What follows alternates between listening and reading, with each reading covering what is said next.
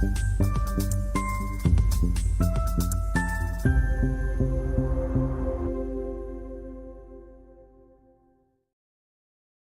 there, folks. It's Adam here going live with Brennan. We are tracking these storms. Brennan, is there any better reports you can...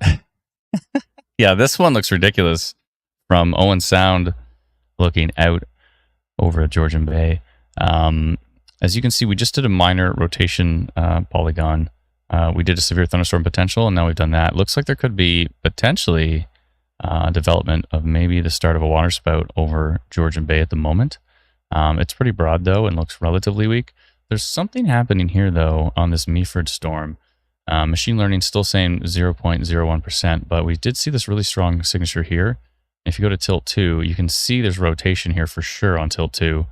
I didn't look at tilt 3. Yeah, it's there on tilt 3, and it's there on tilt 4 as well, too. So, and it looks like it could be actually even stronger here. In fact, now that I noticed it's on all 4 tilts, I'm thinking I probably want to go rotation detected instead of just minor rotation, because that is looking quite potent on the last few frames there.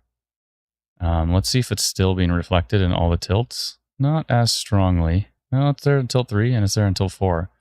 So, and then there's this really, what normally would look like noise, but this could actually be a very tight couplet. 36 versus 54. 75 kilometers an hour versus 50. So yeah, that could be an embedded mesocyclone right there, kind of west of Bayview. The true Meaford is actually over here. This is probably Meaford, maybe up the hill, Oxmead areas. I think I need to get rid of this Meaford potentially. So back to the database of names that we need to update. But yeah, so basically east of Owen Sound right here, south of Annan. I was just in Annan. My family and I stayed at a lovely place in Annan, actually, right on the water. So we just left there this morning. But the storms are heading up that way right now. Decently dynamic storms near Chelsea and Chatsworth, south of Desborough, I believe it's called. Desborough. And we're still waiting for development here in the south as well, too. So you can see there is a severe thunderstorm watch that has been issued by Environment Canada. It goes all the way down to Essex County, all the way up to Kincardine, I believe. Yeah, Kincardine, Port Elgin is the north side of it. Currently, there's no watches or warnings on this line, on the strongest part of this line yet. So hopefully that changes soon, but that is up to Environment Canada. We did actually add Environment Canada's forecasts to our...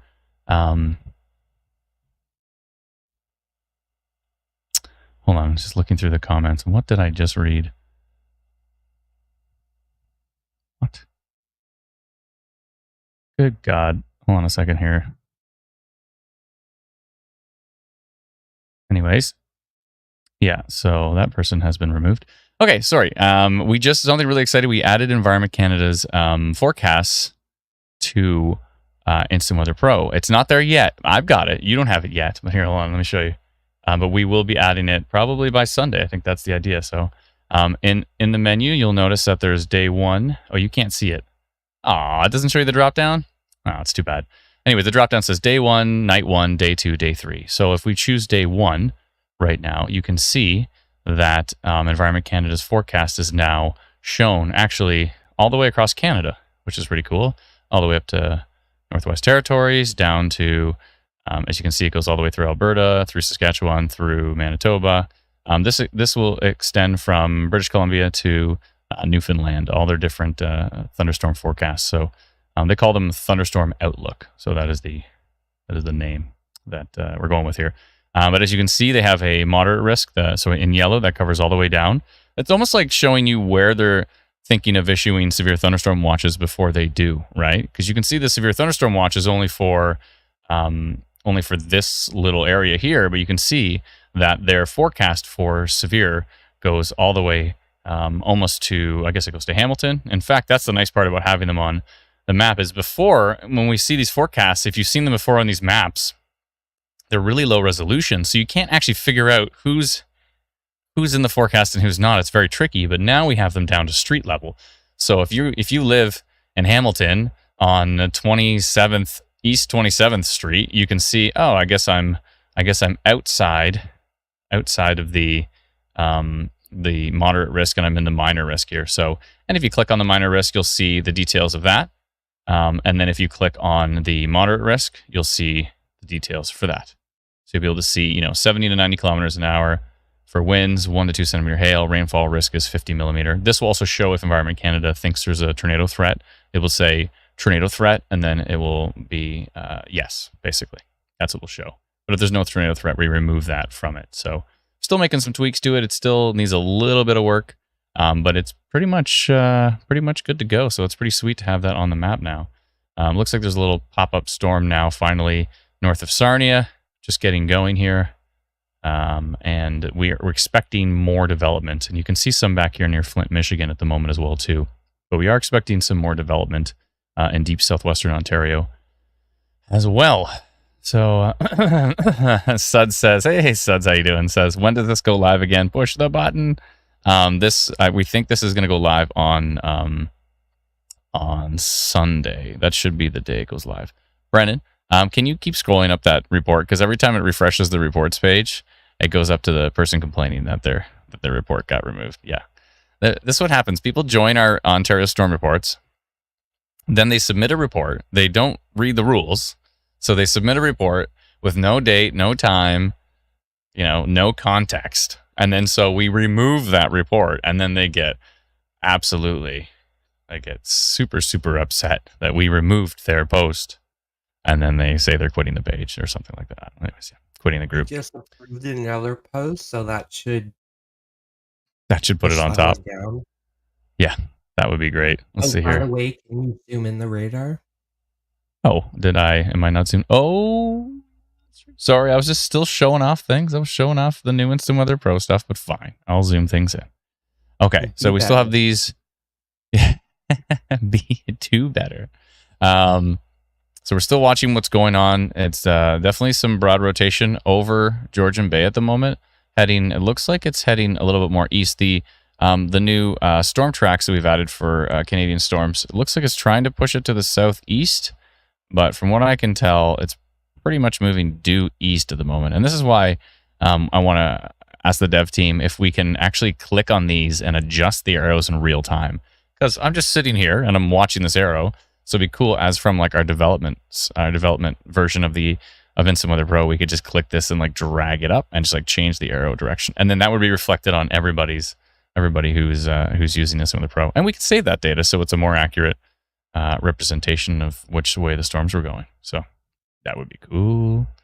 We'll work on that. But yeah, so you can see we have here severe thunderstorm potential, and then you can see on this cell, at least for a few frames, we had some minor rotation detected. Excuse me, but I think it may have weakened a bit here.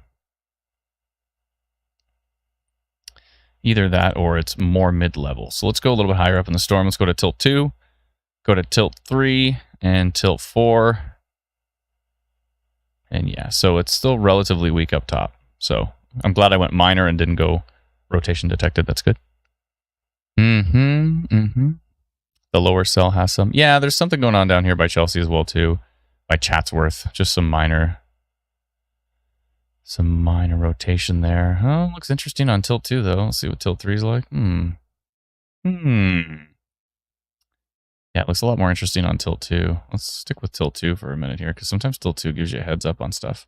Yeah, see, it's still pretty dynamic up here, and still dynamic over the water, and still looking quite interesting over here near Chatsworth and Desborough. I don't think that cell is either in my... Oh, no, it is. It is in my severe thunderstorm potential. Okay. I was a bit worried there that it wasn't under anything. Any polygon.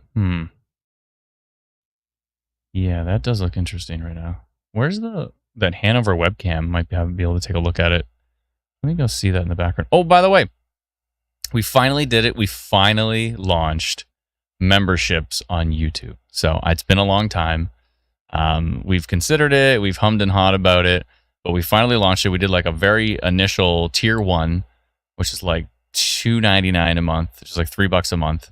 And obviously we'll give you shouts out for being members. and all that kind of stuff. So huge thank you to all those who are considering becoming a member. And then now we're starting to brainstorm other tiers as well too. So if we do add other tiers to it, you will be able to like upgrade or downgrade and all that kind of stuff. So yeah, so we're thinking about some other tiers and some cool added benefits that we can do for YouTube memberships. But yeah, we just added it. So who's going to be the first? I don't know, but we'll definitely shout you out for being the first instant weather membership subscriber. Chatsworth is getting even more interesting now. Hello. Yeah. Oh! Is it Suds? Suds did it. Suds has become a YouTube member. Obviously, it's Suds become the first YouTube member. Thanks, Suds. Appreciate it. There you go. Suds is the OG. Oh, look, and then Suds has a cool Suds has like a whole icon beside their name. Suds, I don't know if you're. I don't know.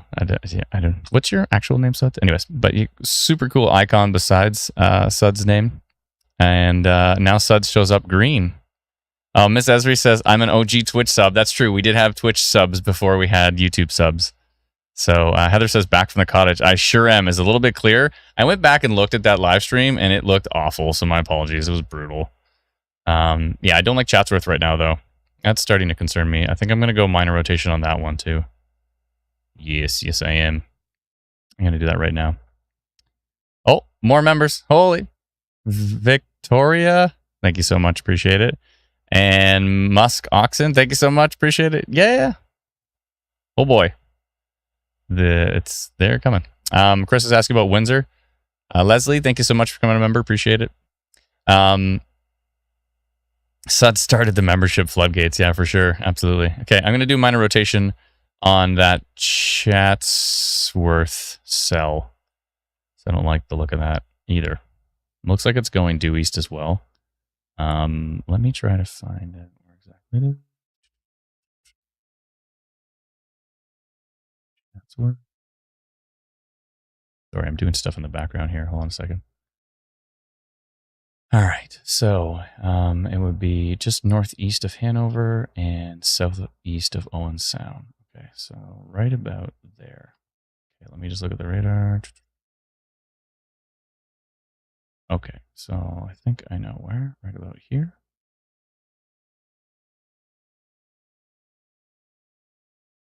All right, I'm just doing this all in the background. You can't see it. I should probably put this on the stream at some point in time. But right at about Chatsworth is where we're concerned.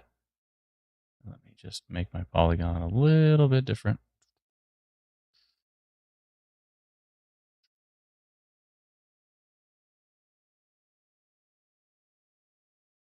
Something like this.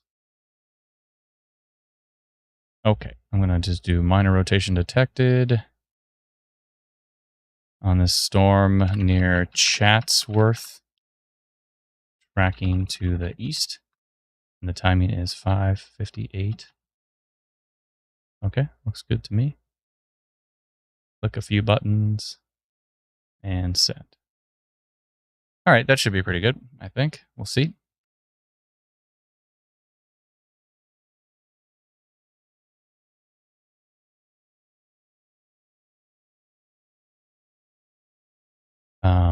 Okay. Oh, Sabrina, thank you so much. Appreciate you becoming a member. Thank you kindly. Was there more? Oh, and Jane as well. Thank you so much, Jane, for becoming a member. Appreciate it. Very kind of you. Very kind of everybody to jump in on the membership train. You're all too kind. Let's go and see where my polygon is. There we go. Did it mix? Yeah, they mixed. The polygons mixed again. But if you click on the Chatsworth one, you can see minor rotation detected. And then if you read the details of that, you can see Chatsworth right there. Yeah, cool. All right. Now let's just make sure which direction it's going. Looks like it is going pretty much due east. So my polygon should be good. It might have been a little north, a little too far north, but actually pretty much cuts right around that rotation right there. So, and it's pretty embedded. That would be potentially rain wrapped. Got to keep an eye on that. So We are watching the deep southwest. That is where we are expecting potentially an even stronger environment than what we're seeing up top. Although we are already seeing VTP of 1 and a supercell of 4. So that is starting to strengthen quite a bit. Got strong storms back here near Flint, Michigan at the moment. And those will continue to track to the east. And we have all these storms back here in Michigan as well, too. And they're going to be continuing to track to the east. So through the evening hours, we will be getting... We're expecting deep southwestern Ontario around 8-ish. That's pretty much what the model says, like 7, 8, somewhere in there. We could see pop-ups ahead of that line right here. All depends. I mean, if you think the cold front is like right there, it's probably actually further west. But yeah, we're continuing to see pop-ups with these storms. So we'll have to see how this does develop over time. Where did my phone go? I used to have a phone. Did I leave it somewhere else? I probably did. I should probably go find it at some point in time because it's good for me to have that on me. It's just in case people need to get a hold of me. All right. Yeah, this is still looking quite interesting at Chatsworth. We'll see what happens with the next frame. Oh, the next frame is out, and I'm still seeing that rotation right there. Let's see what tilt 2 looks like. Yeah, tilt 2 looks good. Tilt 3 looks good. And tilt 4 looks great in a not good way.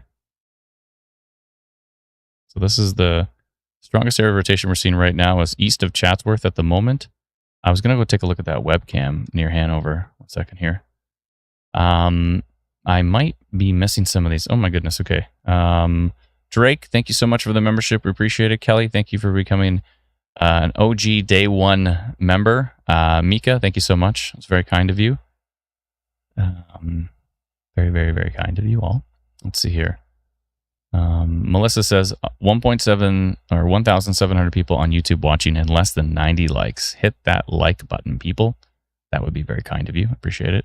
Dolores says on iPad, I don't see where to join. I think you need to be using the YouTube app if you are on iPad or on like a mobile device. I think you need to be using the actual YouTube app. If you just click the link, then you might not be using the actual app.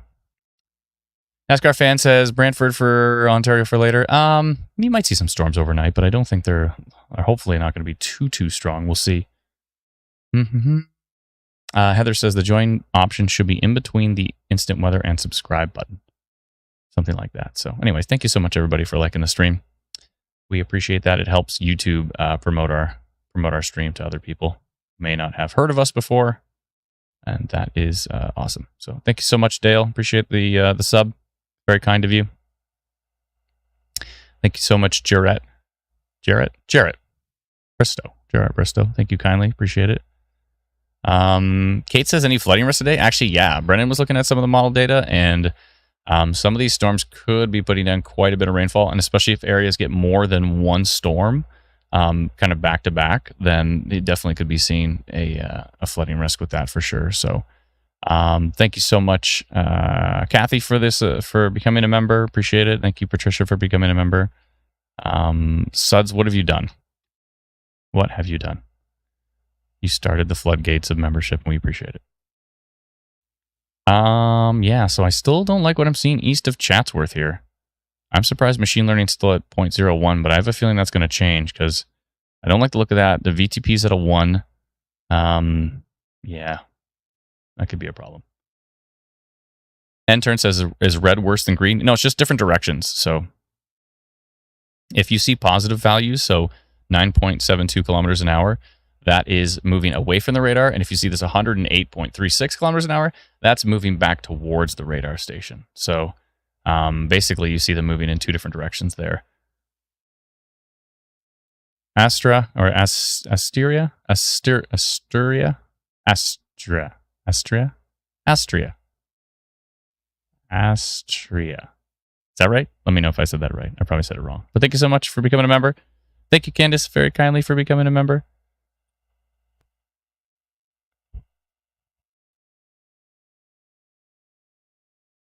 See here. Lady Esri says for deep southwestern Ontario, closer to 8 or 9 seems to be what the instant weather app is saying for timing of storms. Yeah, and that's what the models are saying as well, too. We've seen anywhere between, I don't know, 7 and 9 o'clock, depending on where they're going to actually show up.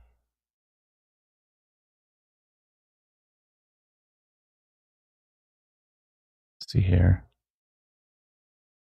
Courtney's using, and now that she's a member, you can't see. Unfortunately, it doesn't show up here, but she's using all the different. This is just the first. I just added 4 different instant weather logos, and it looks like she's used them all. But unless you're actually on YouTube, you won't be able to see them. It shows up in our chat like this, which is kind of silly. But StreamYard would have to be able to connect that. But I'm sure if you're on YouTube, you can see all the cool instant weather. Asteria. Oh, Asteria. I love how phonetically you spelled it out. Would be the pronunciation. Thank you so much, Asteria, for the membership. We appreciate it. It's very kind of you. So cool. Everybody's using the logos. Great. All right, let's see here. When are we going to get an update on this cell? I don't like the look of this cell right here. Yeah, this Chatsworth cell is definitely rotating. I did add minor rotation to that one. Thank you so much, Lori, for becoming a new member. Thank you kindly.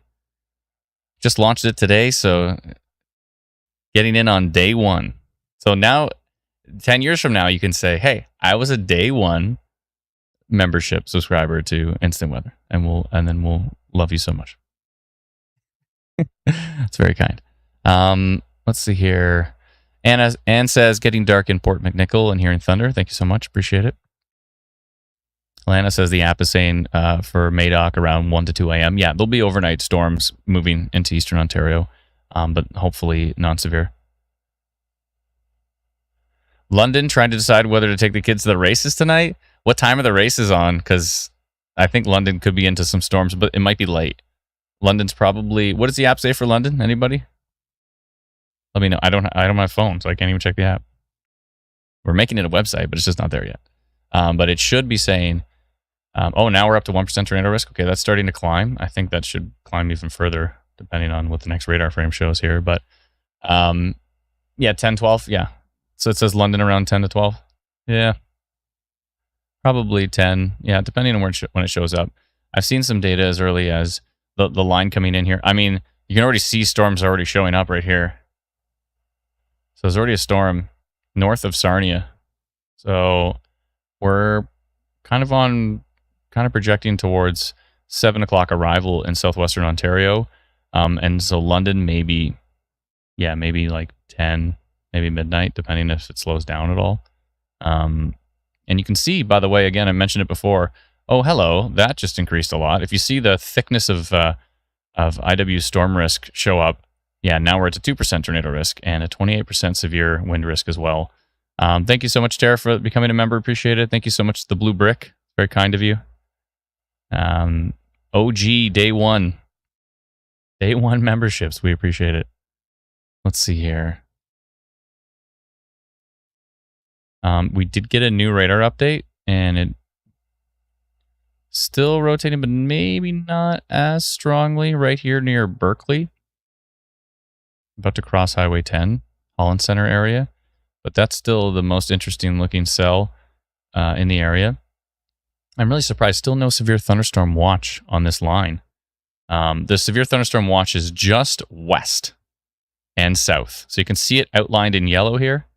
That is the severe thunderstorm watch. If you see this whole big blob of yellow, that is actually Environment Canada's forecasts that we've just added to Instant Weather Pro. Oh my goodness. It's going to be hard to keep up with this. And Andrasta, thank you so much for becoming a member. Appreciate it. Andy, thank you so much for becoming a member. And Seth Manka, thank you kindly. Appreciate it. Crystal says, any tornado risk for Barrie? I doubt it. It's not entirely out of the question, but actually, if I go and look at the environment here, let me go take a look at the environment in the background again. Maybe I should be careful of what I say there, because if the VTP continues to the east, so probably not, but can't be entirely ruled out. If the VTP environment does push east enough to Barrie, all the model stuff I was looking at didn't show Barrie really in the strong risk for rotating storms. But if they're early enough, and if the environment pushes east fast enough, then maybe. I'm in Barrie, so I'll be watching it closely. But I mean, these storms are right on top of us, and they're looking fairly dynamic. So we'll see. We'll see what happens here. This is still looking interesting by Christian Island here. little bit of something going on. That's not in my severe thunderstorm potential polygon or in my minor rotation polygon. I might want to change that, but the environment. Let's see here. Yeah, there's still something going on there. I don't know if I want to wait more and more frame on that one. I think I'll go severe thunderstorm potential. I think I'll extend that polygon that we already created. In fact, I need to extend it all. And then there's this one coming. What's going on with this one? 30%. Okay.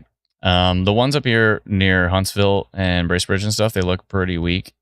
They look definitely weaker than what we're seeing to the south. But I'm going to extend my my polygon for severe thunderstorm potential. Yeesh. Yeesh, I am. Okay. Excuse me.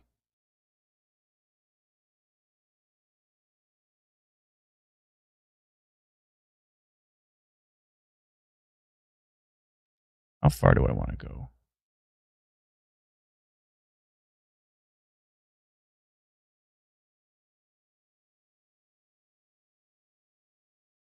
Let's see here. All right, I made a pretty good polygon. Went all the way to Barry. That line is looking interesting. All right, I'll give folks a heads up that there's some potential. So severe thunderstorm. Carefully monitoring this line of storms located. Thunderstorms that is striking east into the Midland areas, all the way down to. Go back to the map here. So tracking east into Midland, all the way down to, I think I highlighted to about here, all the way down to Mount Forest, I think. Hopefully Mount Forest is in my polygon. Let's find out. Is it? Yeah, it is in my polygon. Perfect. There we go. Okay.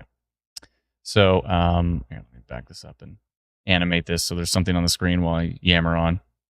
Pretty cool seeing Environment Canada's forecasting behind, though. Yeah. Go dev team. You should let me animate it from there. Okay.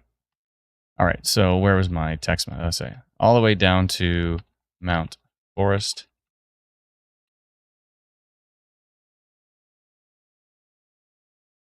Etc. All right. And the timing here is 6:13.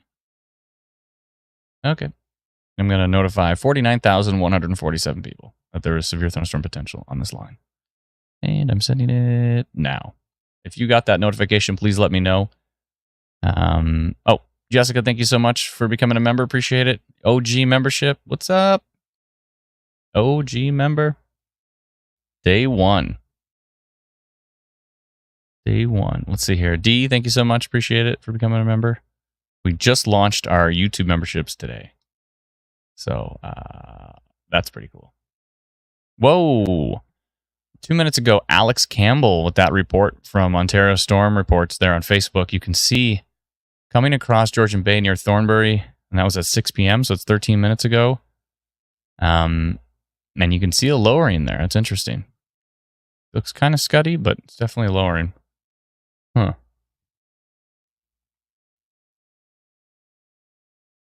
Oh, hello. That did increase on storm risk. You can see the polygon is changing. That's a good time to go look at it. Now we're at 2% tornado risk, 32% severe wind risk on that Chatsworth cell. Yeah, it's some broad rotation there for sure. And this is still heading into Christian Island at the moment. Now it's at 2%. I'm going to go minor rotation on that one as well, too. Where's my new polygon? 1 second here. Yeah, I'm going to go do that really quick. 1 second.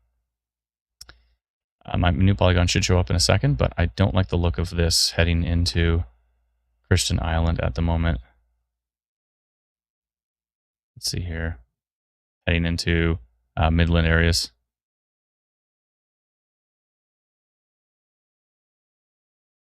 Yeah. Definitely some minor rotation there. Let's do this. all the way up to maybe Gravenhurst. I think that's good. I'm going to go minor rotation on that one. There's still no... Brennan, is there still no severe thunderstorm watch or anything on that line? That's correct. No watch, no warning. Weird. East off of Georgian Bay towards Midland, etc. And the timing here is 6:15. What's going on? And 11,111 people. 11111. That's how many people I'm sending this notification to, and I'm sending it now. If you don't get these notifications and you live in the areas we're referring to, chances are you don't have our free app. You might want to go download it. It is free, and it is called Instant Weather. You can download it for free on the App Store or on Google Play, and it's called Instant Weather. Shannon, thank you so much for becoming an OG Day 1 YouTube member. We appreciate it. Thank you so much, Ron. It's very kind of you. Thank you so much, Jamie. We appreciate it. Day 1 OG. Let's go. Looks like a severe thunderstorm warning was just issued on that line. Trying to figure out where the location is. Oh, Well, let me just posted it.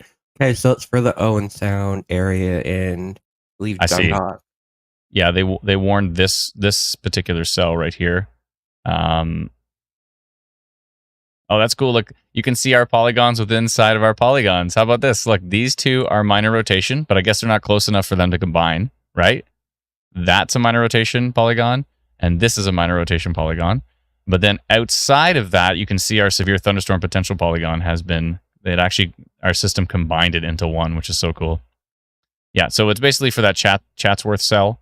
Environment Canada has issued a severe thunderstorm warning, and we can actually see the details right here now that we've added that. So, yada, yada, yada. Located 5 kilometers east of Williamsford, moving east of 40 kilometers an hour, 90 kilometer an hour wind gusts are possible. Locations impacted include Markdale, Holford, Beaverdale, Kimberley, Eugenia.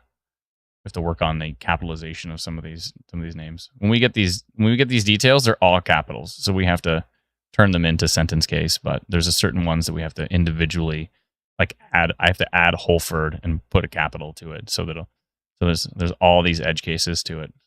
I'd rather just maybe run that through like ChatGPT or something, tell it to capitalize it. That would be a lot easier. We should do that, or create our own model to do it. Anywho, yeah, so I'm still seeing that a little bit of minor rotation here through Christian Island, heading into Penetanguishene and Midland at the moment. It might miss a little to the north. It's going this way, so it might head towards Kootenai Beach, Highland Point, Silver Birch Beach area, Bayview Park. It may head towards Penetanguishene, Midland. Sorry if you hear big pops when I'm talking on this. This is an old microphone I've had for a long time that I just switched to. But I ordered a foam, like a kind of a fuzzy foam thing here, so I don't have to have the giant pop screen anymore, which would help if I did still have it. But yeah, instead of having that giant pop screen, it'll just be like a fuzzy foam top to this microphone, and then it will be less poppy when I say the letter P really close to the microphone. Ron, I don't know if we said thank you or not, but I think we did. But thank you again for becoming a member. Appreciate it. Thank you so much, Jamie. Very kind of you. Thank you so much, Samantha. Thank you, Karen. Thank you, Marianne. It's very kind of you. Thank you, James, for becoming a Day 1 OG YouTube member to the to our Instant Weather channel. Yeah, I still don't like what I'm seeing here near Markdale. This was the Chatsworth cell. We've been watching it kind of rotate for a while. And now it's kicking it up a notch, and it's starting to come into the classic kind of hook area. Yeah, Brennan, I'm going rotation on that one. Because that's looking... Oh, tilt 2 looks nuts. Okay, all right. Yeah, Markdale needs to be taking shelter with that one, I would say right now. It's probably a good idea. Yeah, I'm going to go and do a polygon on that one right now. I'm definitely taking that up a notch to rotation detected. Maybe tornado potential on that one. Let's see here. And that's for Markdale. Yeah, Markdale area needs to be taking shelter on that cell right now. Flesherton as well. Yeah. And there's VTP in the area. I'm going to go... I think I'm going to go tornado potential on that because it just looks really organized already. And has been going for a while now. Check the tornado potential on the storm near Markdale, tracking to the east towards... I'll just say to the east. And the timing here is 6:20. Yeah, that is looking pretty rock solid there. Yeah, let's see here. Let me just make sure the direction it's heading.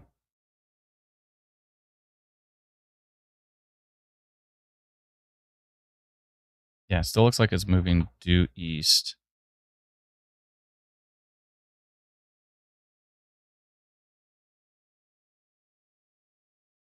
Yeah, okay.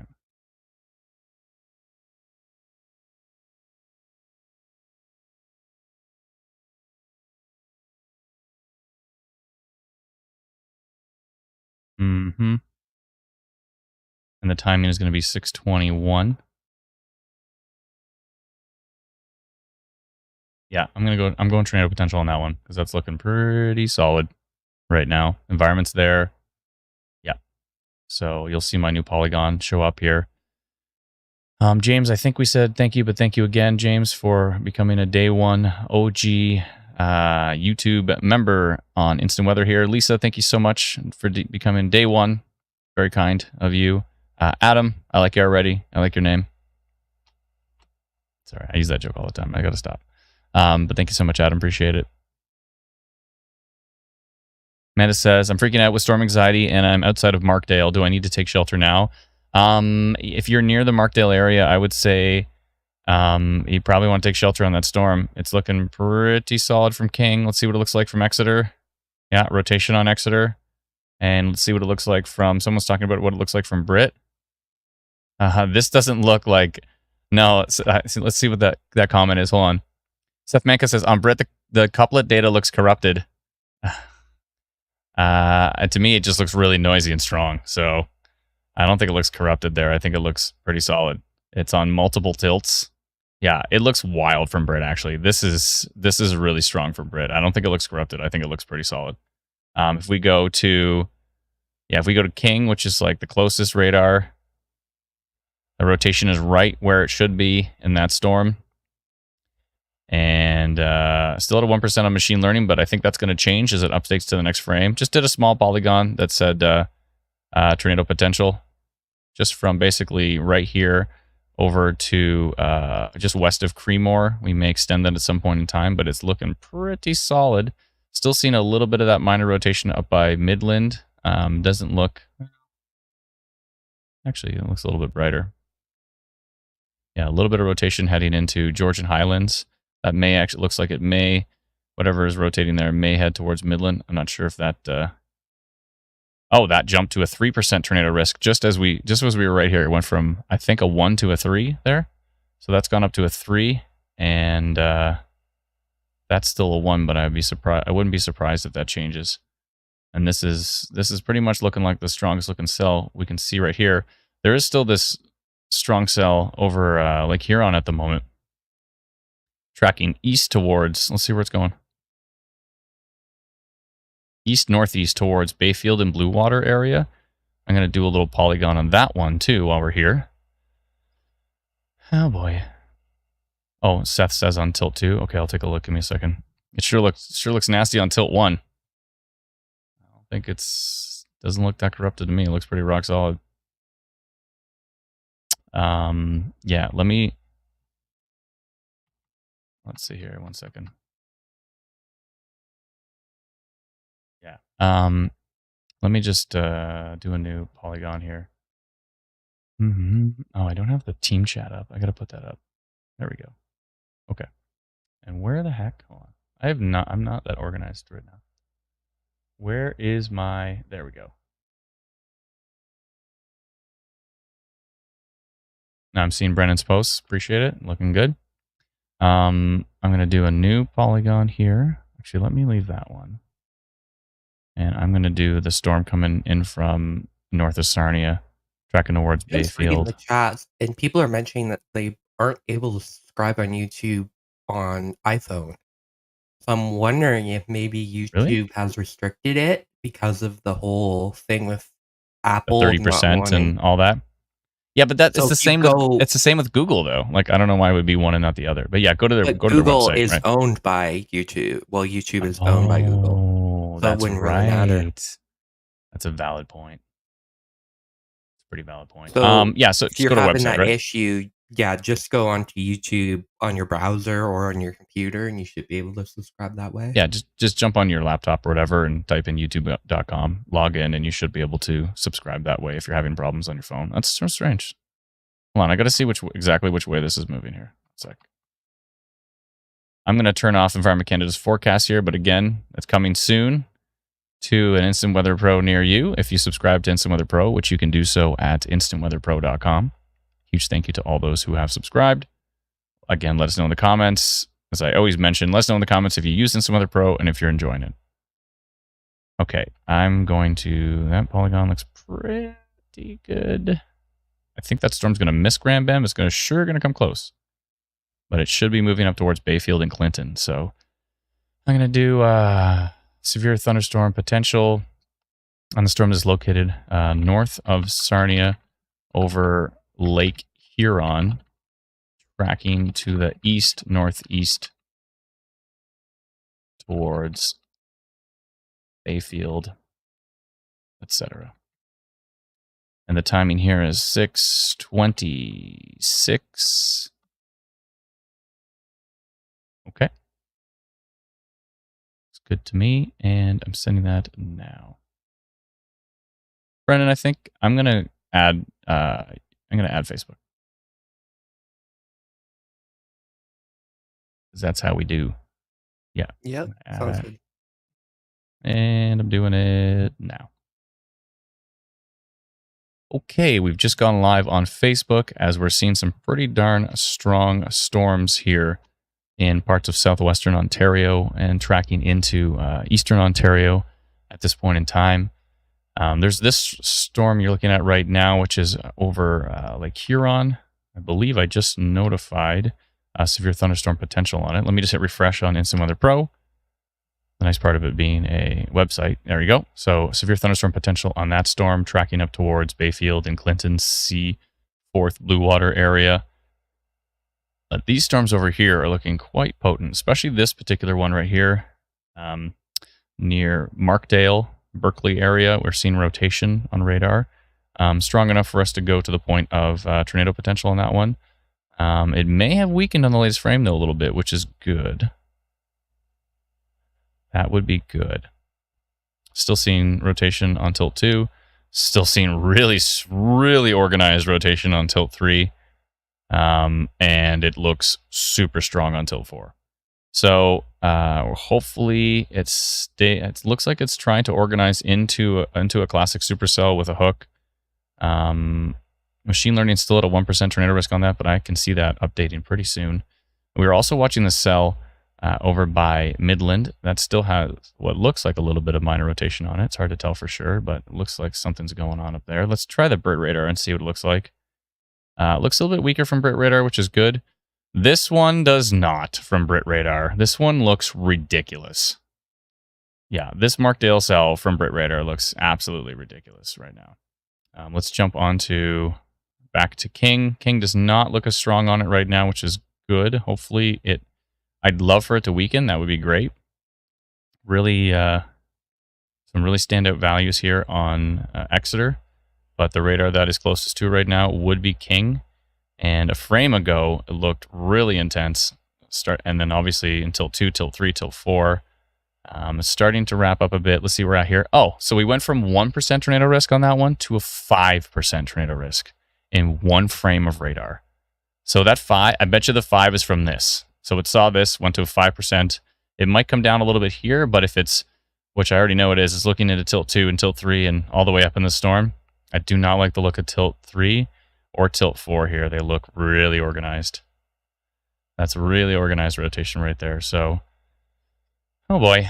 But tilt 1 doesn't look as strong right now, so hopefully that means it might weaken. I'm not sure. The environment's there. We have a VTP of 1 or above, and which is the violent tornado parameter. And we also have supercell of 4, I believe. So that's not small. Just jumping back to, hold on, let me pull up the window here. I missed a whole bunch, so I'm going to go really quick. Whole bunch of new subscribers. We just added memberships to our YouTube channel. So if you are on our YouTube channel and you want to be a day one subscriber, Adam Brown, I think I said thank you, but if I didn't, thank you so much. Appreciate it. Let me keep scrolling down. Leanne, thank you so much. Julia, thank you so much. Let me just do this real quick. Nicole, thank you so much for becoming a day one YouTube membership subscriber. Jeff, thank you so much. Sweetie1896, thank you kindly. Only 3 years younger than me. If that's your birthday, I don't know. It could just be a random year you put there. April, thank you so much. Appreciate it. Melissa, thank you kindly. Teresa, thank you as well. Thank you to all those who have become day one members. Let's see here. Yeah, 5%. And the severe wind risk went up to 39 on that cell. So this cell's looking oh, we just got an update. 4%. So it looked at the next frame and went 4%. Okay. We have dropouts and we've got 137.88 kilometers an hour. I hope that's noise. Let's look at tilt 2. Oh boy, tilt 2 looks even better now. Tilt 3 looks better. Worse. I don't know which term you want me to use. Better or worse? It looks better if you think the storm is going to produce. It looks worse if you don't want the storm to produce. The storm to produce. Yeah, that storm it's getting it going. It's definitely the most dynamic storm we have right now. And oh, Tiffany, thank you so much for the super chat. We appreciate it. Or super sticker or chat. I'm not sure which one it is, but very kind of you.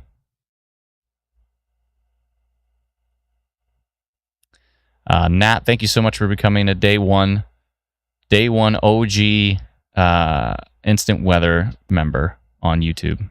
We appreciate that. Wolf Howl, thank you so much. Thank you kindly. We appreciate it. And yeah, let's see here.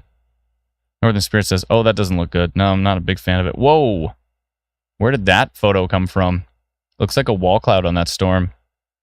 Oh, it's from Twitter. But where? I didn't see it.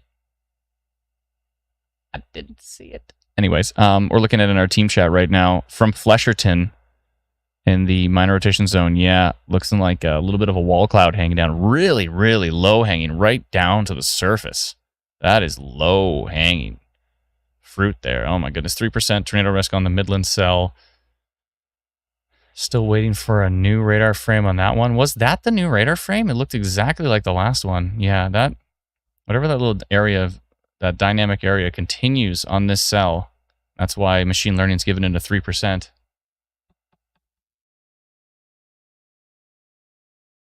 Oh boy.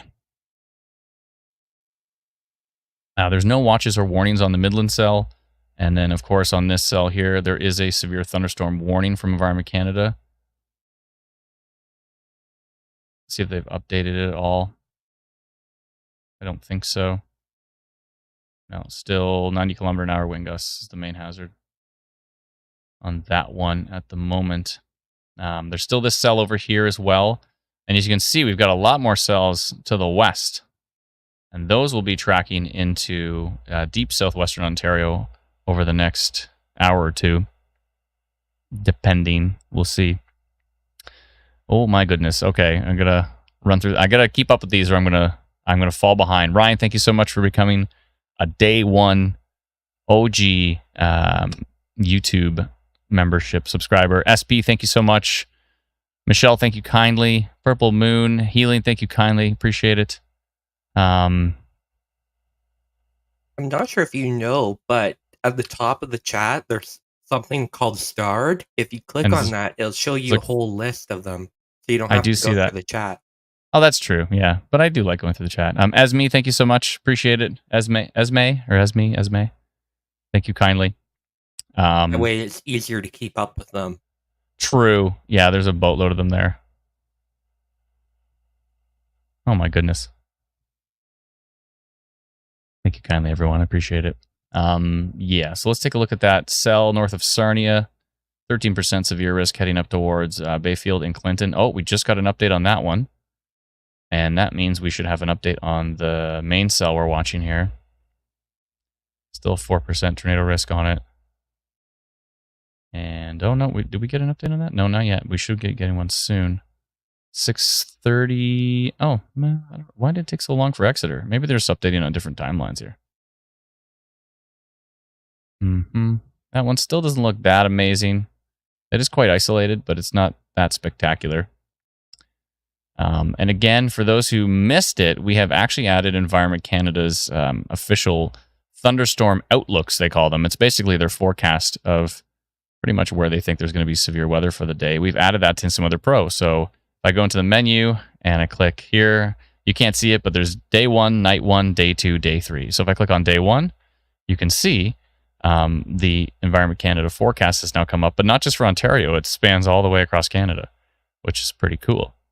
And we've actually added the details now. So now you can click on, let's say you're down here in Brantford and you click on the forecast and you can see our forecast as well. This link doesn't work, but we need to add that link. So you can click on that and go to our website and see the full details of the forecast. But here you can click Thunderstorm Outlook, which is the new Environment Canada. We called it beta just because we're still testing it. There's still some tweaks we need to make to it. There's still a couple of little bugs, but yes, weather threat moderate, thunderstorms isolated, wind gust risk 70 to 90, hail risk 1 to 2 centimeters, rainfall risk 50 millimeters, and then the date at the bottom there. So we've added those details to it, so you can click on that on the forecast anywhere across Canada, which is pretty cool. Pretty useful. What's the cell up to now? Still at a 4%. We should be getting a new radar update pretty soon. I'm going to turn off those forecasts, though, just because I like to see a nice black background when I'm tracking radar here. But it's nice to have that all built right in. Okay, so we should have a new frame. Okay, interesting. Yeah, that is still an interesting cell. 5%, we've gone up in percentage of tornado risk on that cell. And if I go back down to Exeter, let's just take a look at it from a distance. From Exeter, it looks pretty wild. Yeah, the upper levels on this storm are very well supported up top. We'll see if it can be supported down low. But up top, if we go to tilt 2, let's see what we're dealing with here. Tilt 2 doesn't look as good as it did on the previous frame. Right here, it looked quite nasty. Maybe weakened a little bit. It's hard to tell because there's those data dropouts, and that usually means there's pretty high values there. Go to tilt 3. Still there. Tilt 4, still there. Okay, but tilt 1 doesn't look as organized as before. So it's possible that we have a rotating wall cloud, but maybe it hasn't reached down yet. It's hard to say for sure. Interesting. It's a pretty dynamic storm, though. Whoa, look at that photo. Oh my goodness, that's from Penetanguishene right now. That is quite a shelf cloud. That is a nasty looking shelf cloud right now. Heading into Penetanguishene at 6:33, so that was 5 minutes ago. Thank you, Ryan, for that report. If you are on Facebook, please join our reporting group. It's called Ontario Storm Reports, and it's just a great place to be able to see, details from all across Ontario.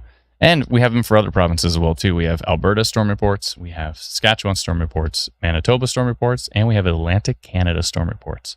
So we've got them in a bunch of different areas here. Connor, thank you so much for becoming a Day 1 OG member. We appreciate that. Thank you kindly. Susan, thank you so much for becoming a member to our YouTube channel on Day 1. Amazing Person 3409, what's up? Both the King City radar and the Brit radar are showing rotation just to the west of Midland and Penetanguishene. Yeah, I did do a minor rotation polygon on that one. We've been watching it closely. Yeah, definitely, I agree with you for sure. Thank you so much, Verna, for the super chat. It's very kind of you. Jack, thank you so much for the becoming a member, a Day 1 member. Yeah, so let's go take a look at that storm that Amazing Person 3409 was talking about. Yeah, you can see that rotation right there heading into the Midland area, and that's where that nasty shelf cloud is. You can see right beside me up here. That is from that storm. That's not great. New Prep, thank you so much for becoming a Day 1 member. Thank you kindly. Let's see here. Yeah, it's showing from Brit not as strong, but it's certainly... Whoa. But look at this storm from Brit. Are you kidding me? Is that... please be noise. I know it's way up in the atmosphere, but 137.88 kilometers an hour. That is some... There's some strong values up high in this storm. This storm is so dynamic. Becoming more dynamic, I think. Oh, boy. Wait a minute. I live in Barrie. Oh, boy. I Make Adventure, thank you so much for becoming a day one member. Thank you kindly. Jack says, Woot desktop version was the key. So if you're having problems becoming a member to our YouTube channel on your phone, head over to like your laptop or your desktop computer, type in YouTube, log in, and you should be able to do it there. That's what Jack says. You can't see here. If you're on YouTube, you'd be able to see. You can see it says IW logo, blue, green, red, yellow. Those are the first 4 of our custom emojis that members can use, but we're going to be adding a whole bunch to that. So, we're eventually going to add some different tiers to the membership as well too. We just did a day one for like $2.99 a month, but we're going to be adding a whole bunch of different stuff to it. So if you have any cool ideas too, let us know. The Rats Cats became a new member. Thank you so much. Appreciate it. Lash says, R.I.P. Johnny Hockey. I know, that's so sad. He's so skilled. That was awful. Oh, boy. Oh, boy. Misery's Muse, new member. Thank you so much. Appreciate it. Bob says, check out Wasaga Beach webcams. Thank you, Bob. I'll take a peek at that right now. Seeing some... Oh, Mark is on that storm. That's Mark Robinson's on that storm right now. Oh, he's on the Grand Bend storm. I see. Yeah, the storm that's heading into the Midland area right now, Alluring Storms, our buddy Paxton on Twitter just said the echo tops on it are 62,000 feet. These storms are 62,000 feet tall.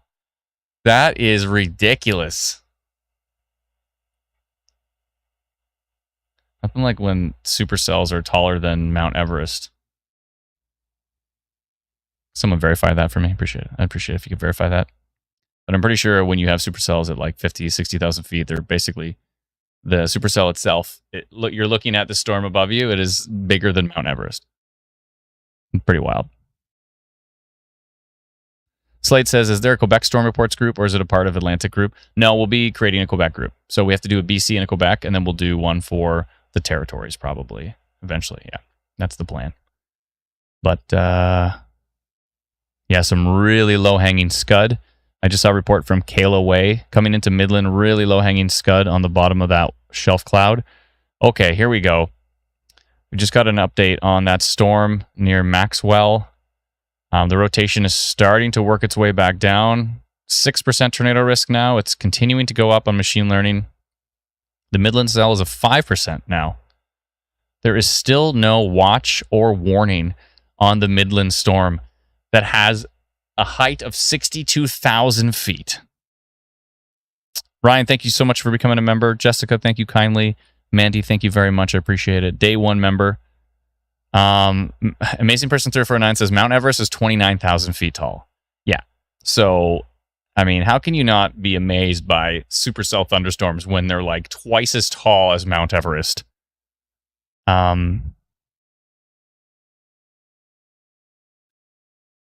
Yeah, Google says Everest is 29,000 feet tall. Yeah, so there's a 60,000 foot tall supercell on top of Midland. There's no watch, warning, advisory, zippity doodah on this cell. What?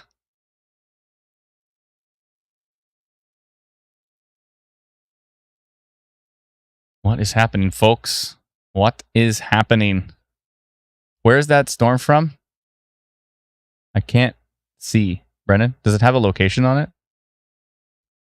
From Sherry McGurr Hill? Sherry McGurr Hill? Yeah, it's Markdale. Oh, that's Markdale? Oh boy. That is a nasty storm. We've been live for an hour. I'm still using my standing desk right now. I will eventually... I have to go grab my phone because I don't have it on me, but I'm going to go do that in a second, and I'm going to switch my standing desk to sitting desk. Yeah, I really don't like this storm. We still have a polygon around this that says tornado potential. It looked stronger before. Now it's kind of recycling again. Let's see what tilt 2 is doing. Yeah, rotation on tilt 2, tilt 3, and tilt 4. Doesn't look as strong as it did before, but it looks like it's trying to get organized here. Kimberly, thank you so much for becoming a day 1 YouTube member. We appreciate it. Very kind of you. Oh, boy. Okay. Let's go take a look at that storm that is heading towards Bayfield here. It's looking like some hail in there. Heading towards Bayfield and Clinton, south of Goderich, basically. Let's look at the way it's going. Is my polygon going to hang out? Just barely. My blue polygon of severe thunderstorm potential on that one. And what else? Anything else popping up? You can see these second trip echoes. These are actually false echoes from the radar. That's picking up storm further down the line. It's basically picking up this storm. But those Michigan storms are coming in. Yeah, here we go. But I still don't like this one that's heading towards Barrie right now. Not a fan of this one. Mike T, thank you so much for becoming a day 1 member. Very kind of you. Pouring bad in Midlands, says CMA Mar. Thank you very much for the report. Oh, boy. Yeah, I'm going to run and grab my phone. I think my wife's out right now, so I'd like to give her a call. Make sure that she knows what's on the way. Brennan, if you could put up Adam will be right back thing, I'll be right back, folks. Give me just 1 sec. Thank you. Yeah, for sure.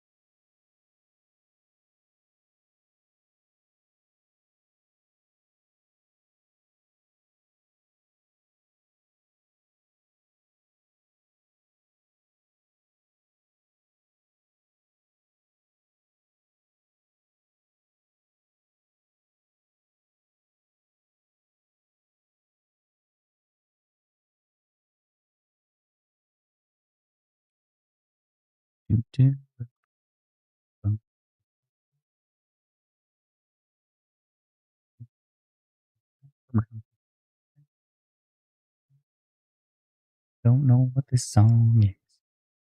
Oh, hi, I'm back. Lisa, thank you so much for the membership. Appreciate it. Day one, OG. You can say now, from now on, you can say, I was a day one OG.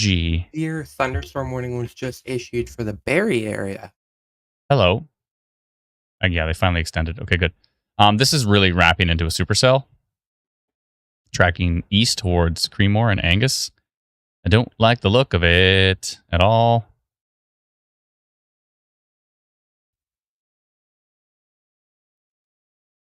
It doesn't look amazing until 2, till 3, till 4. But it's really ramping itself. It looks amazing from Brit. Oh boy. See what it looks like from Exeter. Yeah, it's definitely there. It's dynamic for sure. It's got kind of a hook going on here. And I don't like some of these sharp values near Feversham. What are we at for percentages here? 6% tornado risk on it.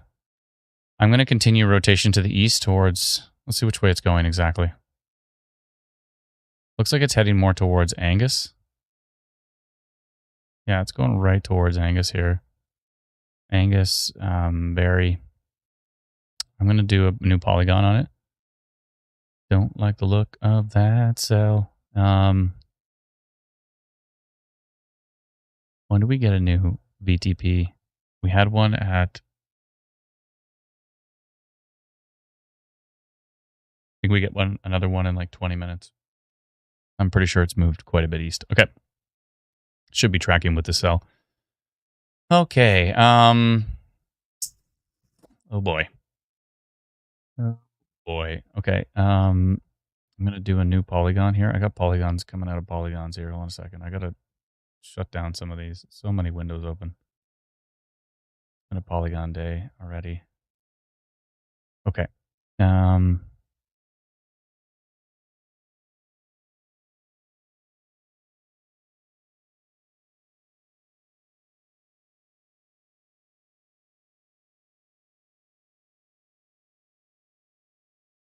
Yeah, so I'm going to do rotation continues all the way down to maybe Alliston and up towards the south end of Barrie, Angus, Creemore. Let me just take a look here.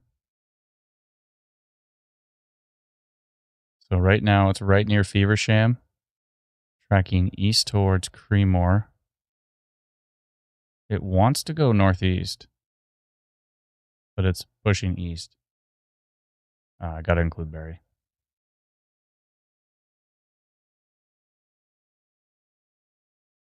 Gots to.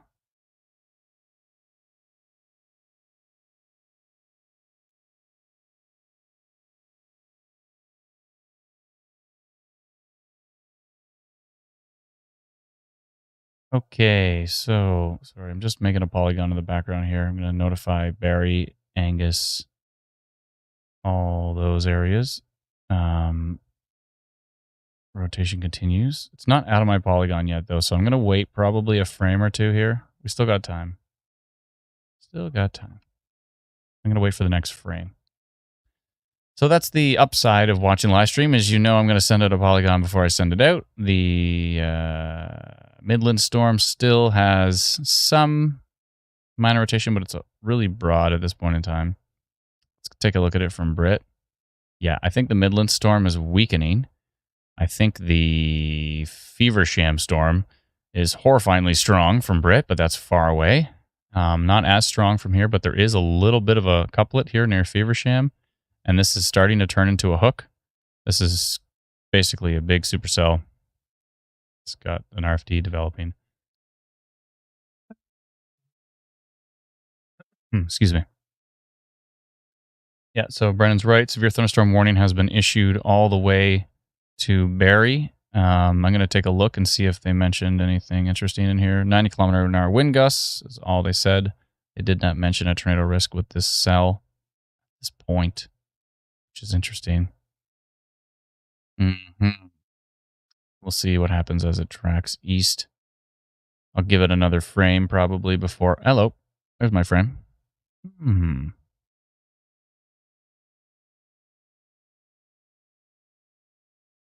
Interesting. What's tilt 2 look like? Tilt 3, tilt 4.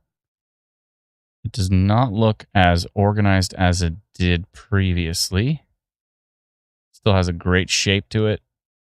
The rotation has weakened some. So I think I'm going to...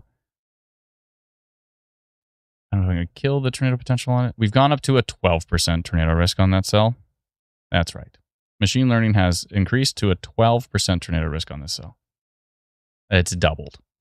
And that polygon goes all the way up to this Midland cell here as well. They've kind of combined into one. That one line. On this line, there's a 12% chance of a tornado. I'm going to wait on that one. Still one more frame. We still got time. Still got time to give Angus in the Barry area a good heads up here. If you're in Creemore, I'd be fairly concerned with that storm at the moment. But thankfully, I'm not seeing super duper strong rotation, at least at the lowest level from the King radar. It looked much stronger previously. It was way stronger over here, but the shape of it is starting to turn more into that kind of classic look. So we'll have to see how that does develop. I'm seeing a really, really low-hanging wall cloud. Miranda just shared, someone shared a report with us. Looks like a really low-hanging wall cloud on the Feversham cell. So it is hugging the ground.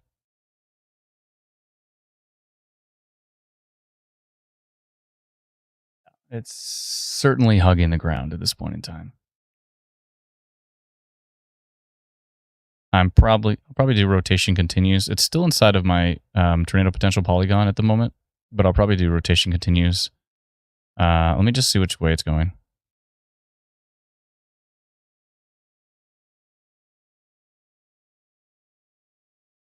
Looks like it's trying to go right into Angus, maybe towards Barry.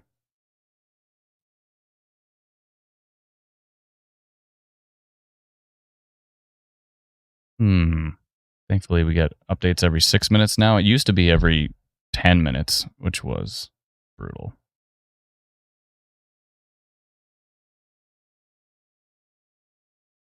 But now it's every 10 minutes. Sorry, now it's every 6 minutes. So we should be getting a new radar frame in 3 minutes. I'm going to have... I'm certainly going to have my polygon ready. Yes, let me go get the polygon ready. Is it ready? Looks like it's ready. All right, my polygon is ready to notify all the way to Barry and Midhurst, all the way down to Angus and Innisfil.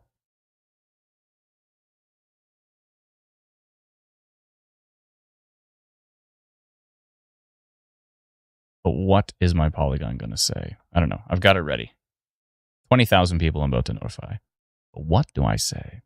This is where it gets tricky. Probably orange, probably rotation detected. Rotation continues, I think. Rotation continues. We continue to detect rotation on the storm near Feversham. And we've had a report of a low-hanging wall cloud.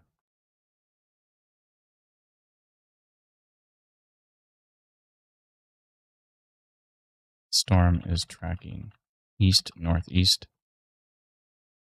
towards Creemore, Angus, Barry, etc. I'm going to go minor rotation. It's hard to say. Minor rotation continues. 12% is the highest we've seen from machine learning at this point, but I have to go mainly based on radar. Should have a new radar frame in like 1.5 minutes. So I say we be patient and we'll figure this out. Okay, I'm just going to put this back up so I can see all of your comments again.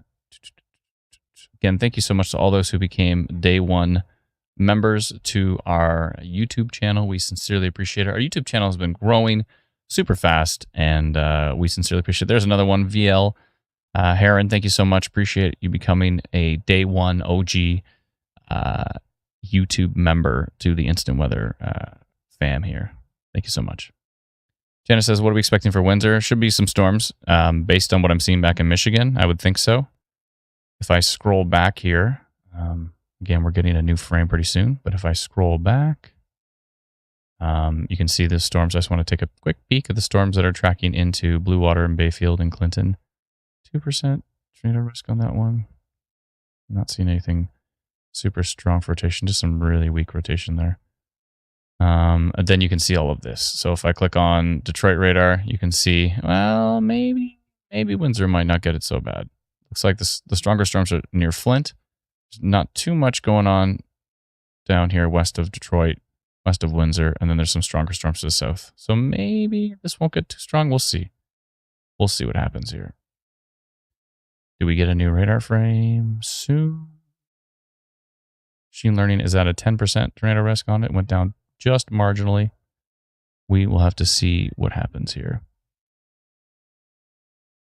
Kate said it would be cool if YouTube subscription somehow tied into your text alerts. That is also subscription.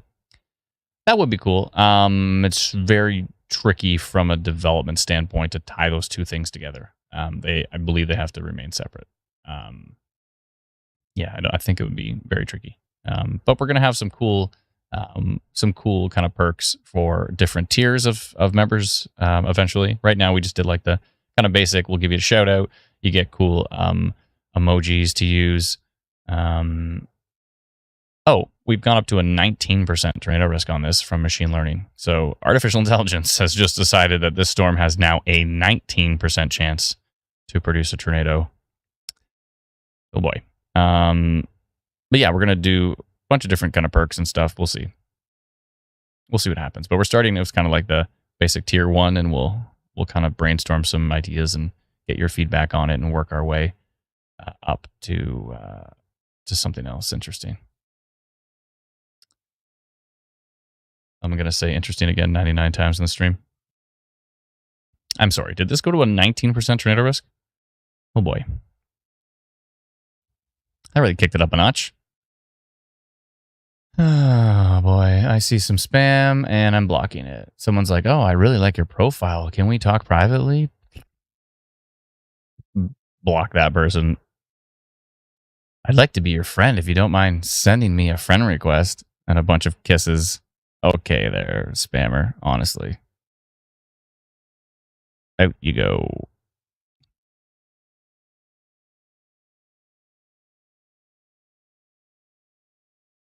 Jamie said up to 19% tornado risk on the new frame. Jamie, I'm assuming you're using Instant Weather Pro.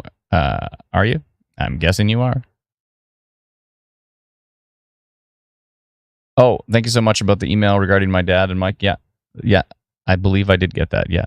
Thank you so much. Scott, thank you so much for becoming a member, a day 1 member on YouTube. There's only one day 1. We appreciate all those. 4% tornado risk now on this cell heading up towards Clinton, just south of Goderich. Interesting. 21% severe wind risk on that one. Not really seeing anything too strong for velocity. So remember that these polygons aren't just a what's happening now. They're also a nowcast.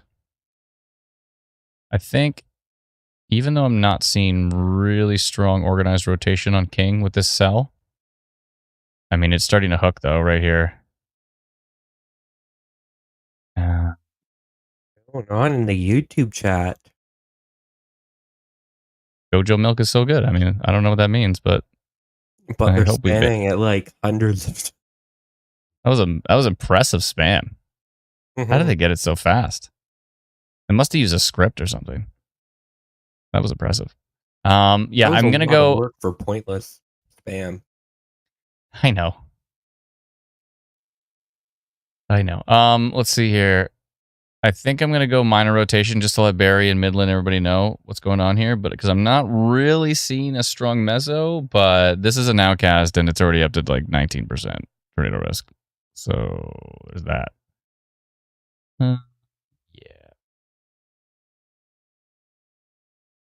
Yeah, I think I'm going to go minor. Just to give a heads up. I can always update it. But for now, I just want to give a nice heads up to Barry and Angus and Greenmore and surrounding communities here. So I'm going to go minor on that one for now. Let's see. Okay, how many people am I notifying with this update? 20,870. Whoa. Okay. Where did my message go? There we go.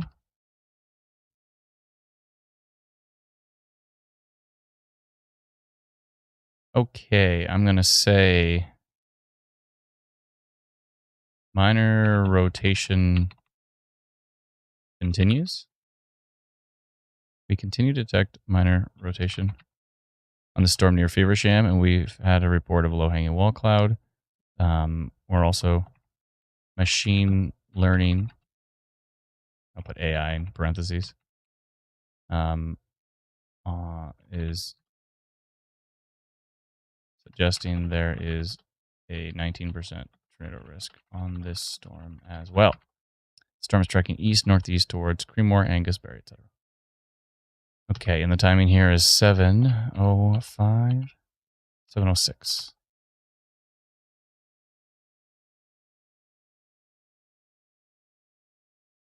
I'm going to scrap that machine learning line. It's not too relevant at this point. Minor rotation continues. We continue to detect minor rotation on the storm near Feversham. Actually, now where is it? It's not near Feversham anymore, is it? Or is it? Near Singhampton.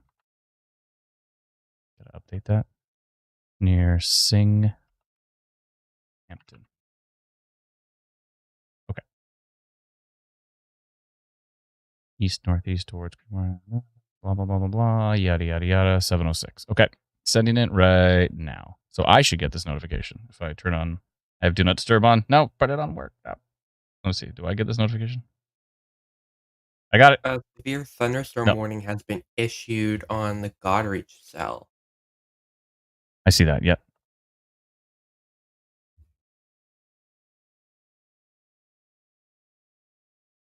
Donna, thank you so much for becoming a day one member to our YouTube channel. We appreciate it. Not that it's day one that we have a YouTube channel, but it's day one we've opened up the memberships.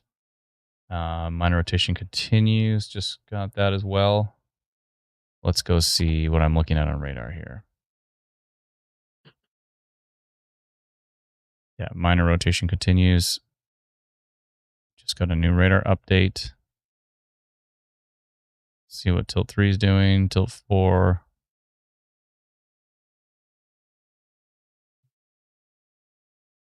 Okay. Tilt 4 and there's tilt 1. Okay, let's go take a look at it from... it's gone up to a 29% tornado risk.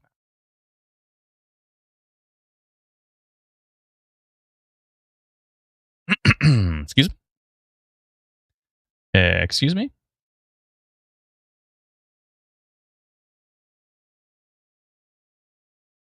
I'm sorry? It's gone up to a 29% tornado risk on this cell. What? What now?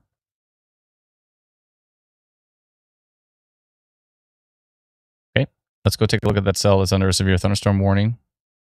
Now from Environment Canada, that's heading up towards Goderich. 4% tornado risk on it. It's an interesting wind signature up towards Goderich. Could be some pretty strong winds on that one. It's going out of my polygon. Oh no, it's just barely hanging inside of my polygon. Barely. Give me just one sec. I will be right back with you.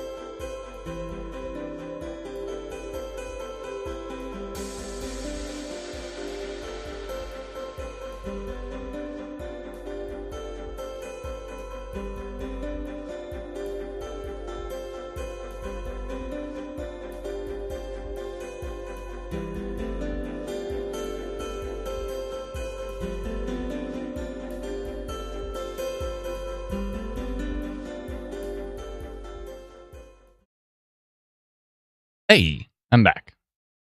And I brought dinner with me. Swiss chalet. Let's go. All right, where were we?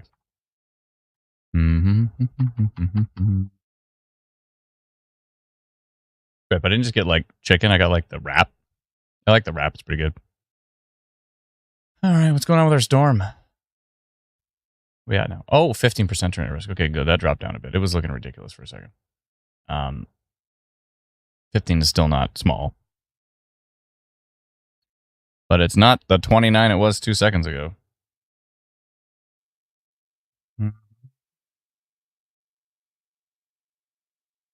Sorry if I'm chewing on the stream, but I'm very hungry.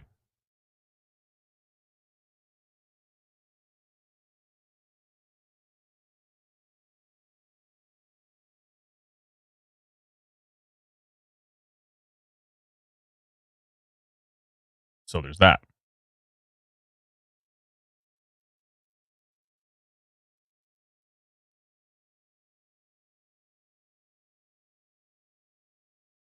Storms continue to come in from Michigan here, tracking through areas just north of Grand Bend, all the way up to Goderich area, Bayfield, Clinton. Those could be marginally severe. These ones that are tracking towards, or into Creemore now, towards Angus, 11% tornado risk on it. I'm not seeing any super strong rotation at this point in time. It's very broad, so we've gone with minor rotation detected. I do want to get rid of that tornado potential polygon from before. Let me do that now. Scrap that one for now.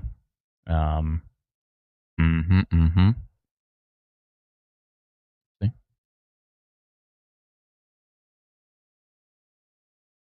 You see, Brennan? See, this didn't combine with the other one because I put minor rotation continues because it's a different headline. So it only combines the same headlines. Aha. So there's that. What's everybody eating? Classic staple of our live streams. Let us know what you're eating. Appreciate it. I'm currently eating McDonald's. Oh, even healthier. Not sponsored, but their Big Arch burger that just came out is amazing. I cannot get enough of it. It's a problem. It's a Big Arch? What is it exactly? Big Arch. So it's basically a Big Mac, but it's quarter pounder patties, and it's like a huge bun. It's amazing. Wow. It's interesting. I'm probably ordering a little bit too much. Probably. Now it went to 25% tornado risk. So what is that? It's bouncing. Wow. It's bouncing very high. Cody says 3 slices of cheddar cheese.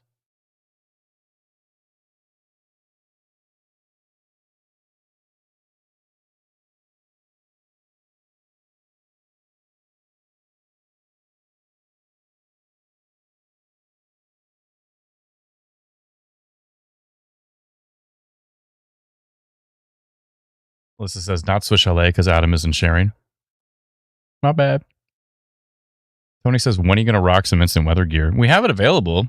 We have like hats and shirts on our website at instantweatherinc.com. So we've got some stuff. Do you mean when am I going to wear it? I should order some. Should order a hat or something.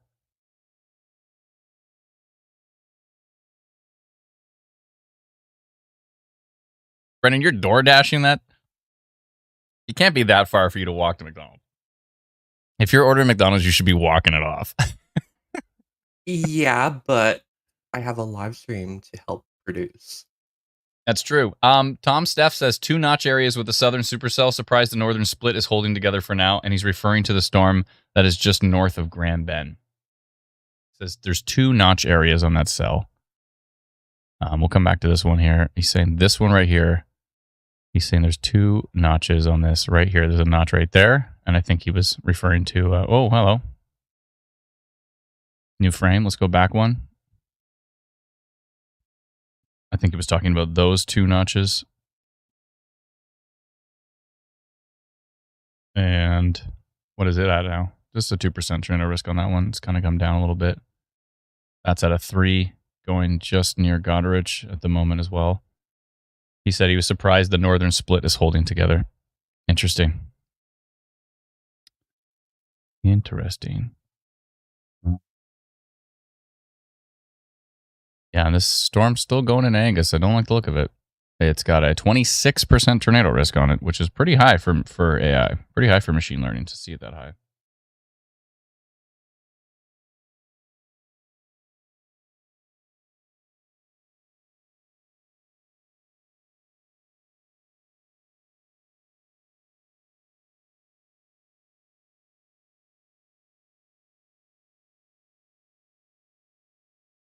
I see lots of amazing dinner options in the chat. Thank you very, very much, everybody, for sharing them.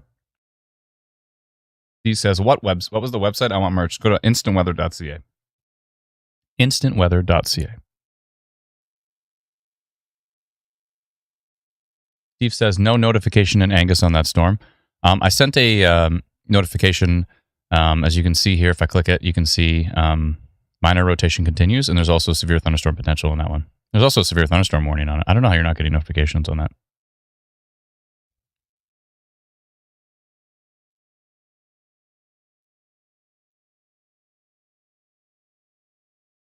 Do you have our free app? You might want to download our free app. You can get it at... Oh, he says, I got the notification. Okay. Oh, Steve White says, the one who said not.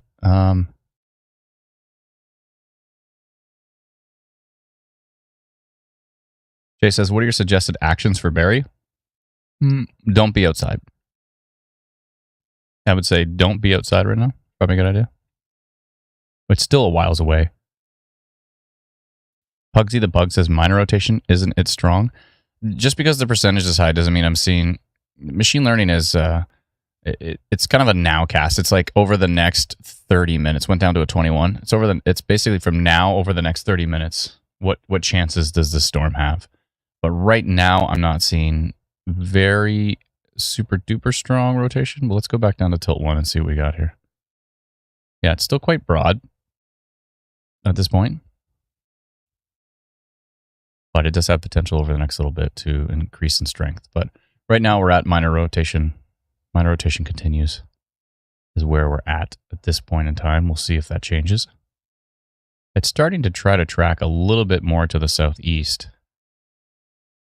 Ish. Yeah, I just, with lightning, of course, and strong winds on that one, I probably wouldn't be outside. Charlie says the Angus storm looks nasty. I'm sure it does. Largle says tight rotation is bad and broad rotation is not as bad, right? Yep, that's correct. We have really tight rotation. That's not great. But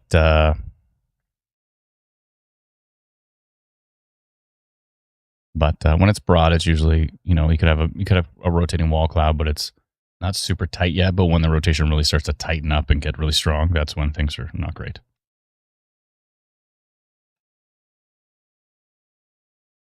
What is happening in our team chat right now? Having a very in-depth conversation about the McDonald locations in Toronto.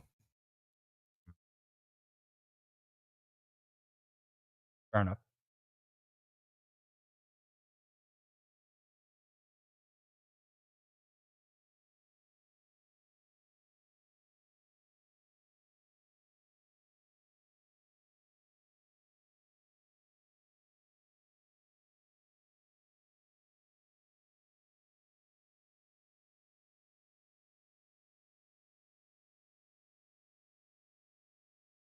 Chris says, any Storm Chips t-shirts? Yeah.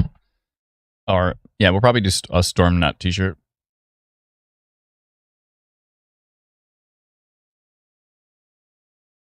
Where my Storm Nuts at?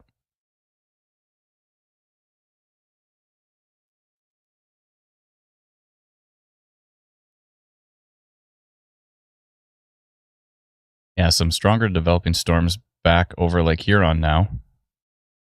Southwest of Goderich, north of Sarnia. More development that way. This is where we could see some flooding, where we have multiple rounds of storms tracking into the Bayfield, Blue Water, Bruce Field, Seaforth areas, Clinton. If it looks like you're going to see round after round after round of storms. So there could be certainly some flooding risk with that. Storm to the north is pretty much on Barry's doorstep now. On Angus's doorstep for sure. What are we at here? Still 21% tornado risk on that one. Mm-hmm.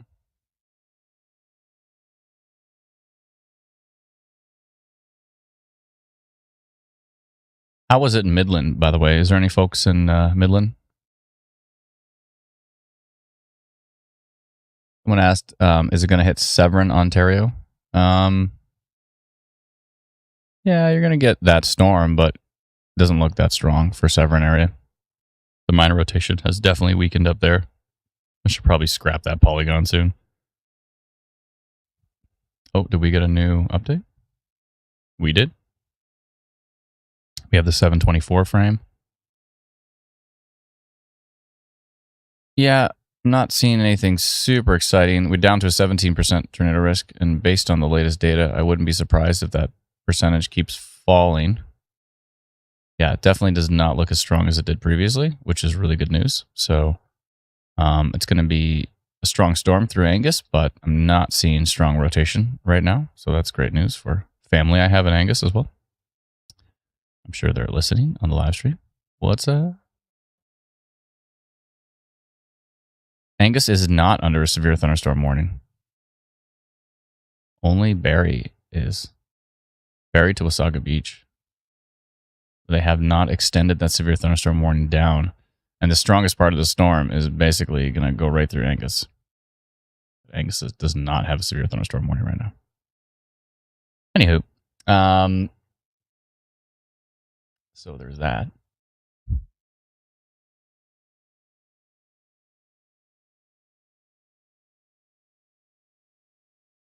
Passion is Portuguese. Passionate, passionist, Portuguese.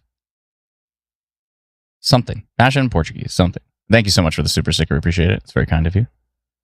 Very, very kind of you.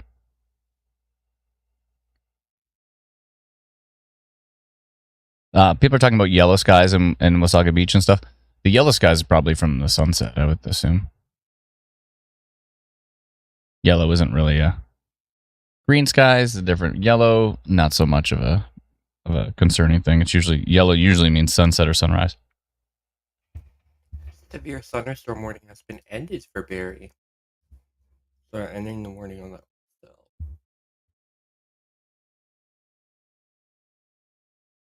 Yeah, I mean, that storm does not look as strong as it did before, so I can appreciate why they did that. 7% tornado risk on it.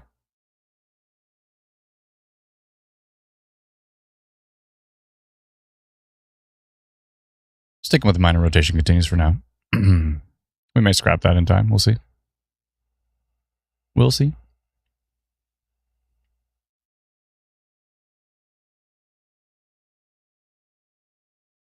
Mm-hmm.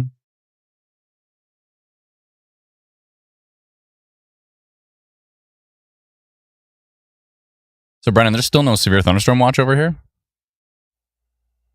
That's correct.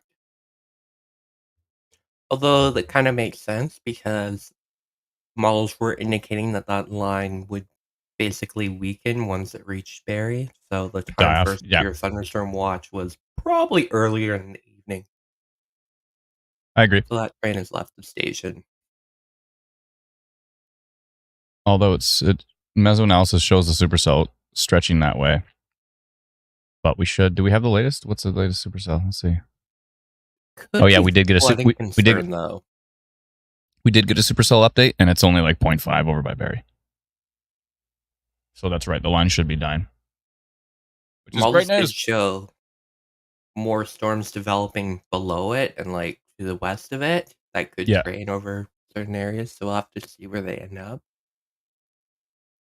Yeah, I agree. The stuff to the south should be the stronger stuff. It was surprising to see how interesting they got to the north.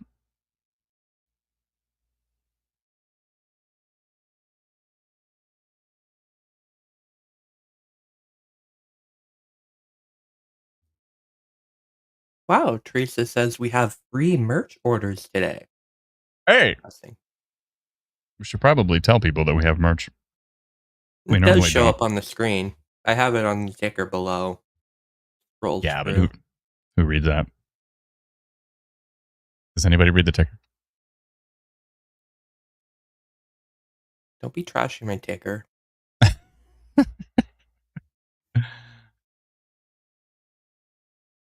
If you keep eating McDonald's, you're going to have a lot of issues with your ticker. But you're still young.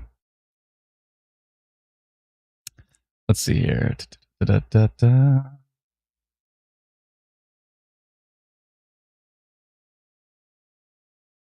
a new severe thunderstorm warning for Milverton, North Perth County.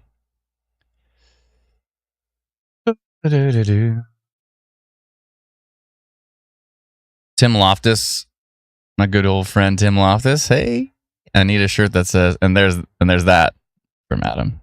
Yeah. Tim and I used to work together for years. It was good times. I still miss those times. It was a lot of fun.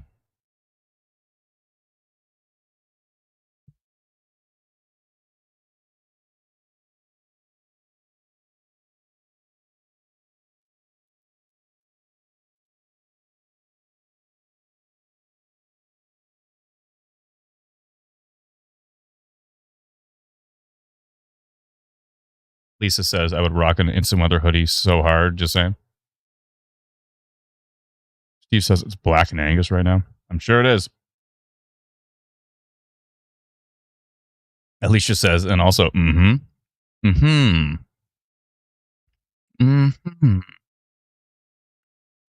me.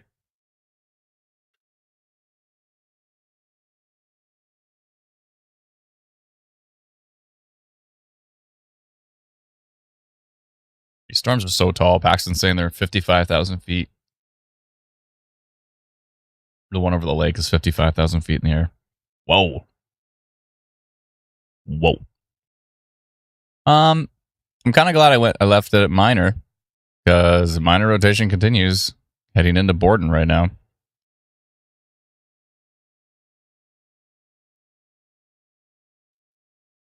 Still at an 8% tornado risk on that cell. And minor rotation is continuing on the latest frame. Getting a little bit more organized. Oopsie.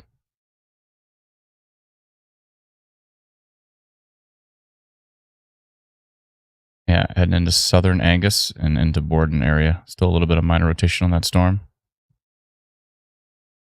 Right in the rear flank downdraft there.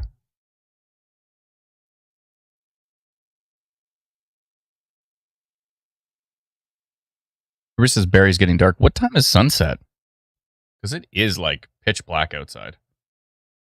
It's like very soon. Like I believe sunsets around That was around 8, 7:50 wasn't it? now-ish. Oh, okay. I remember seeing the last 8 p.m. sunset was last week, I think, in Toronto. Okay. Let's see what it says on the app. 7:57. Yeah. So we're still half an hour away from sunset. And it's like absolutely pitch black outside in Barrie. Michelle says Barrie looks bad.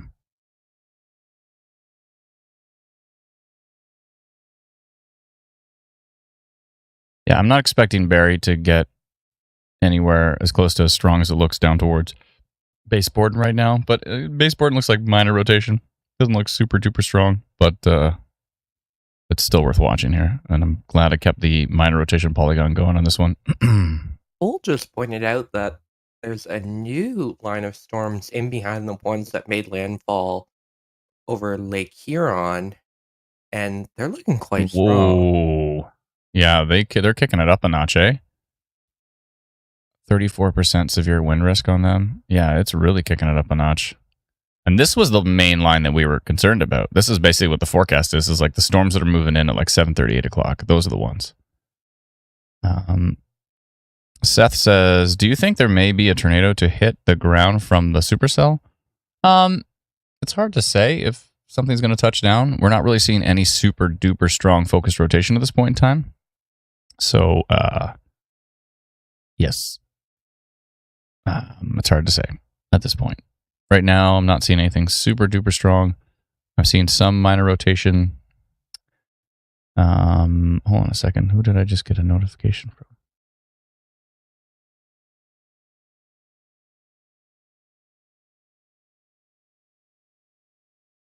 I see. Okay. Where the heck was I? There we go. Okay. Seth Manka says, oh, there's another Seth. Yes, more than one Seth. Dark here in the north end of Barrie says, person who used to live in the same building as my dad.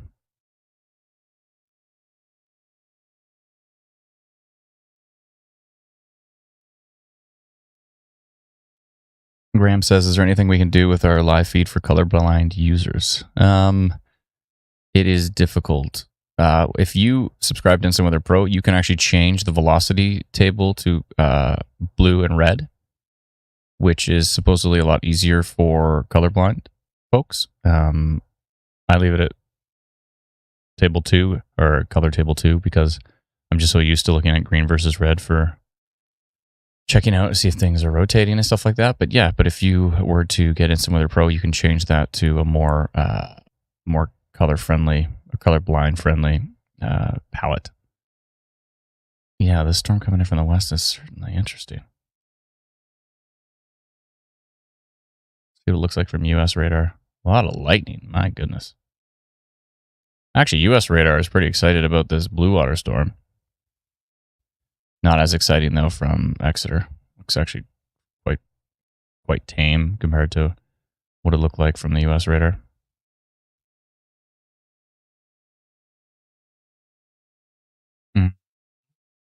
Yeah, so we continue to watch this minor rotation that is tracking basically between Angus and Baseborden. We'll see what it does over the next little bit here. We should be getting a new update actually really soon, I think. So there's that. Again, huge thank you to all those who have joined the day 1 YouTube membership. It's the first day we've launched a YouTube membership ever. And we've had a whole bunch of folks join for day 1, and we appreciate that. Thank you very much.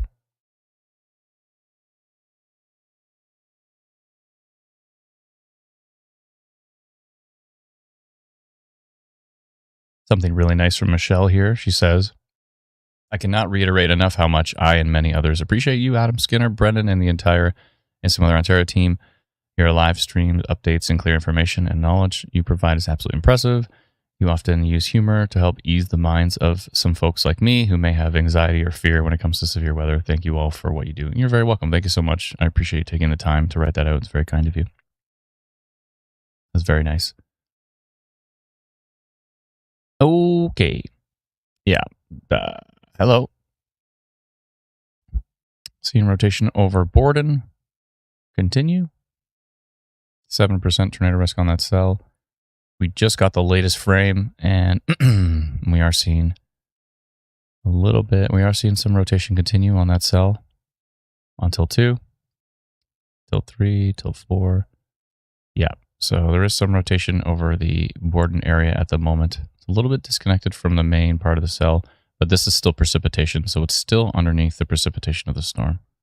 We are seeing some minor rotation there.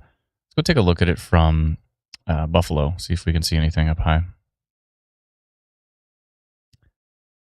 Let's see here. Yeah, it looks pretty boring from Buffalo, which is good. We don't want it to look interesting. What about from Britt? Yeah, it looks boring from Britt, so nothing too strong in the upper levels at this point, which is good. That's why we're sticking with minor at this point in time. And we continue to watch this cell over the water, over Lake Huron. And some storms coming in behind it as well, too, from Michigan. But no watches or warnings on this this Borden cell at the moment, which is interesting. A bit surprising. They did have a severe thunderstorm watch for the Barrie area, but they dropped that.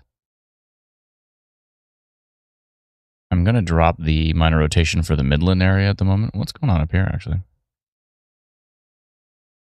A tiny bit of rotation on the storm that's over Georgian Bay. Starting to increase a bit. Got to keep an eye on that one.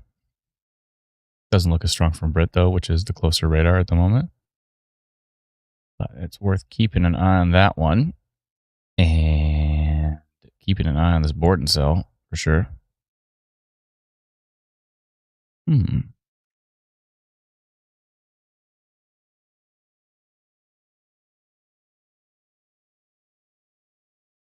Lots of thunder in Barrie, says Wendy. Thank you very much. I haven't heard any, but I'm also in the basement. And I'm in the northeast end, so you're probably in the southwest end, I would assume. Jay says thunder and Holly.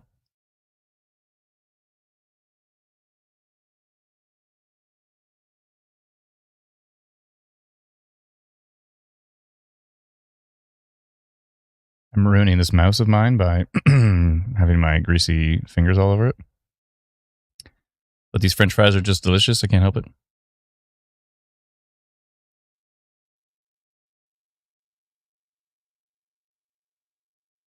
Northwest Barrie. Okay.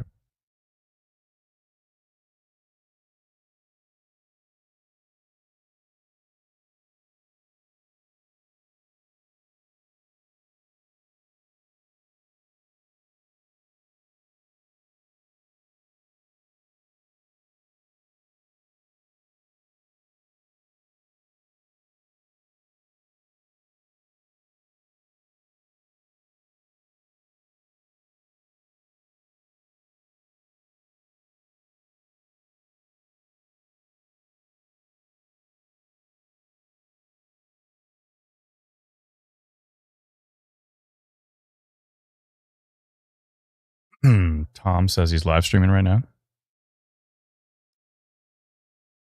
Appreciate that, Tom. We'll definitely take a peek at your stream. Tom, if anything interesting happens, let us know. Pretty, please.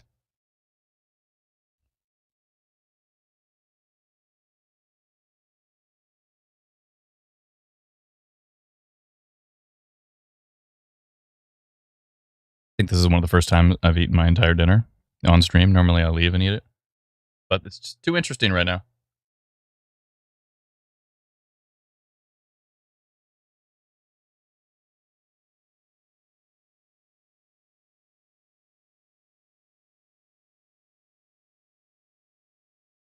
Thank you, Milk Bags Actual, for becoming a member. Day 1 OG member to our YouTube channel. Thank you so much. Appreciate it.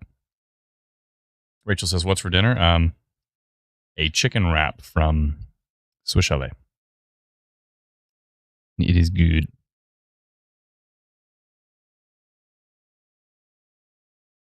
I like the wraps.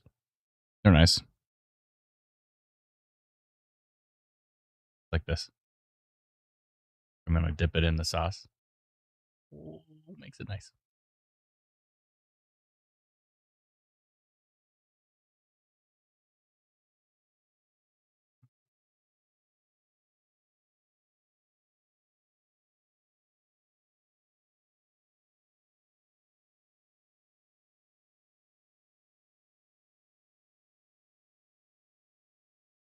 Greg says, I think you should have to share your fries with us. I'm down. Stacy says, should we be going to the basement, Angus? No, I think you're right. Borton looking a little more nasty. I think Angus proper is all right. Let's see what machine learning is saying. 10% tornado risk. It's not small. 736. We should be getting a radar update soon. It's already pulsing. Where's our next radar update? We need it now. There we go.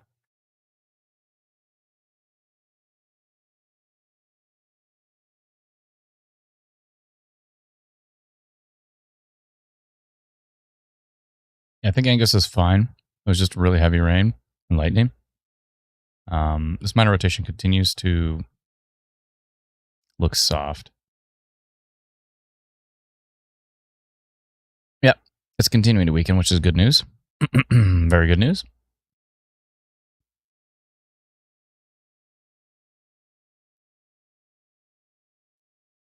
Now, these storms to the west, they're a little bit more concerning. What's going on here? Oh, okay. Weird. Weird. These ones down here are interesting as well. The Blythe storm, the Blue Water storm, and these storms coming over Huron. Storms are starting to pop further south, which we were expecting. And now we've got a storm southwest of Sarnia, tracking to the northeast towards St. Clair. Or St. Clair on the U.S. side. What's on our side? It's Courtright and the Corona area. Mm-hmm. So those haven't been around for long. Yeah, these popped up out of nowhere. Watch this. Watch my animation. Storms popping up out of nowhere right here. Looks like that could be the cold front right there.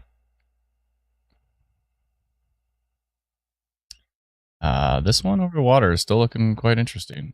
36% severe wind risk on that one.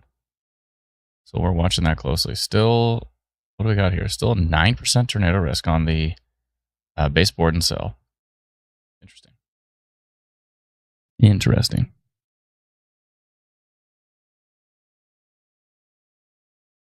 Shaylin says, lightning in North Barrie. Thank you. I think I'm finally hearing it. I thought it was somebody moving a chair upstairs, but I'm pretty sure it was thunder.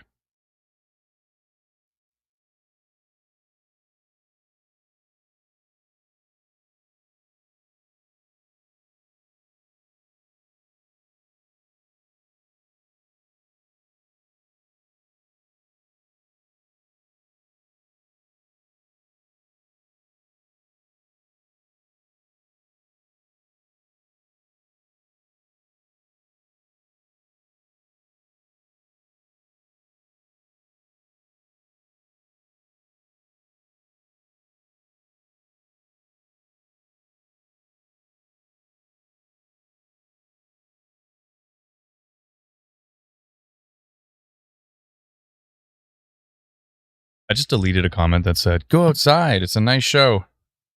Yeah. Telling people to go outside in a lightning storm is probably not a great idea. Watching it from the window, depends. Depends how strong the storm is. The storm's really strong. You don't want to be anywhere near windows, of course.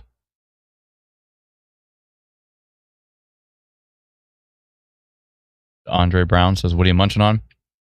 Swiss chalet. Ms. Esri says, as someone who has been hit by lightning, do not recommend.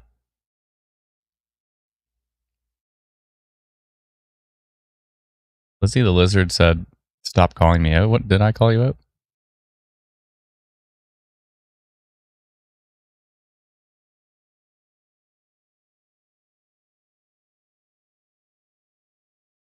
Jeff says Borden will be a nothing burger. Yeah, I mean, Borden's fine right now. Everything is east of it now. Near Baxter, Ivy, Essa, where the storm. This is the strongest part of the storm, but it's heading this way. Barry looks like it's just going to get the north end of the storm, only lightning and heavy rain. So Barry's fine. Angus is fine. Borden should be fine at this point. We're still going to keep an eye on this because machine learning is still talking about an 8% tornado risk on the cell. So we're still keeping a close eye on it, but as it moves east, the environment should continue to weaken. Hopefully. Hopefully.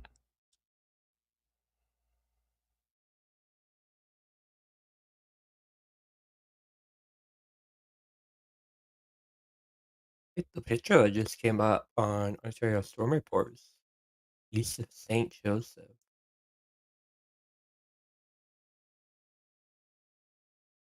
Pretty scuddy, but it's definitely low hanging.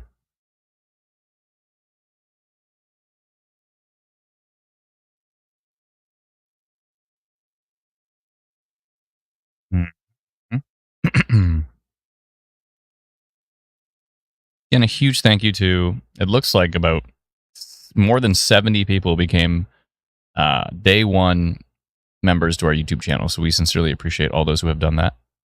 Very kind of you.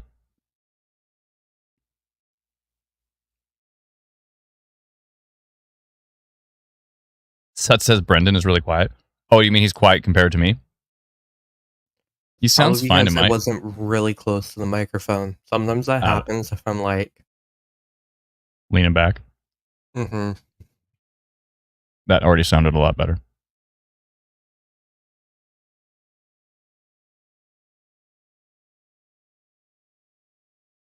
Sengoku says, what radar are we using? We're using Instant Weather Pro, which is an app that we developed. It's actually a website.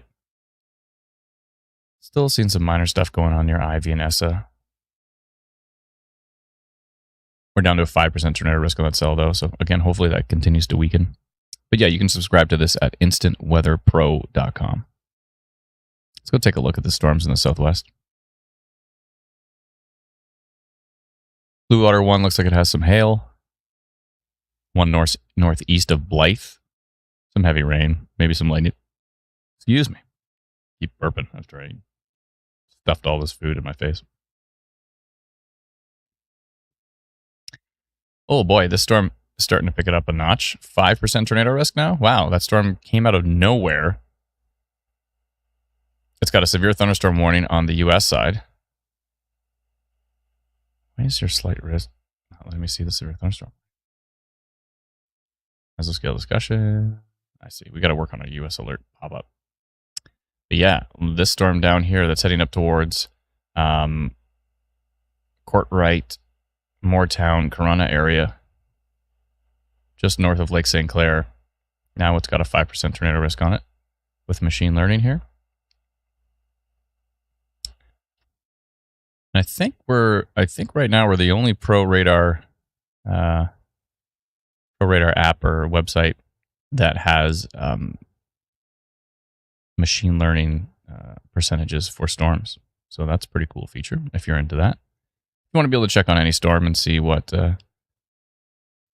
years and years and years of data combined into a AI or a machine learning algorithm is estimating for each storm, then you might want to download Instant Weather Pro. Jake says, is Barry okay? Yeah, Barry's fine. Lightning, heavy rain. Jeff said, would you consider adding coffee mugs to your merch store? Sure. Love to. Yeah, I believe Alana is going to be working on the merch to ramp it up into the winter. We've just been so busy during the summer. Hopefully we'll be able to have a little more time during the fall when it's quieter.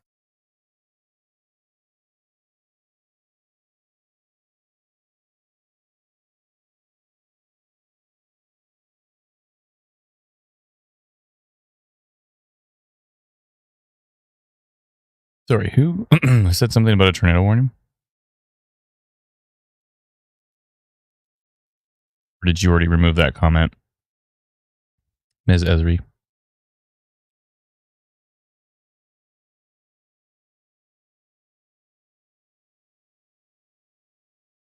Matt Gallant. What did he say? Oh, he said a tornado touched down on Wasaga Beach. Matt, if you actually have real evidence of that, can you please send it to us?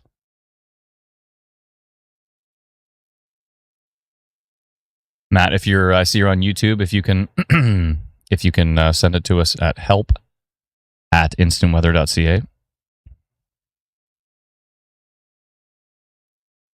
Find that banner. There we go. Help@instantweather.ca. If you have a tornado report, please send it to that. Of course, send it to Environment Canada as well too, and we'll forward it to the Northern Tornadoes Project if it's something significant.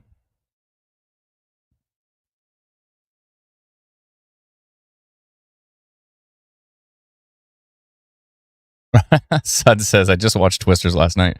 Shirt with Adam's face on it. Aw, it's so easy to make fun of me then. Let's see here. Barry okay, says Jake. Yeah, Barry's fine. I don't remember any strong rotation in Wasaga Beach, so I'm going to go ahead and say that's probably a false report. But hey, stranger things have happened.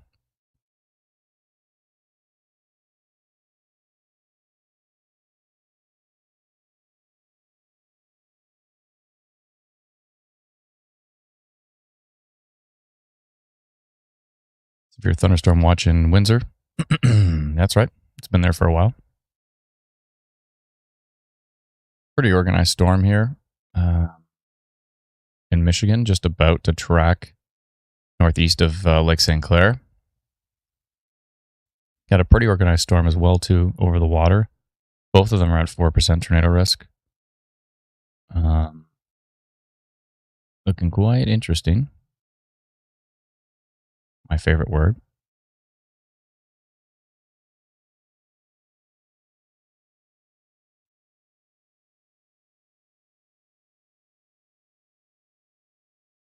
Yeah, but Barry's fine.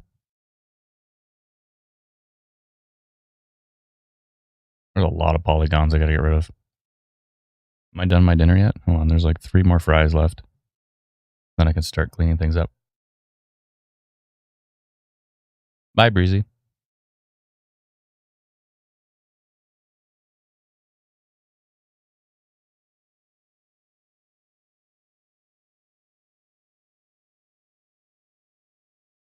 Andre Brown makes a good point. Says, if there was a tornado in Wasaga Beach, there would have been way more reports.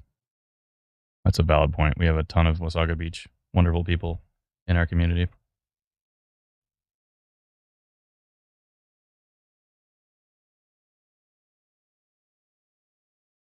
All right, where was I? Cleaning things up. That's right.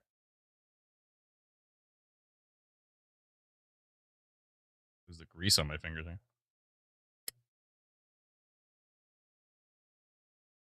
Sorry, mouse.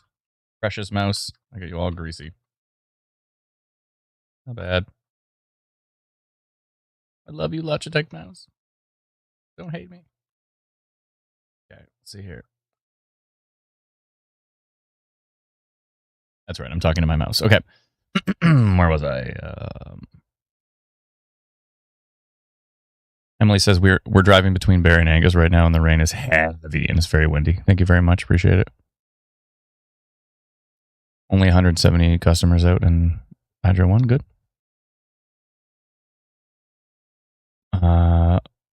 Vinotha says, when will the storm end in South Barrie? Probably relatively soonish, but there is some more rain coming in from behind. Excuse me.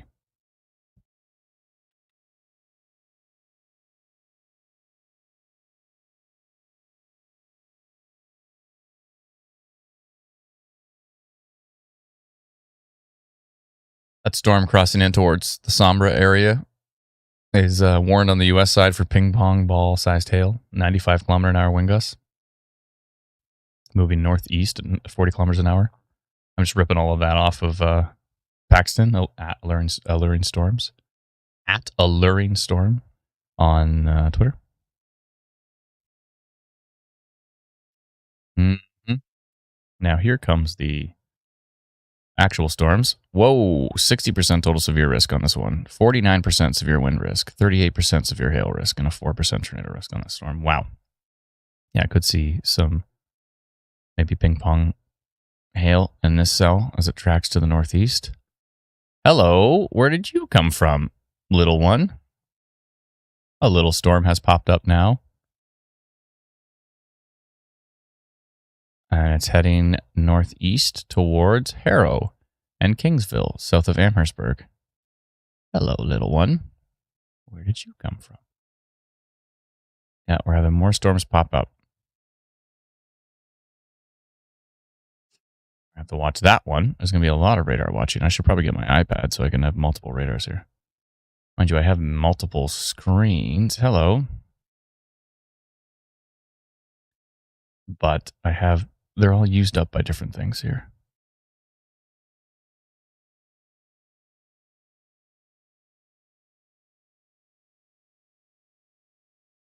Oh boy. Arctic VR says the rain is crazy in South Barrie. Thank you for the report. Appreciate it.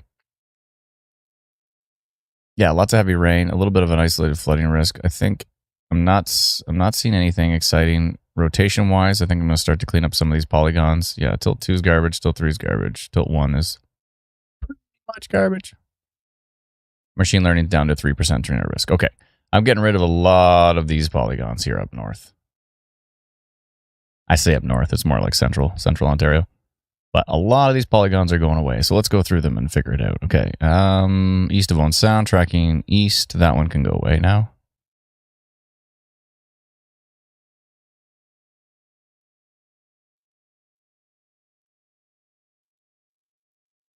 Okay, let's see what else we have here. Minor rotation, Chatsworth, tracking to the east. That one can go away. Continue to detect minor rotation, Singhampton. Blah, blah, blah, blah, heading towards Barrie. I'm going to scrap that one for now. Keep an eye on that storm, though. Severe thunderstorm potential for Midland. Should be Dunzo. Yep, I'm going to get rid of that one. Minor rotation, Midland, blah, blah, blah. I'm going to get rid of that one. Severe thunderstorm potential, Sarnia, Lake Huron, tracking to the east-northeast towards Bayfield. I'm keeping that one for now. Kincardine up to Meaford, blah, blah, blah, yada, yada, yada. Getting rid of that one. All right, so we're down to 1 polygon. So all these polygons should go away if I hit refresh on Instant Weather Pro, and they're gone. Still, this cell is still interesting. Both of these are 15%, 20%.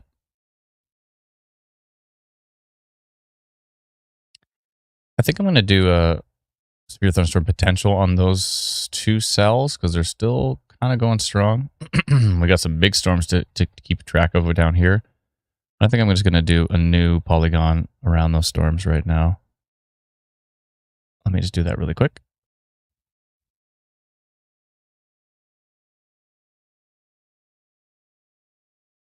Let's see here.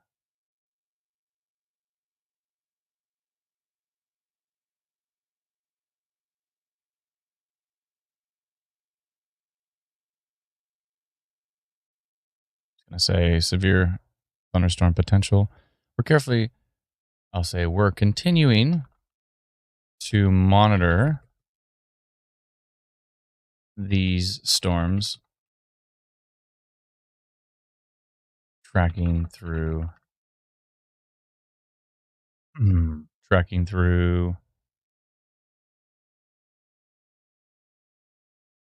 Yes and Barrie.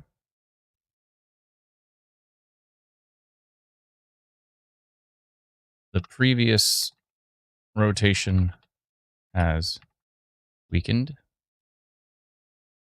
but there is a bit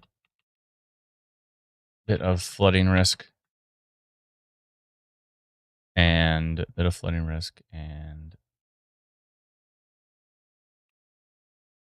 but there's a bit of flooding risk. It may have the potential. It may also, they may also have the potential to produce strong or damaging wind gusts.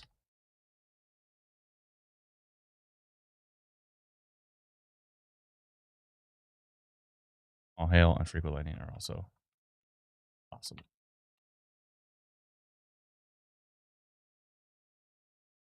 Okay. The timing is 8:02. Okay.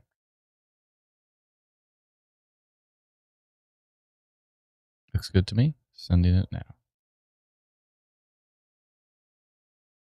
Okay, so I'm going to leave that polygon up for those storms. We're going to bring our focus down more towards southwestern Ontario right now because those storms look pretty nasty. But let me just put my window up here, get your comments back. Awesome. Okay. So I did a polygon for those. If I hit refresh, you'll see them. There it is. So there's my polygon for those storms. We'll continue to poke back and forth at these. I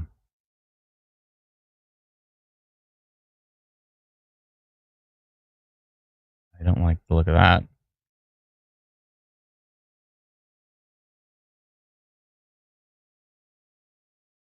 There's Vine.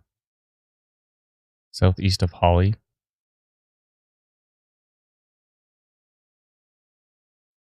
I'd like to see what that does on the next frame of radar.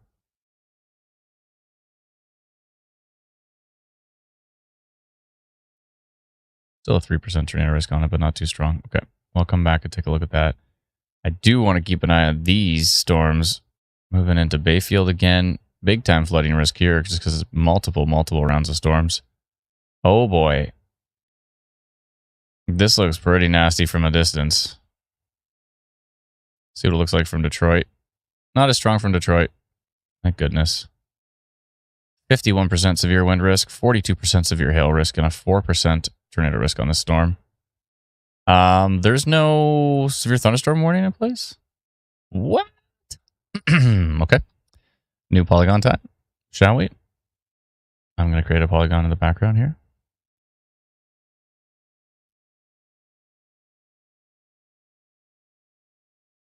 There is a severe thunderstorm warning on the US side, though.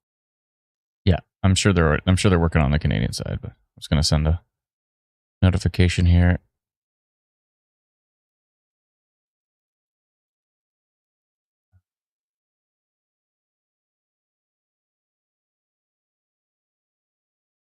How sharp is it going? Let's see. Kind of moving more right, actually.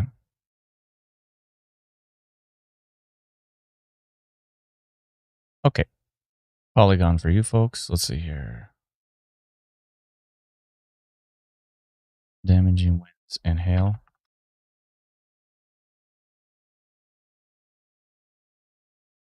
Large hail are possible with this storm moving in from Michigan,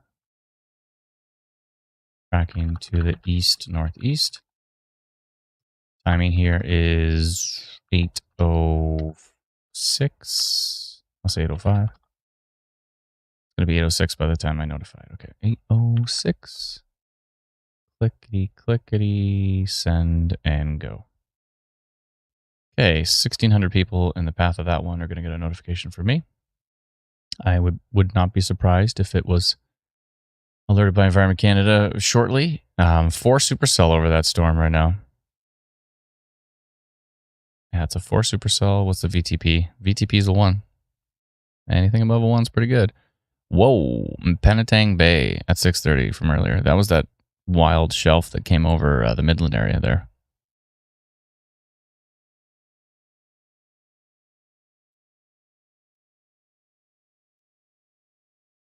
Ontario's most haunted, saying that they're going to be a member soon. It's all good. It's all good, Brandon. No worries. We appreciate it.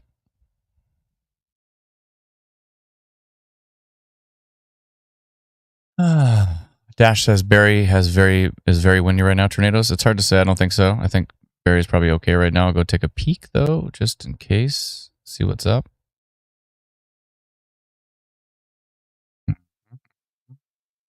Wow. 5% tornado risk on this cell. So watch it closely as it moves in. See if there's any rotation on it. Quite impressive from a distance. Let's go up here and take a look at these Barrie cells. Or the Barrie cell. And a severe thunderstorm warning was just issued for Sarnia. Yep. Yep. Uh-huh.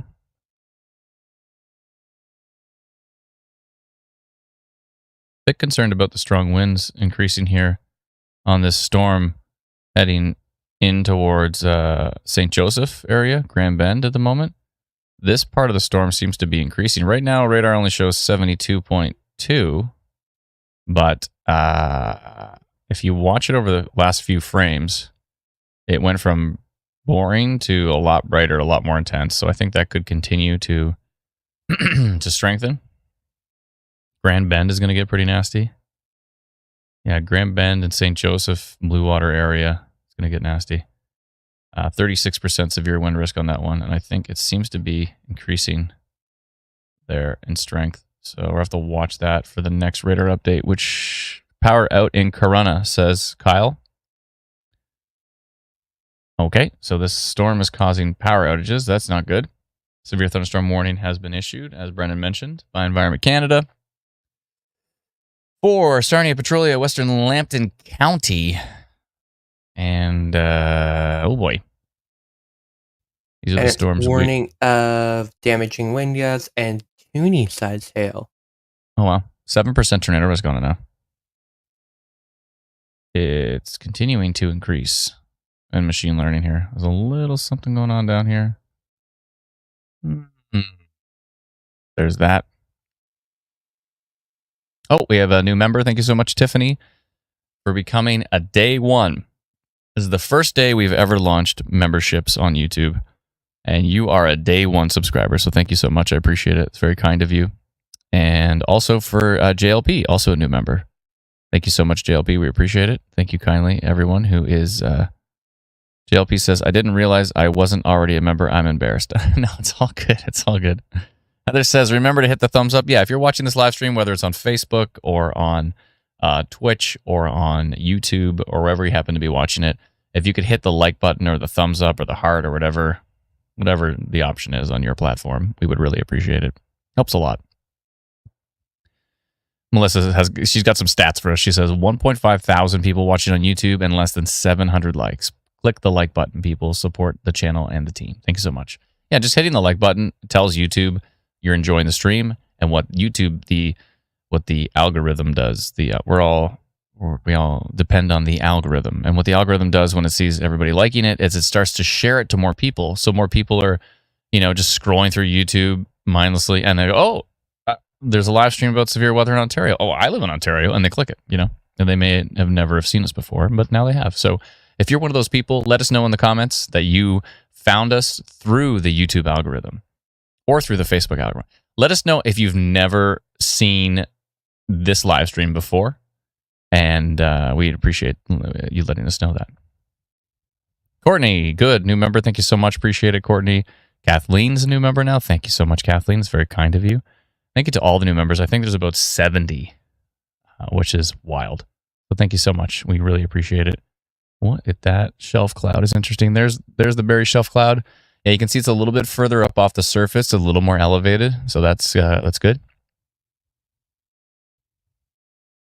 Looks a little soft, which is a good thing. We don't want it to look strong. Oh, Vinotha says, I hope I'm pronouncing your name right. Vinotha says, found you guys on the YouTube algorithm. Woo! Found you via Facebook, says Kim. Awesome. That's great. Seth Manka says there's 3,000 to 3,500 CAPE available for the cells in Sarnia. Oh boy. That is a lot of energy. CAPE is convective available potential energy. And that is a lot. 3,500 is a lot. Courtney says, I found your page years ago. It popped up in my Facebook feed and YouTube feed. Cool. Awesome. Holy moly, Natalie is a day one member. Thank you so much, Natalie, for being a day one OG member. Auntie is one, too. Thank you so much, Auntie. And Mary Woodcox is as well, too. Thank you so much, Mary. Appreciate it. Thank you kindly. Alexander says, how do you become a member? I don't know. Somebody knows. Somewhere on our YouTube page, it says join. I think it's the word join. And that's how you have to add to the chat, and you have to look for where the subscribe button is, and there should be a join or something. Join button. Yeah, I think so. But there is an issue if you're on an Apple device. Yeah, supposedly using the YouTube app. So supposedly Apple devices are having problems. Yeah, you might have to go on your computer to subscribe if you're having problems on the iPhone or iPad. For some reason, I'm not sure why. We've got our theories, but we have no idea why. Christina says there was a little money symbol beside the chat. Oh, okay. Maybe that's how it works on the mobile. On the mobile thing.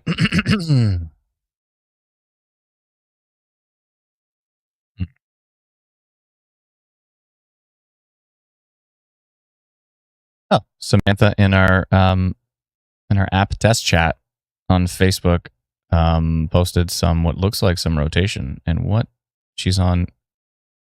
Oh, but she's on King. You're so far away. That's why. Yes, but very elevated.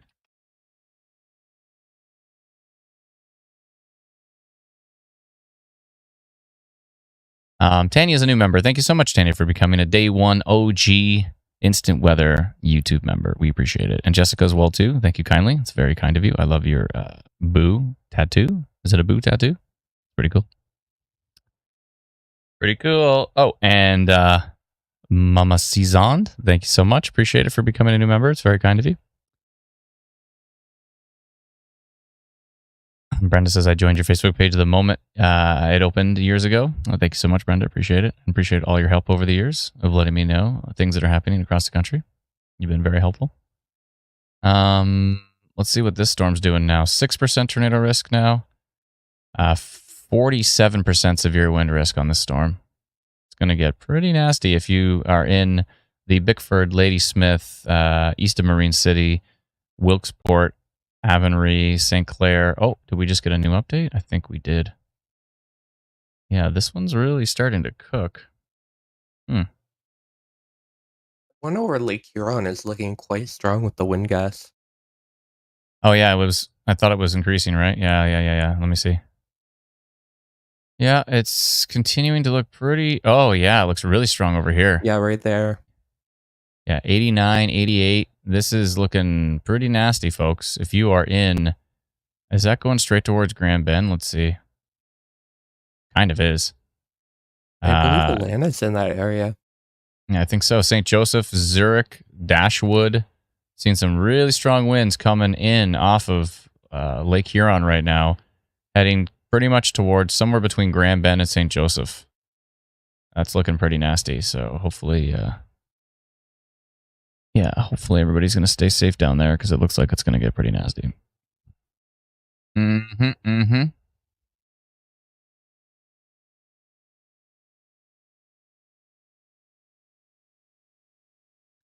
This storm that's heading towards Moortown, where else was it? Courtright, everywhere east of St. Clair here, east of St. Clair, Michigan. This storm is looking pretty grumpy.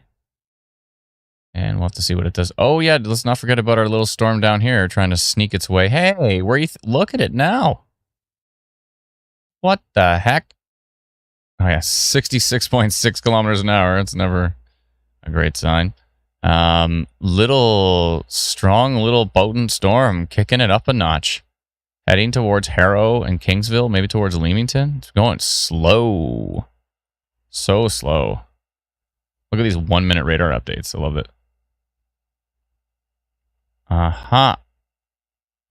That is starting to kick it up a notch. I am going to do a polygon for that one. Oh, we already have another 1 minute radar update. And it looks somewhat stronger. Now we're up to 72 kilometers an hour. The wind seems to be cranking on that one. Okay, that's going to be a new polygon for me. Back to polygon time.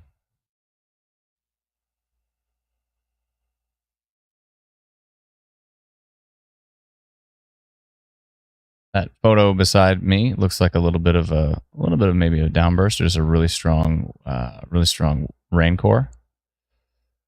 I'm gonna do a polygon for deep south western Ontario.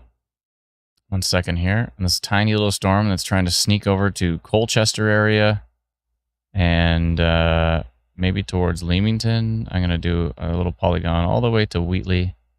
Don't know how long this storm's gonna take to get there. But I'm going to do a little polygon for those folks down there. Severe thunderstorm potential. Carefully monitor storm that is located. Where is it located? over Lake Erie. Tracking slowly to the east towards parts of Essex County. Good enough. And the timing here is 8:18. Okay.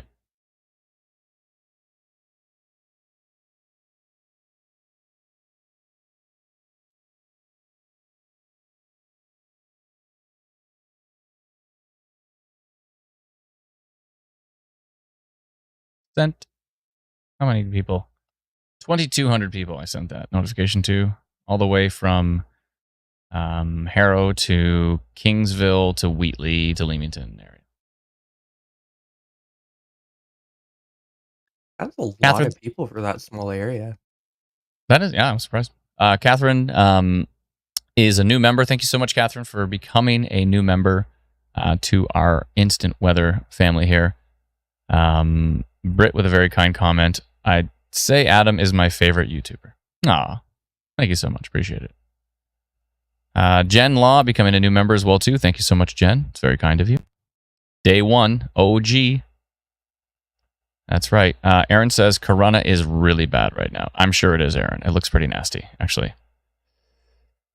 Oh, boy. Caitlin says Facebook is faster than YouTube right now. YouTube is delayed by a minute. Yeah, you might want to refresh. You need to check out Exeter, the Lake Huron storm. There's a new radar update, and it looks pretty bad.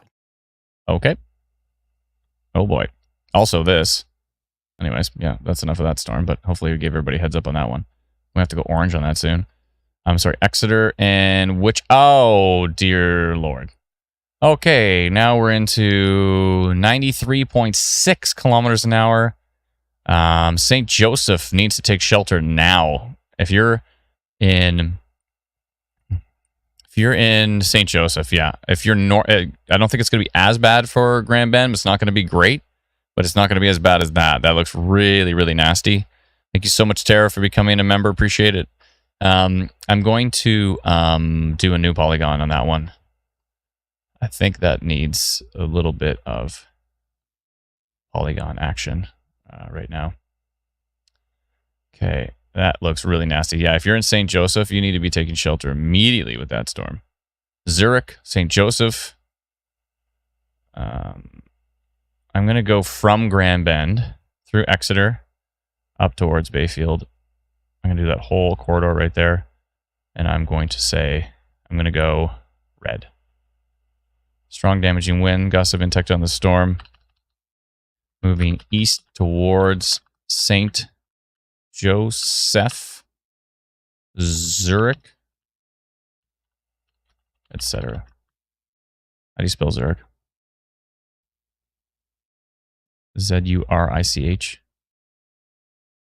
Z-U-R-I-C-H.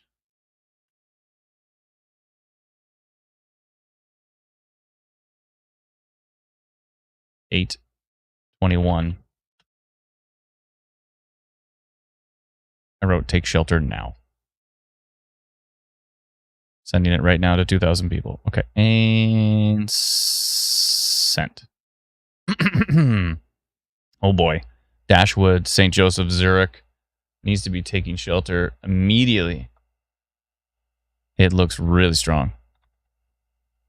So Drysdale, St. Joseph, Zurich, Hensall, Hills Green, Dashwood, Exeter, Goshen areas, Staffa, Dublin, northern Grand Bend needs to be taking shelter with that storm. It looks super nasty. Those are some strong winds, folks. This is what's nice about raw radar, is you can see the rain and you can see the wind. And when you go to the wind, you can see 92.16 kilometers an hour. Now that's up 93.6 kilometers an hour. Now that's up off the surface, but radar's right here. Radar's not far from the storm. It's right here. So, yeah. 50% severe wind risk. That's quite high. That is quite high.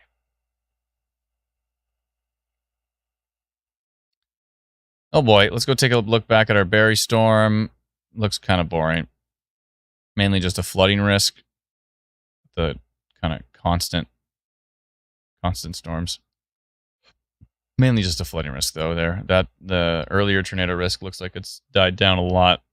I really don't like this storm as well. That's heading and through Corunna at the moment. We're hearing Corunna is quite nasty.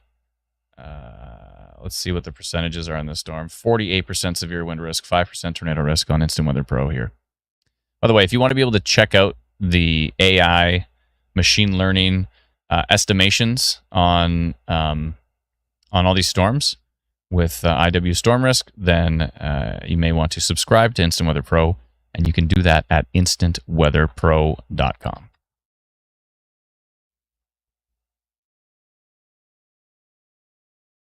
Kathleen with a super chat. Thank you so much. She's also a member. Thank you kindly.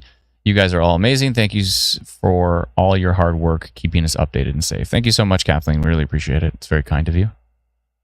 Connor says, do you think the storm is going to weaken before it hits Stratford? Maybe. I don't know. Probably not. Bro, read the chat. Yo, what's up?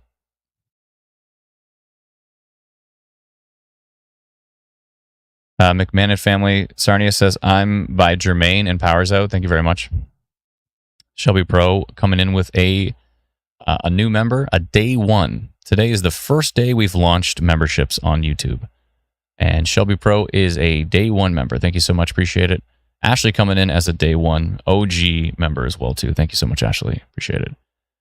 Jan says, Mitchell, please. Let's see here. Someone just asked about Windsor. I think Windsor's okay right now, but storms are kind of popping up, so it's hard to tell where they're going to hit exactly.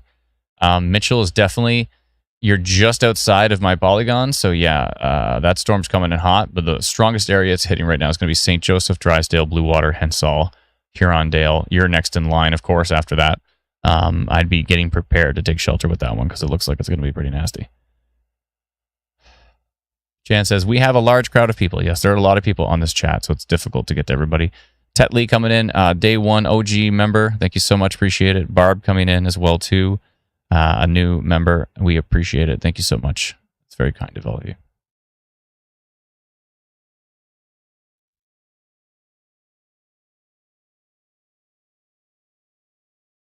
Shelby says, subscribe to extended radar and text message alerts. So might as well add this to the list. Thank you so much. Appreciate all of that. It's very kind of you. Radar update in it. Oh, dear Lord. Good Lord. If you are between St. Joseph's and Grand Bend right now, I really hope this is just noise, because this is 153 kilometers an hour, 123, 141. I'm hoping that's noise. There's a lot of noise here, so it's possible. But this is not noise. This is sincerely legit. This is 100.8 kilometers an hour, 99.36. This is going to be bringing trees down for sure. Bluewater Highway, Hendrick Road, Saras, S-A-R-A-R-A-S, Saras Road, Saras Road, Pepper Road, Blackbush Line. If you are between Grand Bend and St. Joseph, and if you're in St. Joseph, if you're in Zurich or Dashwood, it's time to take shelter. This is a downburst. This is going to be bringing down. This is a downburst right here. Microburst downburst, most likely. I would not be surprised if there's going to be a swath of damage and power outages right here. This is looking super strong. Yeah, I don't like the look of that. What's going on down here with our storm down here? There's a storm over Sarnia. How's Sarnia doing? Looks like it's pretty strong winds possible. Definitely not as strong as what we saw before. Oh, look at that photo right there. There's Bluewater Beach coming in. That is a nasty looking shelf. Oh boy. Hope everybody's staying safe, because this is looking pretty grumpy. Environment Canada updated the Grand Bend warning 1 minute ago. Big power outages reported. They left the winds at 90. No, but from what I can tell, it's at 100 now.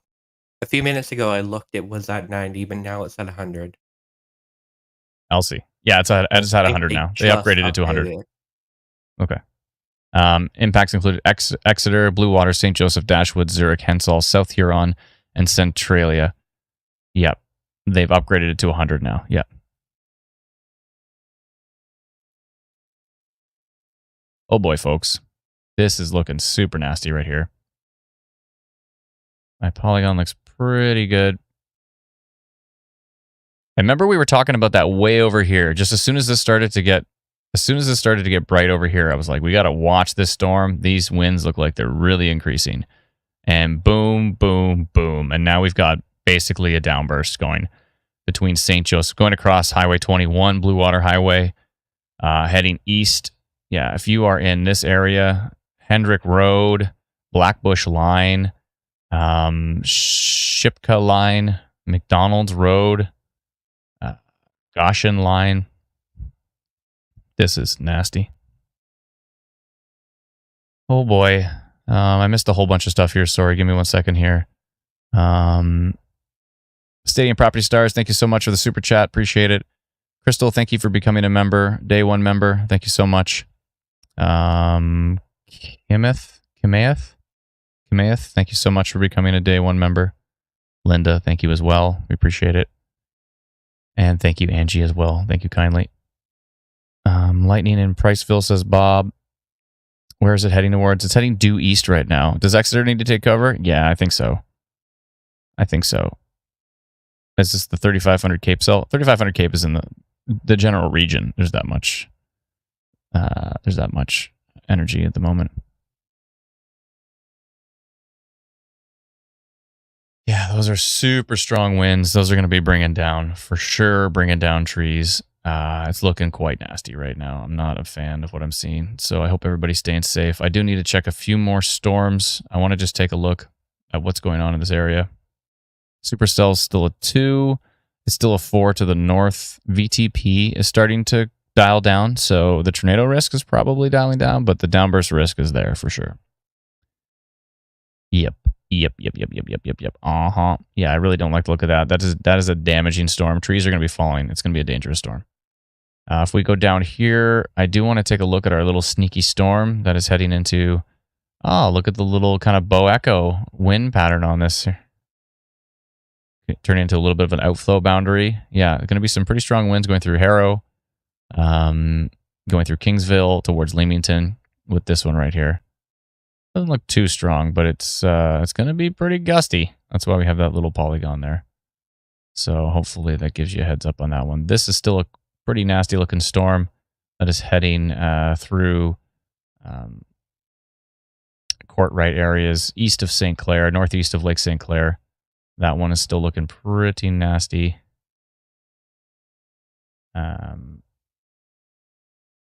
Oopsie. Yeah. Could be some pretty strong winds in here. The one going through Sarnia looks like it's got a boatload of lightning. And there's some really strong wind gusts as well here. 70, maybe not quite severe on radar. Depends on which radar we're looking at here, though. It's about halfway between 2 radars, so it's hard to tell what's happening at the surface. Yeah, there could be some pretty strong winds in that Sarnia cell. Let us know if you're in the Sarnia area and what that storm was like. Mel says, Adam, is that heading toward London? That's a good question. That is a good question. Yeah, this whole line's heading towards London. So, yeah, London's definitely going to see this. There's a new frame on that radar. Port Frank's area looks concerning. There's a new area of concern further to the west. Oh, I see. You mean this? You mean like for rotation? Further north. Oh, you mean this? Right there. Sneaking back in here. Yeah, another little area of really strong winds. It looks like that's going to be heading directly towards Grand Bend. Oh boy, and this is still looking super duper strong. 89, 90. Maybe it has weakened slightly from the previous frame, but 56% severe wind risk on this storm. And yeah, Brennan, good eye on that one because it's kind of blocked by all these polygons. You almost can't see it there, but yeah, if you zoom in, take away all these distractions and zoom in, that looks really strong. It's heading straight towards Grand Bend. Subi, thank you so much for becoming a member. Appreciate it. Thank you for all the day 1 members. It's the first day that we have had, done memberships on YouTube, and we appreciate everybody and all your support. Miranda's showing some power outages in our team chat. Do you want to read that? I can't take a look at it right now because I'm just going to do a polygon. I'm going to do a polygon for Grand Bend because they need to get a good heads up. Because if they're going to take shelter, they need to do it now.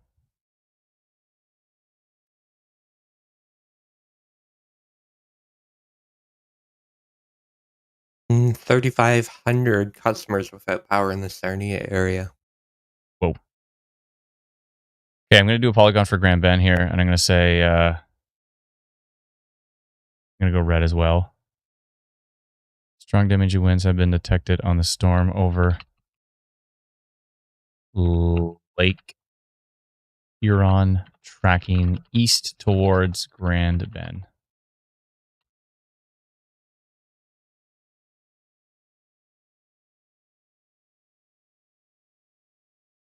Take shelter now.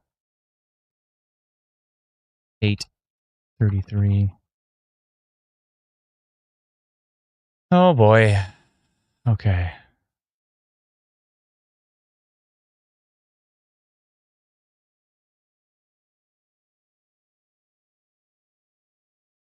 Yeah, that's looking quite strong. Oh boy, Karen, thank you so much for becoming a member. Appreciate it. Day 1 member. Thank you kindly to all those who have done that. Very kind of all of you. We appreciate the support, and yeah, we're gonna brainstorm some ideas to make it to add maybe some more tiers, because right now we just have kind of like tier 1 at $3 a month, but we're gonna brainstorm some ideas to make some higher tiers and add some cool additional functionality to our YouTube memberships. So, and you'll be able to, even if you subscribe at the $3 one, you'll be able to upgrade, as we add those or whatever. So, Sweet One says, download the free app, set your location, turn on notifications. You will get alerts for impending weather in your specific area. That's right. We have a free app. You can get it at instantweatherapp.com. I put the link at the bottom of the screen. Or just go to the App Store, download or search Instant Weather. 2 separate words, Instant Weather. Not Insta Weather. A lot of people like to blend that together like Instagram. But we are Instant Weather. 2 separate words. But yeah, search for that. You'll see our white and blue icon. The app is free. Download it. Enable notifications. And then when I send out these kind of polygons for strong damaging winds and rotation detected and all this kind of stuff, you'll also get those in addition to Environment Canada alerts. Thanks so much, Francis, for becoming a member. Appreciate it. Very kind of you. Pink says, how's Barry looking on radar? I think it's okay. I'm in Barry, and it's been boring in a good way. It got really interesting there for a minute, but yeah, these are weakening even more. I'm going to get rid of this severe. Actually, no, my polygon's pretty much talking about flooding, so I'm going to leave that up just because there is still a little bit of a flooding risk there.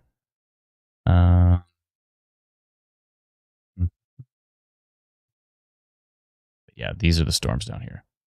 Strong damaging winds continuing. Oh boy. Risk is up to 62% wind gust risk.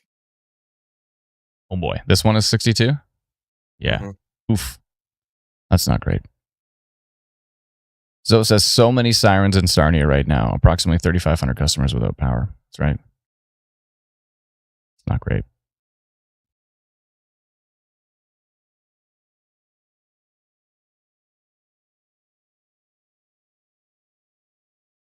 Danielle says, thank you. Just got the notice for Grand Bend. Thank you. I hope you're able to get to a sturdy shelter there. I don't know how many sturdy shelters there are there. I know there's a lot of campgrounds, a lot of camping going on, but sure, Ange, CHRANG, new member. Thank you so much for becoming a day 1 member. Appreciate it. Mary says, will these winds reach Stouffville? Sorry. Should know how to pronounce that. Where are you again? Let me see. Stouffville. Stouffville is near Markham. I thought there was... Really? Oh, yeah. No, you're fine. Markham. That's true. I should know that. I thought there was another area here that had similar name. No, these winds are way far away from you right now. There's no concern to you. Oh, good. This has weakened drastically as it came onto shore. The latest frame from Exeter is a lot weaker. Grand Bend still looks like it's going to be pretty darn strong. Hopefully it weakens. Like it did weaken a bit. It looked really strong right here. And on the next frame, it has weakened some. So hopefully it continues to weaken for Grand Bend. That would be good news. Because the storm just to your north did weaken a lot. 2 frames ago, it was like clearly microburst downburst territory. And then on this latest frame, it has weakened, although it is getting closer to radar. So sometimes I that was can just be, gonna say that. yeah, sometimes that Probably can, being influenced by radar a bit. The yeah, distance. sometimes when these storms get closer to radar, it's almost like the strongest part of the storms are up here and the radar is looking lower to the ground. Let me go tilt 2 and see. Tilt 3, tilt 4. Yeah, it was, yeah, even looking at tilt 4, it's getting weaker. So that's good. That is good news for still really strong winds heading towards Huron-Dale and Exeter area. Grand Bend, I hope, will continue to weaken because it looks currently quite nasty. Let's go take a look at that storm down here. All southwestern Ontario. We got to watch this. And we have our sneaky little storm down here, down by Kingsville, Harrow area. It doesn't look that strong now. Looks like it has weakened quite a bit. It was looking quite strong over the water. But I love these 1 minute radar updates. So awesome. Yeah, that looks like it has weakened a bit. We're going to keep our little severe thunderstorm potential polygon, but that storm has weakened quite a bit. Quite a bit. Let's see here. JC coming in, day 1 member. Thank you so much, JC Anderson. Appreciate it. Rosie is asking about King Cardin. Take a look up there. Give me a second. On a side note, if you could let us know what you're experiencing as opposed to asking us what's going on, that's very, very helpful. If you say, oh, there's a lot of lightning, a lot of thunder, really strong winds, really heavy rain, and you'd let us know what area it is, it really helps us know what's going on in your area. King Cardin looks pretty boring right now. There's a little bit of rain to your west. You might get some more rain, maybe some lightning, but nothing too significant. Barrie area just kind of looks like Innisfil, maybe a flooding risk, maybe Angus a flooding risk. There's just been a lot of precipitation over a short period of time here, so there's a little bit of a flooding risk. But besides that, I don't think it's too significant. You might want to refresh your radar. There's something weird going on in like the top left-hand corner. Oh, not the darn map box thing again. It like creates these new overlays on... It's not my radar. It creates new overlays on OBS out of nowhere. Like, I don't know why. I know, it's so weird. What the heck? Am I overmodulating? I think I was a bit there. Oh, check. Yeah, why is that overmodulating now? Calm down. Checkity, check, 1, 2, 2. Shouldn't be overmodulating. I'm just too close to the microphone. That's what it is. Hello. Check. All right, it's fine. All right, so... what the heck was I doing? Yeah, I don't know why it does that. It drives me nuts. Shaq Game says, just an idea to send people to the app, but a QR code on the screen somewhere. Yeah, that could be cool. QR codes are, I mean, they seem good. They're kind of a pain in the butt, but they seem okay. A lot of folks don't even realize that you can just go to your camera app and then you can click the link from the QR code. But I mean, really, if you know how to download an app, you just go to the App Store or you go to Google Play Store, type Instant Weather. You'll find us. We're free. It's all good. Tia says, is Sarnia good for the night? I can take a peek. My 5-year-old is scared of night storms, so she doesn't want to go to bed yet. Or she's using that as an excuse. No, she probably really doesn't like storms.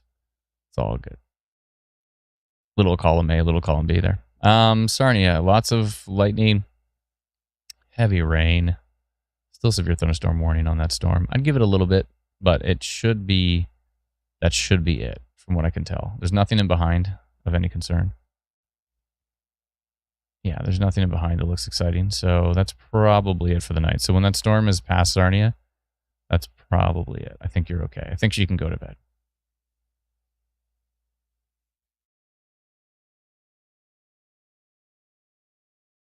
Yeah, I hope Grand Bend continues to weaken because that looks really strong for a frame, but it has definitely weakened a bit. 836. We should be getting a new radar frame in the next minute or so, I think. So that's good. Again, I can't say enough how much I appreciate all those who have joined our we started memberships on YouTube, and all those who have become day one. Forever from now on, you can say you're a day one member of Instant Weather on YouTube. You were day one OG. We'll have to come up with some sort of day one special thing somehow. I don't know how to do it, but anyways. But you're a day one OG member. And there's proof. You have proof because you have the video of the live stream that shows your day one. So thank you so much to all those who have done that. We appreciate it. It's very kind of you. Pat coming in with a big super chat. Thank you so much. Thank you, Adam, Brennan, and all the Instant Weather team. You are very much appreciated while keeping us so well informed. It's very kind of you, Pat. Thank you so much. Very, very kind of you. Michael says, how's Exeter looking? A lot better. A lot better. It was looking real nasty coming towards Exeter. It's still going to be pretty grumpy, but it's not going to be as nasty as it was. It was pretty bad. 61% severe wind risk still on that storm, though. But it was looking a lot stronger a few frames ago. There's still 80-kilometer winds in here on radar. It is getting quite close to the radar, though, which is a bit concerning. Sometimes when it gets too close to the radar, it's hard to pick up on those strong winds.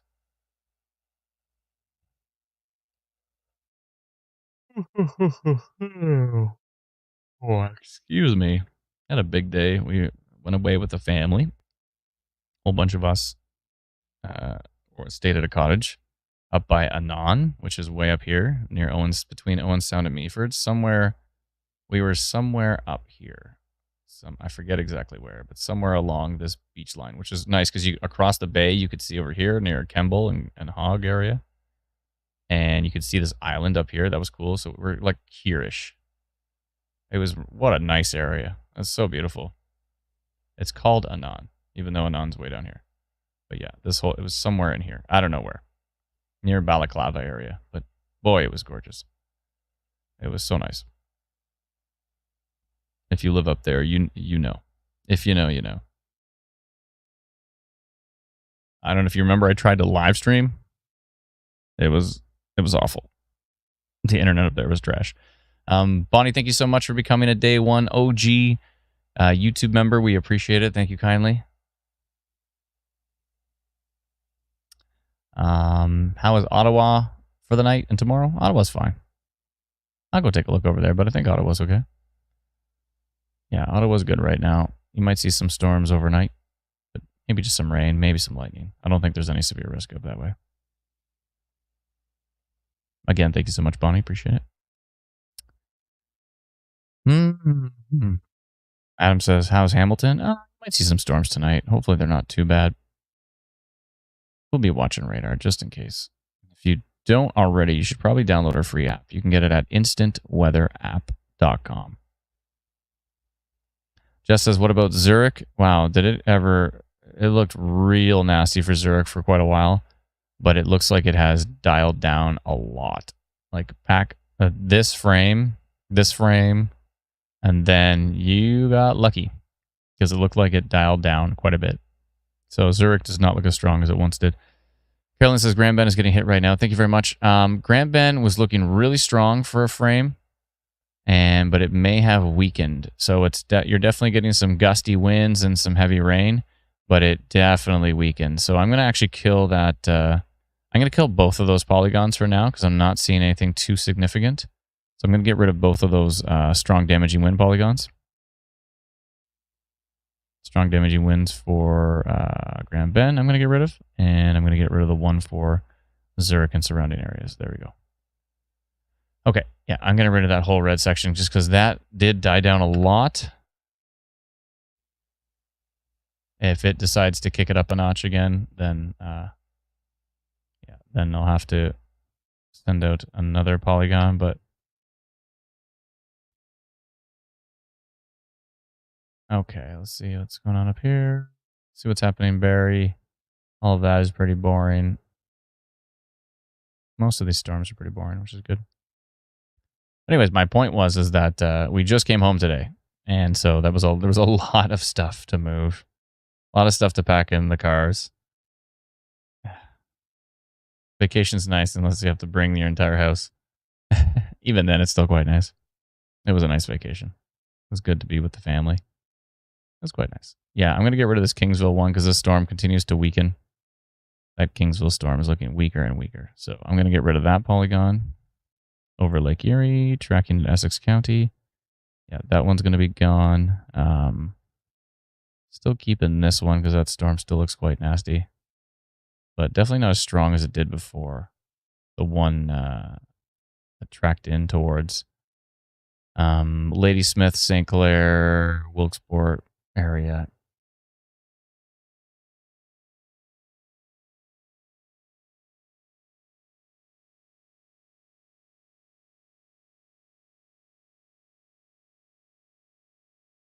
And we still have my severe thunderstorm potential polygon.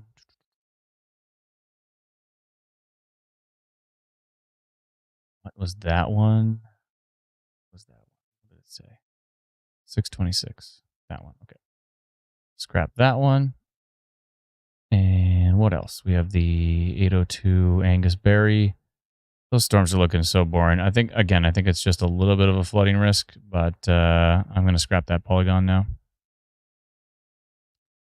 And all we have is the one polygon on this storm down here. And yeah, there's that. Okay. So we wait for more radar updates here. Grand Bend does not look as strong as it once did, so that is great news for those down there. I'm sure you're happy about that. Thank you, Carolyn, for the report. Nathan says, I know you hear people ask this a lot, but honest question, in your opinion, does Guelph have a chance of seeing any nasty weather? You might see a storm. I'm doubting if it's, it's Annan. Annan. I thought it was Anon. Annan. I didn't know. Ryan says potato stream. Is it fuzzy for you? Because it looks like it's fine. It's not showing any connection issues or anything. Let me know. Effie is a new member. Thank you so much, Effie. Appreciate it. Effie Larkin, thank you so much. It's pronounced Annan. Annan. My bad.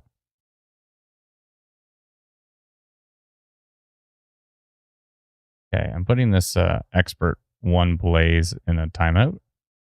They're being a little bit ridiculous. Let's see here. Annan. Oh, it's Annan. I wasn't sure. Kathy says, I grew up around the country block from Annan, Sydenham Township, and yeah, it's God Country. However, it's Ann. My bad. My bad. I didn't know how to pronounce it. No one was there to tell me how to pronounce it. Nancy coming in with the super chat. Thank you so much, Nancy. I appreciate it. Thank you kindly. Dottie coming in as a new member. Thank you very much, Dottie. It's very kind of you. The Blue Brick says we're so close to 1,000 likes on this live stream. Oh, yeah, sweet. If you are watching this live stream, please hit the like button. We appreciate it. It helps us connect with no nin in an nan. No 9-inch nails? What do you say? No N-I-N in an nan. Oh, no nin and nan.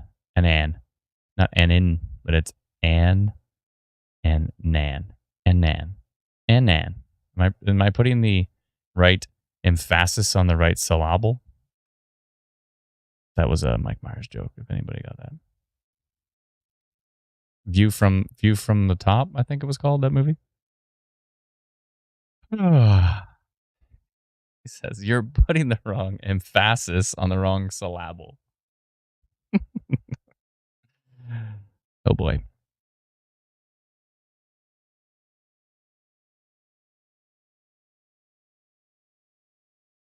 Michelle says, "Don't see a member subscription option." Oh, I see. You're watching on Facebook. We're talking about YouTube. So on YouTube, we finally launched memberships on YouTube. So yeah, if you are on our YouTube stream, you can search for Instant Weather on YouTube, and you'll find us. Whiplash says, "Emphasis on syllable gets you a subby." I love that movie. View from the Top. Yeah, that's a pretty good one. That's one of those like more unknown Mike Myers roles. He's pretty funny.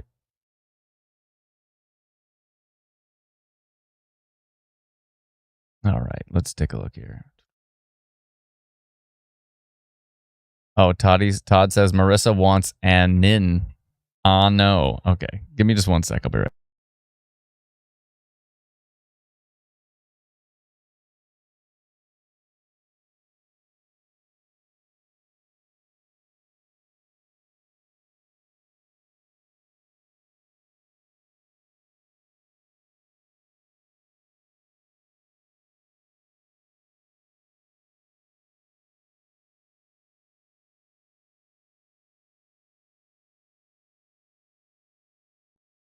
Okay. Brennan. Brennan? Mm, Brennan? Ew. Yep. I need to step out for a little bit. Hold on. Tyler, new member. Thank you so much. Appreciate it. Marissa, thank you so much for becoming a member. Day one OG members. Can you maybe take over for a little bit, or do you want to put a war on break thing for a bit? Yeah, It's he up to you. take over for a bit. Okay, cool. I think mainly it's just these two down here that we really need to pay attention to. That one and the beast near Grand Bend. But I'm not seeing any super duper duper strong winds. So, anyways, if you can do that and thank wonderful new members and all that kind of stuff, I'd appreciate it. I'll be back in Got it. probably about 20 ish. Sounds about right. Mhm. Thanks, buddy. So about Okay. an hour? So, about an hour and a half. Yeah, I'll be back in a little bit. I'm being sarcastic. I'm not. No, I'm just kidding. I am. But I'll try to be as fast as I can. But yeah, probably about 20 ish, 20, 20, 30, somewhere in there. Okay, I'll be back in a little bit. Thanks so much, Brandon. Appreciate it. Thank you, everyone. Okay, I'm just gonna switch over to my radar. So we're continuing to watch these two storms as they track into southwestern Ontario. So this one had the strongest wind gusts earlier as it tracked through the Blue Water area, St. Joseph, and it continues to look quite strong. Environment Canada has a severe thunderstorm warning in effect for those areas. And I believe they just extended the severe thunderstorm warning. Yes, they did, to include the London region. So you would have just gotten that, and I'm just going to take a look at what the warning says. It's going to have to work on fixing that. It's going all over the place. We're looking at 90-kilometer-an-hour wind gusts and torrential downpours, so that's flooding risk as that tracks into London. If we animate it here, oh, we just got a new radar update, so I'm just going to animate it here so you can see how it's tracking. It was a lot stronger earlier, and it's currently tracking towards London and eventually zoom in here. Exeter, Stratford, Stratford will get it. It's moving fairly slow, not really going that fast. So London, you're probably about, I would guess, about an hour away. Marissa McKean says 4% tornado risk just west of Bracebridge. I'm just going to double check on that one. See what that's going up here. Yeah, there is some interesting going on there. I'm just going to animate it here.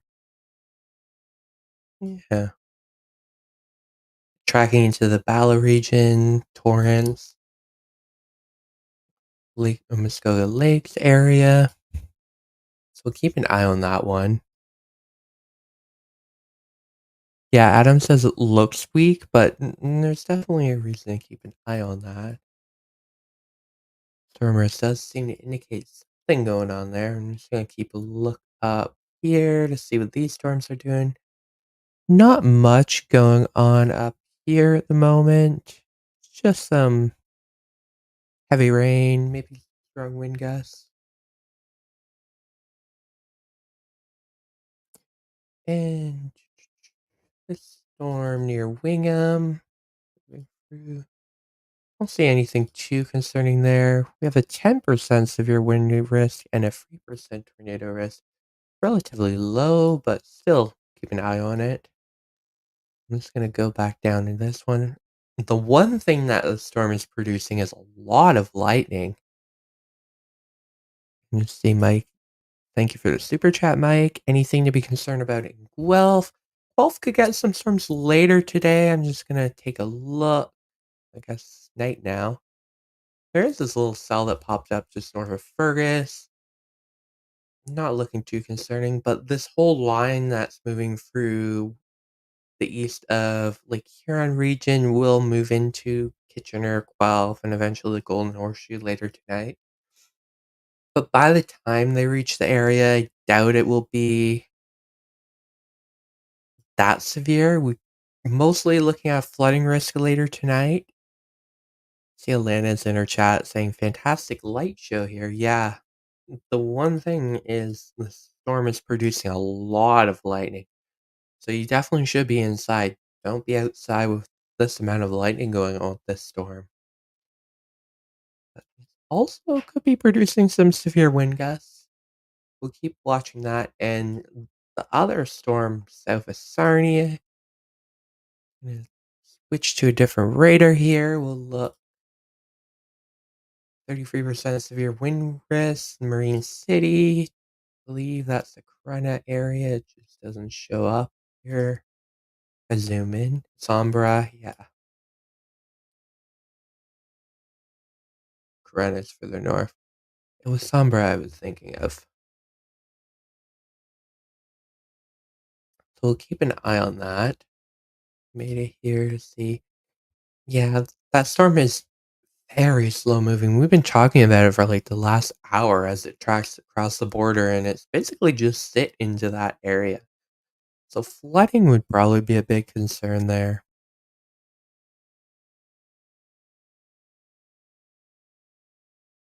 That's what we're looking at right now. I'm just gonna update our alert bars here. I know we've gotten new warnings that were just issued. So the London area has a severe thunderstorm warning in effect right now, and that's for the severe wind gusts up to 90 km an hour.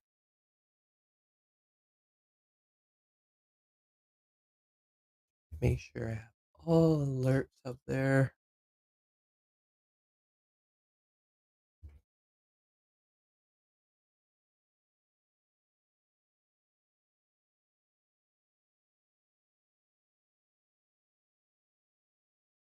Still here, just in the background. Trying to do everything here. So we got that updated. I'm just gonna check the comments, see if I can answer a few. See. Thank you, Kara, I wanna say. Annette for becoming a YouTube member. Hmm. Finally got it to work. Well, thank you. Glad you were able to figure it out. Arctic VR is where is Adam? Adam is taking a break. I'm gonna keep an eye on things until Adam comes back. He should be back in about probably 15, 20 minutes now.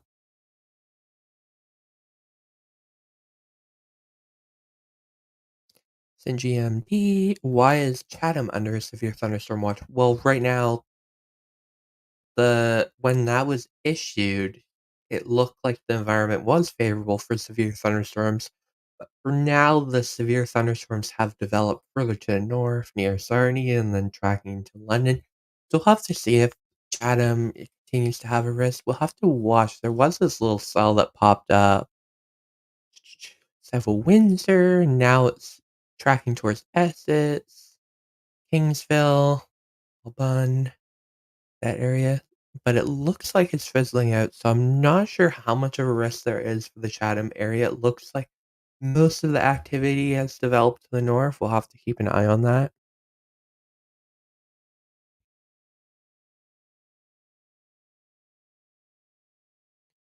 Kinda says, "How's London looking for the storm?" Well, you have a severe thunderstorm warning that was just issued. The storm is moving very, very slow. So, it might not reach London for probably maybe another hour-ish. It's not really moving that fast. I can kinda see it here. I see a gust front being produced from it. Interesting. So, London can see some strong winds. The tornado risk is a lot lower than it was earlier today. That was more before sunset. It's more of a wind risk now with definitely a flooding potential.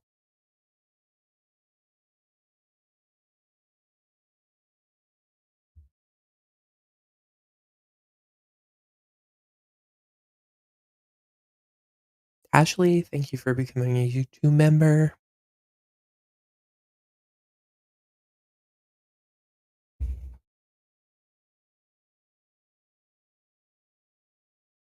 Windy, thank you. Keeping an eye on the comments here. Christopher Scenes McKean says, check Bala, looks like a little hook and minor rotation. I'll go up and take a look right now.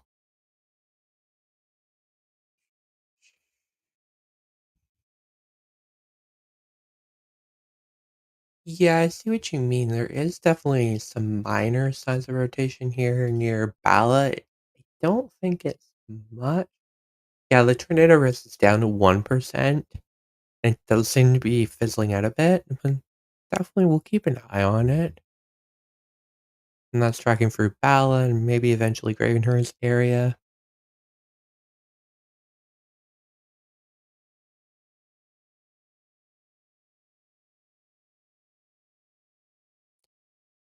Dante Shadow says very slow crate means it'll take time leaving. Yeah, that's basically the concern tonight with all these storms.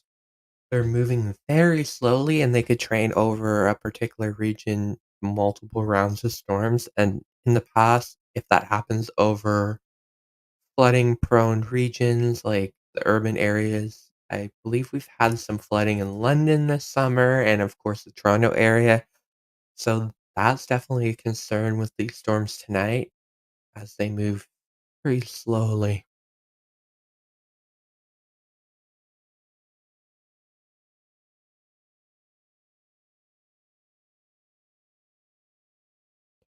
Brenda Bissonette says hit St. John pretty bad. Crazy winds at 109 km an hour. How did you measure that? Was that just based on radar, or did you have a weather station in your area that reported that? I would be very curious if those wind gusts actually, as we saw on radar, were reaching the surface. Let me know.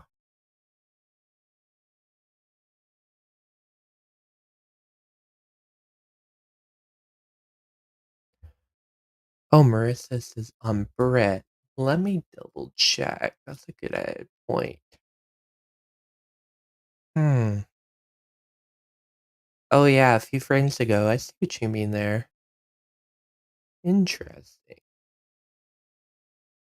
Frames ago, and it seems to have doesn't seem to be a hook evident anymore, but it is something when it came on shore there. Definitely very suspicious looking as it came on shore. Hmm. Sandra, thank you for becoming a member.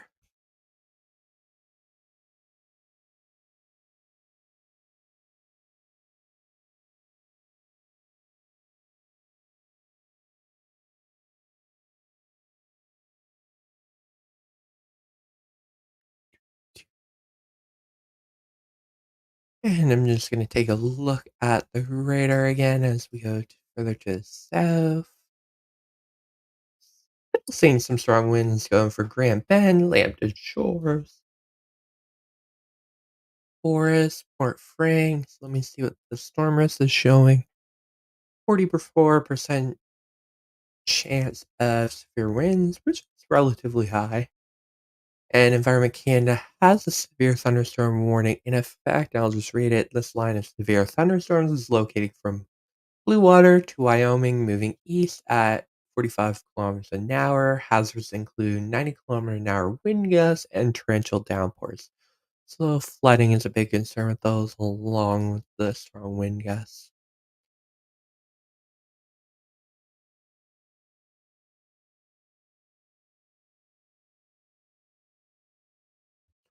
Eye on those as it slowly tracks into London. We'll have to see how well they hold up as they go into London. I haven't looked at the latest radar model data to see how these storms are expected to develop through the rest of the night. Last I looked, they were supposed to hold up pretty well, but they won't be severe, just a flooding risk. Okay, we have a question. Catherine says, how is Minden, Kinmount area looking right now? Double checking. I believe you're getting some rain. Maybe further to the north. Remember where Minden is on here. Oh, somewhere around here. There it is. Minden, so you're getting some rain right now, or you just did. And then there is some more storms behind tracking towards Bracebridge, Gravenhurst.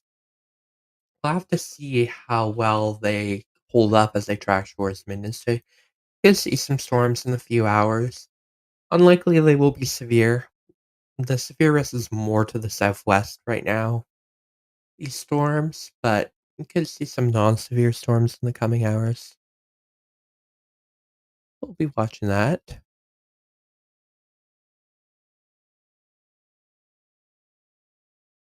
And thank you for becoming a member, Catherine.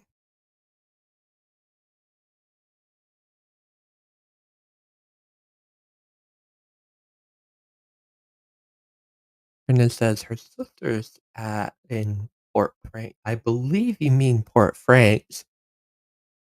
And it looks like she was out of power. So power outages being reported in the Port Franks area, which isn't surprising because that storm looks pretty strong. Tracks on shore.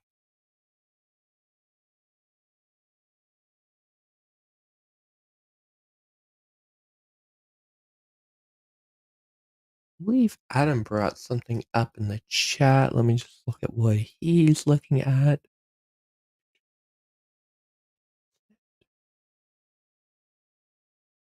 I believe he's talking about this storm up here. Yeah. Definitely some strong wind gusts being picked up in this storm. Going towards Beaverdale through Markdale. You can see on radar here. A little notch here near Glasgow, Berkeley. It has strengthened in the last few frames. Storm risk is saying 2% tornado risk, 5% severe wind risk. We'll have to see if that increases at all. As in the last few scans, it has definitely went up. Yeah, Adam says it's interesting. It's definitely something to watch. Let me see what. Hmm. It shows up on King Chu a bit, although the velocity data looks a little more messier on that one because it's higher up in the storm.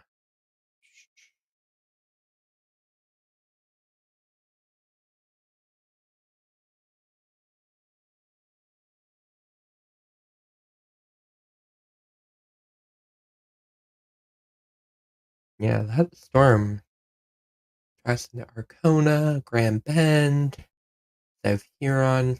London's gonna get it eventually, but she's moving very, very slow.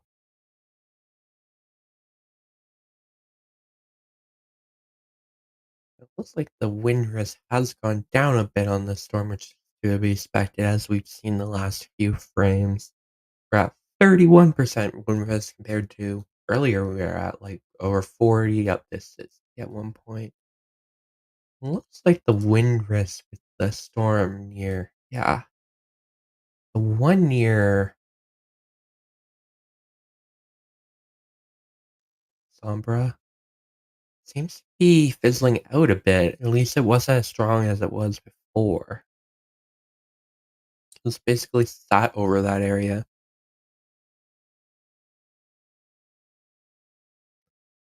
Wouldn't be surprised if Environment Canada drops a severe thunderstorm warning on that one because it looks to be, besides the less severe thunderstorm warning was for the one further to the north. Maybe.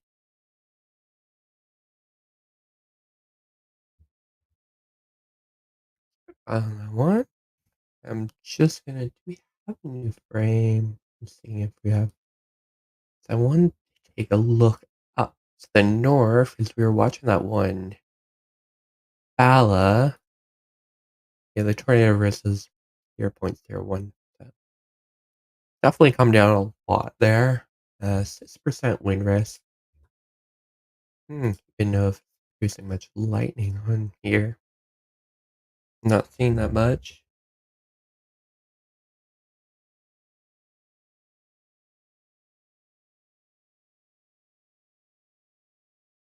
That one tracking through Markdale is definitely interesting. Just waiting to see if we get a new scan to see what it's doing here.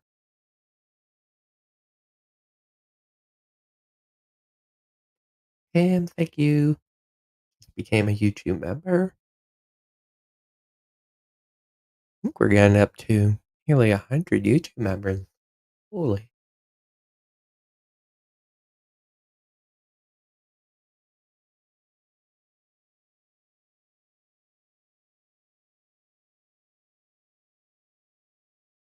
Might have been the show. So if models were correct, we expected these storms to basically go sub-severe around 9 and 10, so we're getting there. Although the flooding threat will remain overnight, I'm just gonna go take a look at model data in the background here so we can see. Won't have it up on the screen, but say what I'm seeing here. Let me look.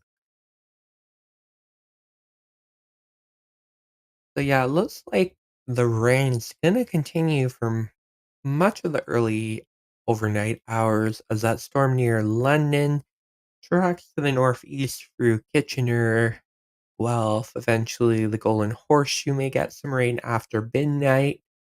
So we're looking at a pretty late thunderstorm risk for the GTA. And then rain looks to continue through central Ontario, where looks like there could be some fairly decent flooding risk. Yeah, this latest model run has the Muskoka area getting almost 100 millimeters of rain overnight and before by Saturday morning. So that could be something to watch with storms training over the same area multiple times overnight.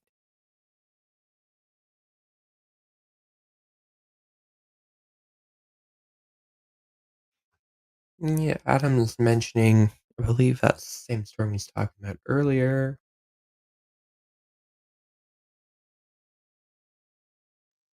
Checking. Oh, he thinks there's a bookend. Looking like a bookend with that storm near Grand 10. Let me go look. We have a new frame.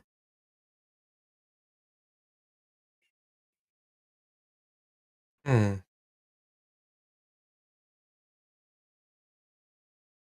Interesting with the storm further to the northeast than the main line tracking through Exeter, Kirkton, Farquhar.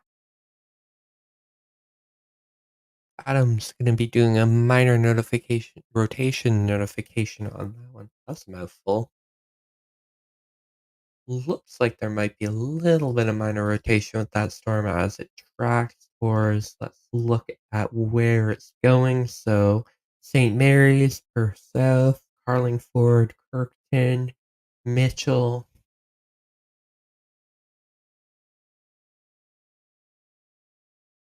and then this line, double check. Still seeing some severe wind gusts going through Lambton Shore, Sylvan. Fort Franks just got slammed by some winds. Heads towards Alyssa Craig, Ivan, Strathroy, and eventually London. Storm does seem to be finally moving a bit, so London may see it in the next 30, 45 minutes. We'll have to see if it remains strength. Although models did indicate that it would kind of take more of a northeastern turn, so London may not get front of it.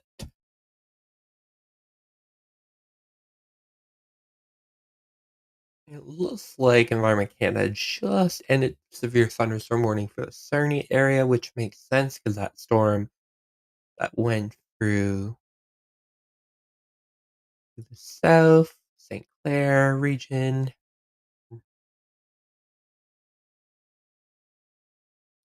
Sombra. Seems to be fizzling out a fair bit. That would make sense then where McKenna ended that warning. It looks like it's continuing through London.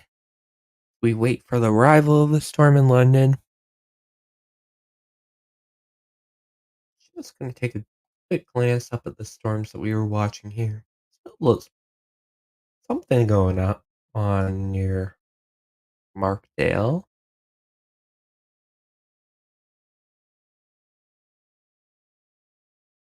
Hmm,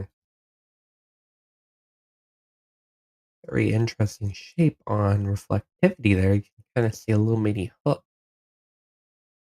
but not really seeing much on velocity. So you can sit by it. We'll keep watching that, seeing what's going on with this Ballad Bracebridge storm. Still looks pretty stormy up there, but not much past that. Maybe, as I mentioned, that area could get a lot of rain if models are correct.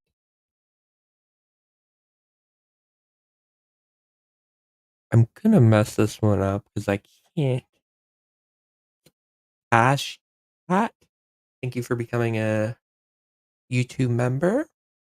Oh, Adam's waiting for the next radar update to send a minor rotation notification for the Exeter region. Oh, he just said it's gone on the latest update, so I'm gonna take a look. We won't be on minor on there. Although I wonder if there could be some strong winds heading into the Mitchell area. Gonna see it showing up there. Alan, thank you for becoming a YouTube member.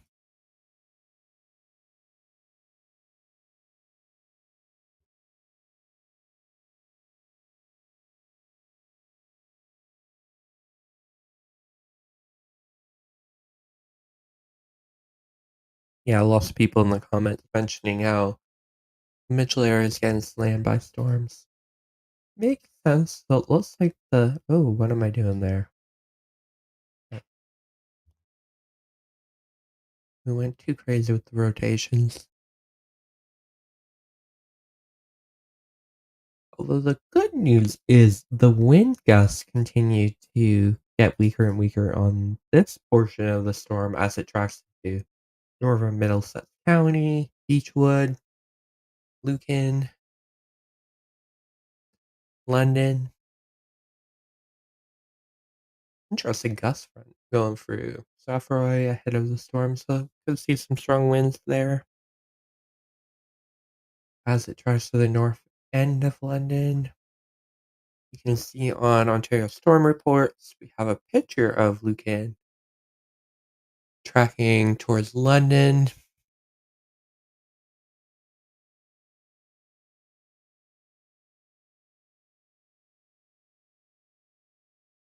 Looks like things are slowly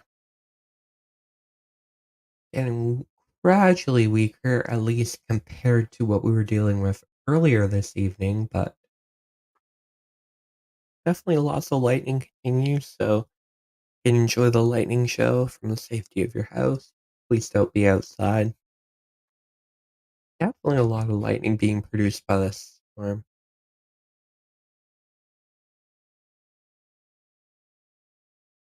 At the moment, it looks like it probably has more bark than bite, I would say, other than the strong winds that are probably affecting the Mitchell area.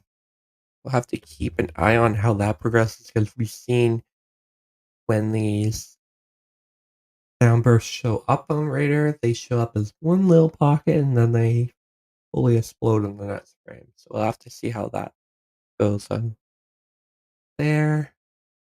And this whole cluster of storms will gradually move to the northeast towards the Kitchener, Greater Toronto area, Niagara region.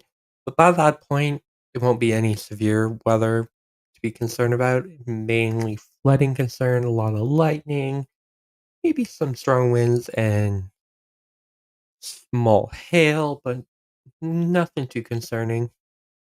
We're getting to that point in the night where storms are slowly going below the severe threshold.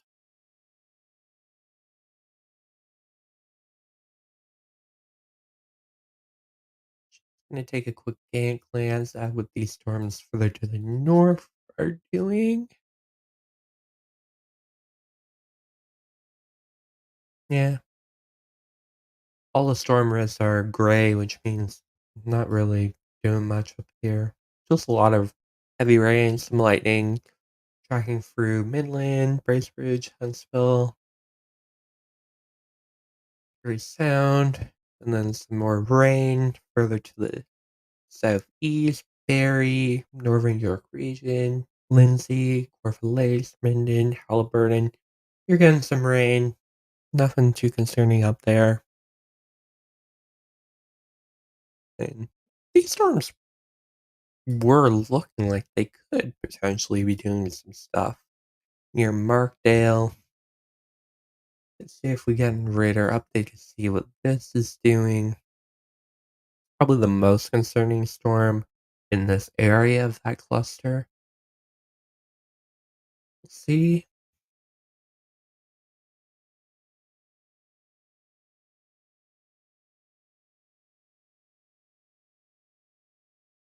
Yeah, not much going on. Tiverton, Paisley, Chesley, getting some rain, Chatsworth, maybe a bit of lightning. Nothing too concerning on radar looking for those storms. See what the Mitchell storm's doing. Waiting for a radar update so we can confirm what that pocket of what looks to be strong wind gusts tracking through the Mitchell area is doing. Looks a little sus, but we'll see.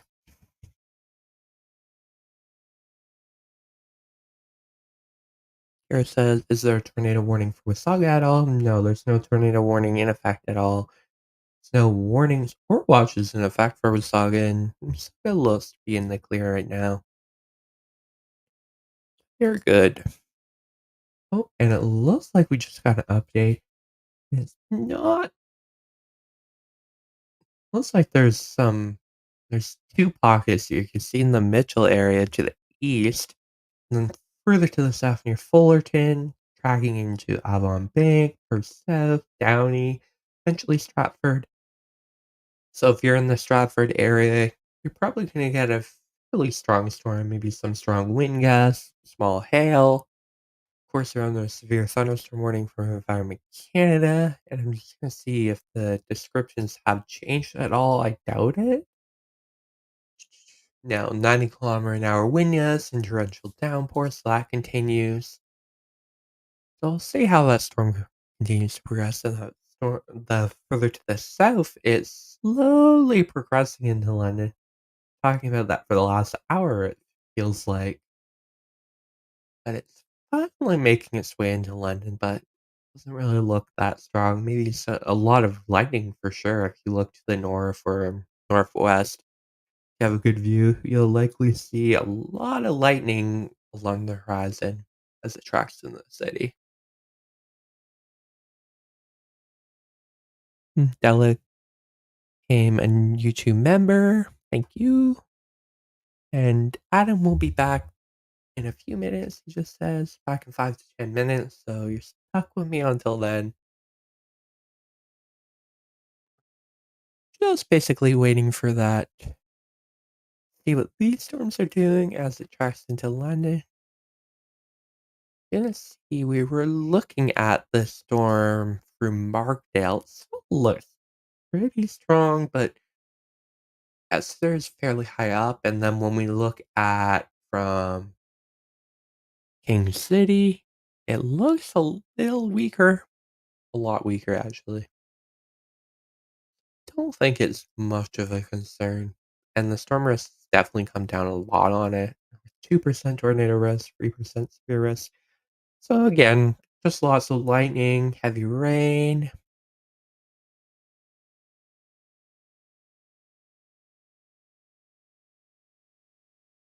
because how does Wingham look? We'll take a look at Wingham. I believe Wingham is under a watch right now, I believe. Yeah.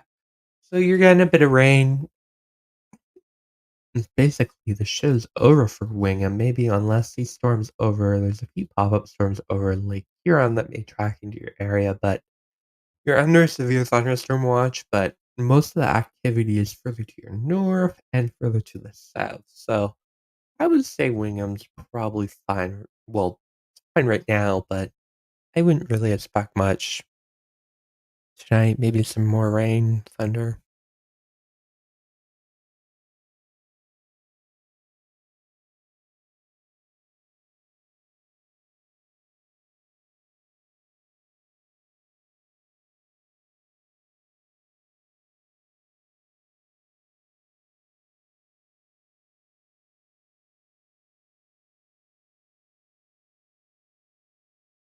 Continue to watch the storm. So yeah, there could be some strong wind gusts tracking into Stratford, St. Mary's. Keep an eye on that one. Right now, the singular severe thunderstorm warning still in effect. It basically covers the Stratford area, London, down into Strathroy for that cluster of storms. Mainly, the severe thunderstorm warning mentions 90-kilometer-an-hour wind gusts, which is the main risk, along with flash flooding potential because of the heavy rain and the slow-moving nature of the storm.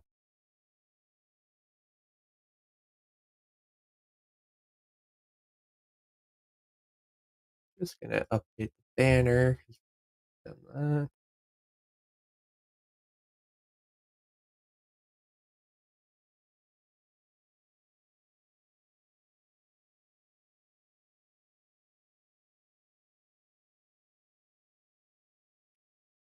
That's where we stand at the moment.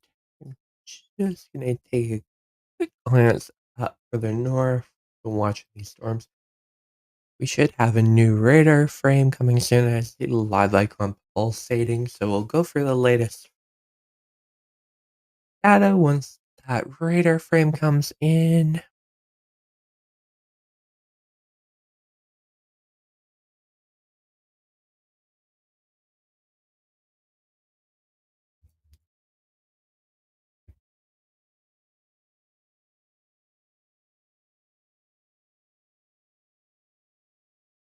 Lakes is gonna get some rain, maybe a bit of lightning with that storm, but nothing concerning over there.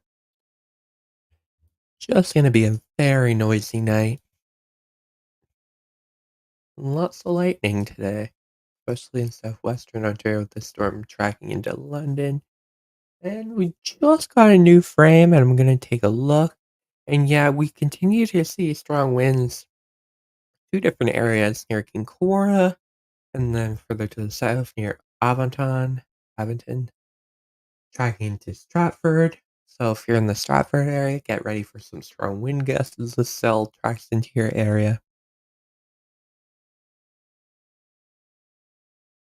And then, of course, London. You're about to get the gust front that was produced by the storm, outflow associated with it.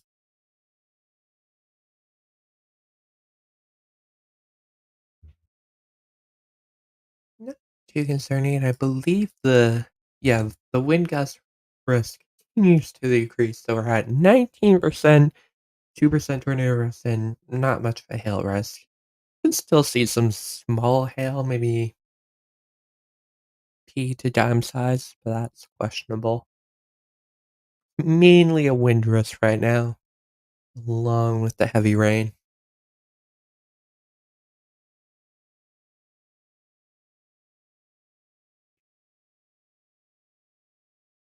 I'm gonna take a look further north. You can kind of see what we've been talking about, kind of setting up with the storms just training over one area. So like Chesley, Owen Sound just to the north, Paisley, You've been getting relentless rain for like the last hour. It's just continuing. And the line of storms track to the northeast slowly. You can kind of see it setting up here through the Muskoka region, Midland. Just lots and lots of rain tonight. It's gonna be a noisy night, wet night. Definitely could see some flooding as models were indicating up to 100 millimeters of rain through the Muskoka region. We'll have to see if that materializes, but based on radar, it looks like that area is definitely getting a lot of rain right now.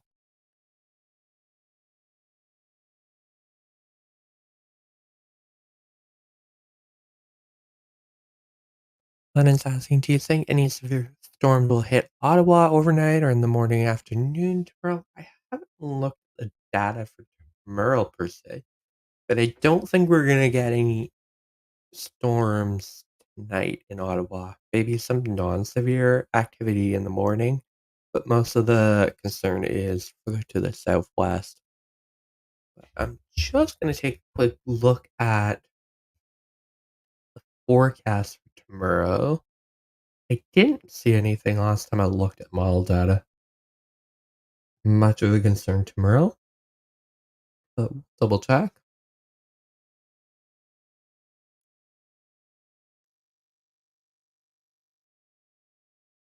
Yeah, I'm not seeing much tomorrow. There could be some. I do see some precipitation early in the morning, around 3 to 6 a.m.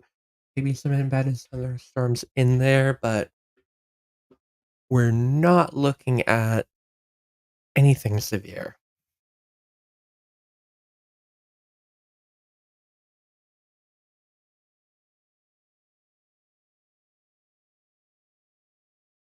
Marissa's asking, what about Mississauga? So Mississauga could see some, well, likely see some storms throughout the overnight hours. Non-severe, maybe a lot, some rain, but the heaviest rain will be further to the north through central Ontario. But could see some non-severe thunderstorms as that cluster of storms from Lake Huron tracks eastward into the GTA. Just lots of rain. And how is Windsor looking? Windsor, I think you're pretty good right now. There was a bit of a pulse storm further to the south, but that's kind of fizzled out. Yeah, Windsor's looking good right now. Still severe thunderstorm watch in effect, but I would guess that would probably end shortly, as most of the activity has shown up further to the north. The Windsor's looking good now.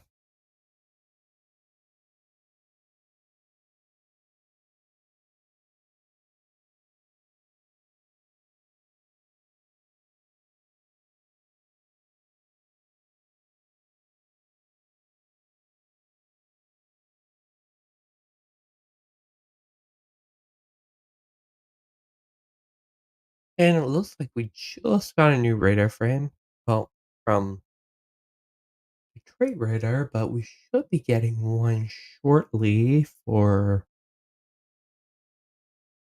our storm as we're tracking into Stratford, which probably the most concerning storm at the moment, although it's not too concerning.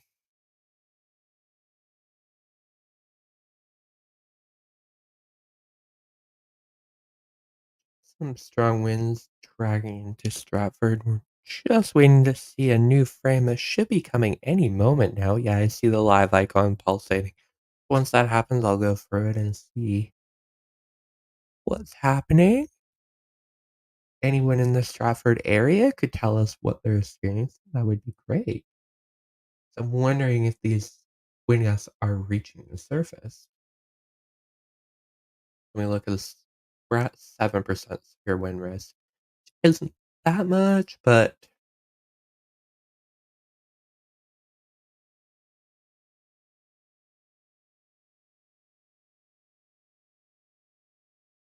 storms continue. Oh, looks like we just got a new frame. Do we have a new frame from? Yeah, we do.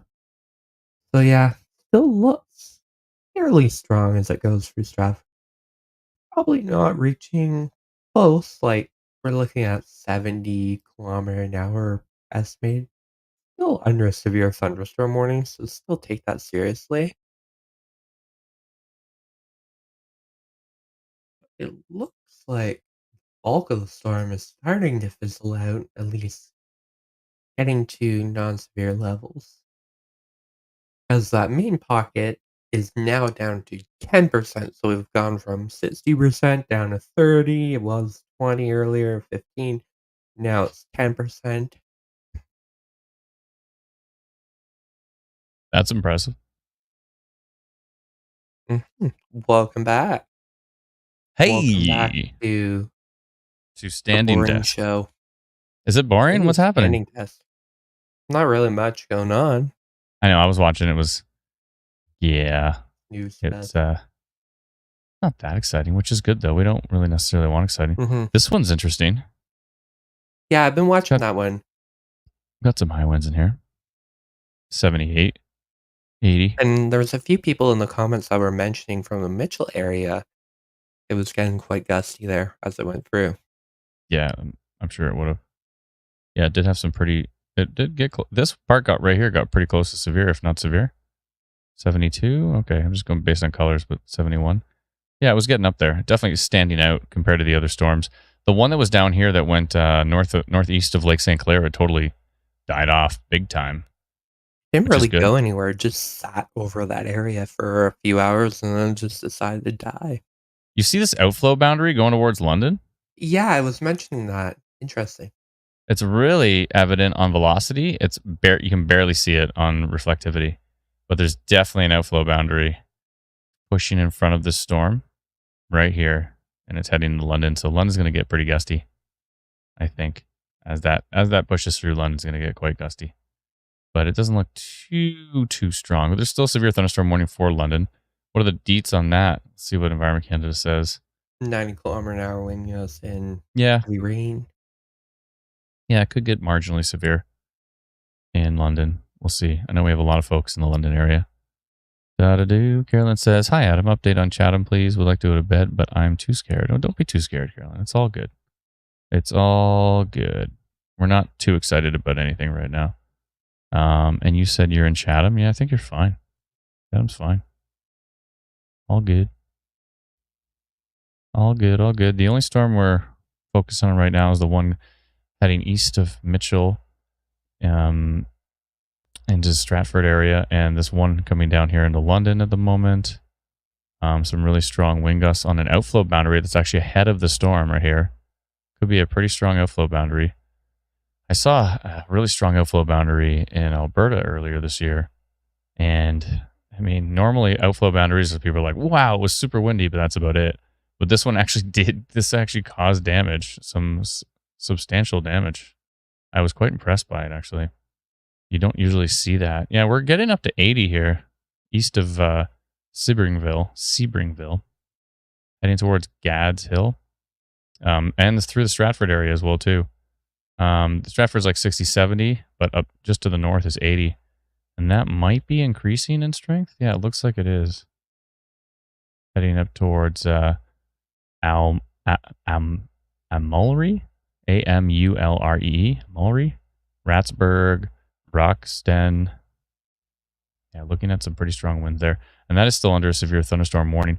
And that is actually pretty darn close to radar.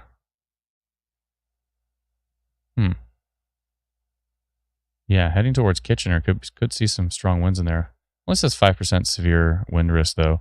Could be getting into storms that are beginning to become elevated further up off the surface. It's possible. But yeah, these two storms, especially this one near Stratford, are the two we're concerned with at the moment. The one coming into London looks like it's bringing a boatload of lightning with it. As you can see right there, there is a boatload of lightning on the storm. This London cell is only 1% tornado risk. The tornado risk is pretty much calming down from what we can tell. A little bit of a severe wind risk is pretty much what we're at now, and maybe some flooding. We don't have a flooding percentage up yet, but we want to add that. A little bit of a flooding predictor. Interesting to do. Get some interesting ideas. So many ideas. What do I get? Oh my goodness. There have been there's 123. Andrea, a new member. Thank you so much for becoming a new member. Brendan, I heard you were thanking those who've added as day one members on YouTube. And I appreciate that. Appreciate all those who have. Let's see if I missed them all. I'm gonna go. 1 second. Georgia says, "Hey Adam, do you know if Niagara will get severe?"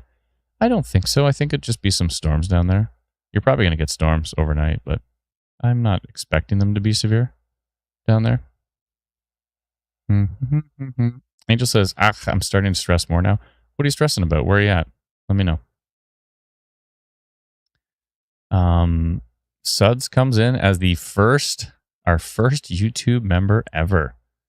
Suds. Of course it's Suds. And then I think I missed a few here, so I'll go back. So Della, thank you so much, Della. Alan, thank you so much. Tasha Cat, thank you so much. Pam, thank you so much. Catherine. Catherine as well for that super chat earlier. Sandra, thank you so much for becoming a member. Wendy. Day one OG members. Ashley, you'll be able to tell your grandchildren, I remember that day. I became a day one OG instant weather subscriber. We appreciate it. Thank you so much.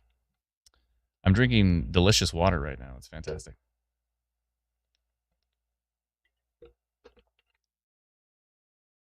Speaking of delicious water, this cottage we went to had UV filter on their water.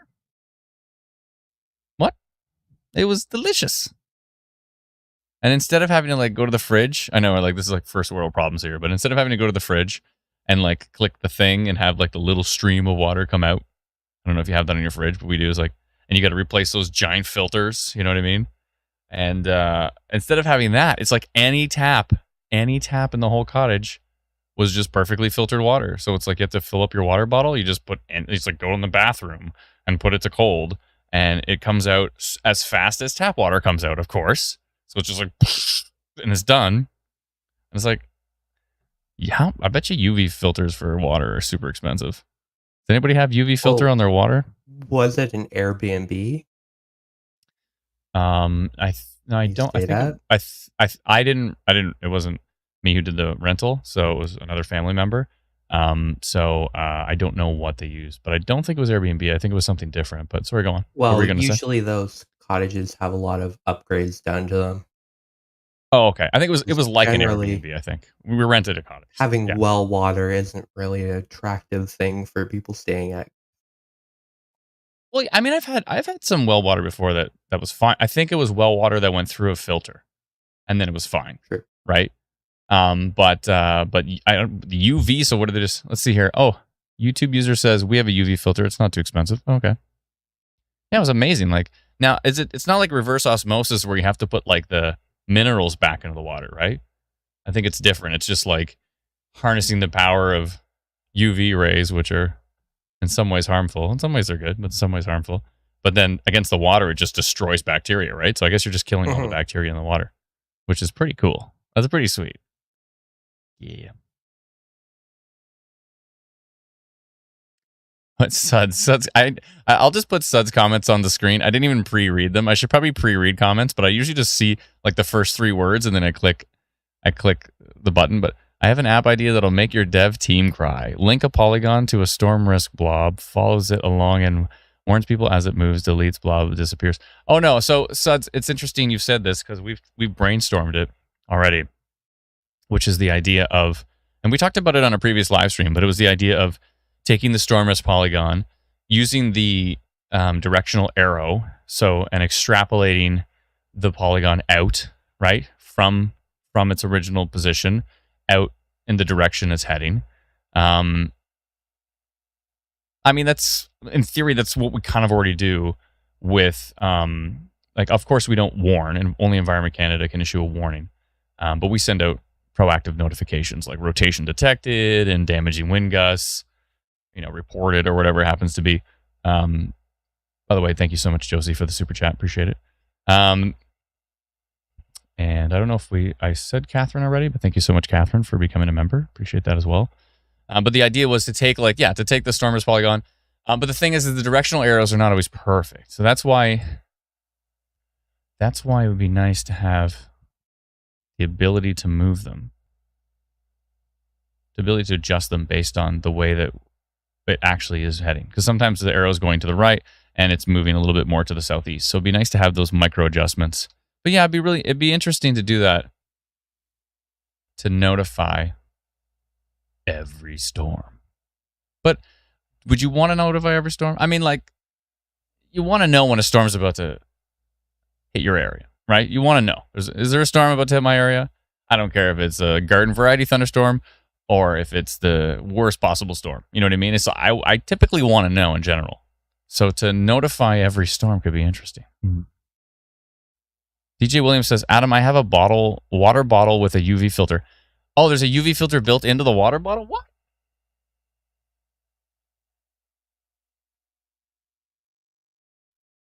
Let's see here. That's kind of cool.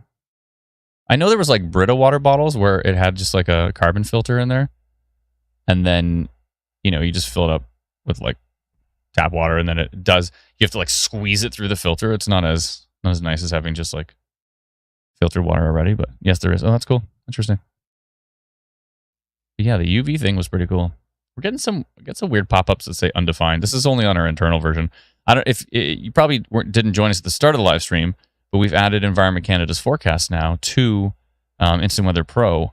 It's not available just yet for everybody. It will be available probably on Monday. On Sunday. Yeah, Sunday night, I think. We will, as Suds likes to call it, push the button and push this live to everybody. But now you can get Environment Canada's forecasts all the way across Canada. Northwest Territories, the BC, all the way out to Newfoundland. Day 1, night 1, day 2, and day 3 forecasts. And you can kind of leave it like this, or you can go into the menu. Let me show you here.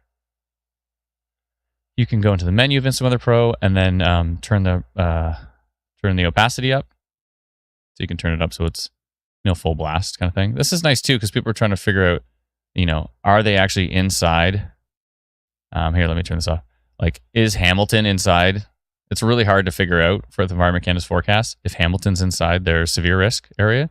But now with this, you can zoom into street level and say, okay, let's say someone lives on John Street North in Hamilton, at John and King in Hamilton, and you can know that your exact spot is inside of the moderate risk. And then you can click on that and you can see all the details right here. So you can see, since this morning we had a forecast from Environment Canada that says thunderstorms isolated, weather threat moderate, 70 to 90 kilometer an hour wind gusts, hail 1 to 2 centimeters, and rainfall 50 millimeters. So it's kind of cool to have those details, before like a severe thunderstorm watch comes out, to be able to have Environment Canada's kind of best guess at where, where the risk would be. So, and across Canada too, which is pretty cool. So anyways, yeah. So we've added that to Instant Weather Pro, and that will be coming to all subscribers to Instant Weather Pro probably by, oh my goodness. Okay, this is getting pretty strong. Yeah, I don't like the look of this. This is getting even stronger. So Hampstead, Amulree, whatever that place is, Ratsburg, Lisbon. I'm going to do a polygon on this one. Let's see. Storm arrow looks pretty good. Yeah, so if this polygon was extrapolated to here, and to here, and here, this is heading right for Kitchener as well, too. Yeah, I would say it's at least Kitchener or Northern Kitchener. St. Jacobs for sure, but probably Kitchener. I'm going to do a polygon to Kitchener here. One sec. Mm-hmm. Can you fix the radar, Adam? Never zoomed out. Fix it. I know I did. I just wanted to show off. Meme out again. I just wanted to show off Instant Weather Pro. Okay, let's see here. Yeah, Kitchener is going to get pretty gusty. I'm going to go to Cambridge. I'm going to go up to about Fergus. And I'm going to do orange, I think. Probably the way to go. I like you can see my arrow moving on the screen, but you can't really see what I'm doing. But in the background, I'm like creating a polygon and stuff. So I used to do it on the live stream, but I turned it off. I got to turn it back on. Okay. Give me a minute here. 1 second. So 13,308 people are going to get a notification from me that says damaging wind potential. Damaging wind gusts are possible with this storm near. Where is it? Really close to severe. Hampstead. Hampstead. Hampstead tracking east towards the Kitchener, Waterloo area.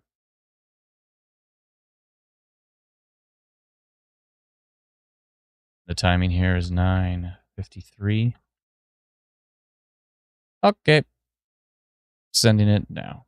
So if you're in the Kitchener area, let me know if you got that notification. If you're in the Kitchener area and you didn't get that notification, then you probably don't have our free app. And you can get that at instantweatherapp.com. I just got it for Laura. Hampstead. Ugh. Thank you, P. Labatt. Appreciate the phonetic spelling. Thank you so much for becoming a new member, Megan. Appreciate that. Very kind of you. And thank you so much, Boston Savage Vlogs, for becoming a new member as well. And throwing out a hi. What's up? Thank you so much, everyone. I appreciate it. This is day one of subscribers on YouTube. So it's an exciting day. And we finally had a few minutes to figure that out. It took a while. We were like, oh, we should do that. And then it's like, oh, there's a storm. And then we got distracted. But we're like, finally, we did it. And yeah. And a huge thank you to all those who have subscribed. Day one. Hampstead, says Canna. Canna Grandma says Hampstead. Someone said Stid, I think. Anyways. Zoe says, Listle is being hit so hard, scared of getting tornado. Please help. Let me know if you're at risk of one right now. I don't think anybody's at a high risk of a tornado right now. But definitely potential for damaging winds here near Hampstead. Amazing Person 349 says, lots of lightning to the west of me in the west end of Kitchener. Hearing some thunder now too. Saw a nice anvil crawler a few minutes ago. Yeah, it's I don't know if it's going to make it because it looks like it might have weakened a little bit. It was going strong for a few frames. Now it's kind of tapering off, so might not be as strong through Kitchener.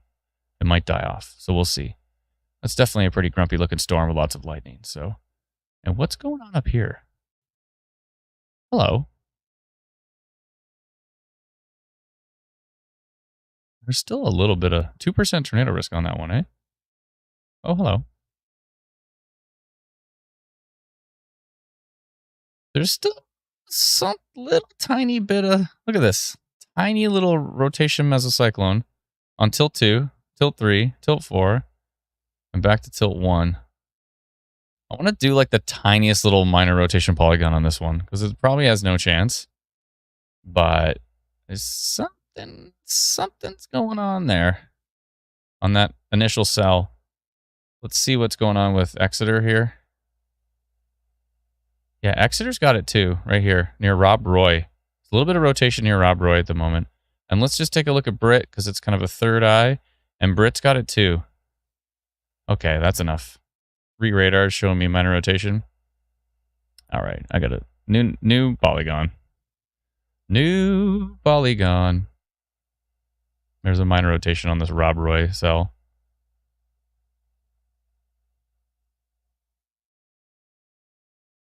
Up towards Stainer, maybe. I think that's where it is. Let's see. Yeah, up towards Stainer. Just a tiny, tiny little bit. But it's enough. Still some VTP up in that area. Near Rob Roy. Is that even a place? Kind of Feversham, just north of, let's see here. Yeah, northeast of Feversham. And it's near Pretty River Valley Provincial Park.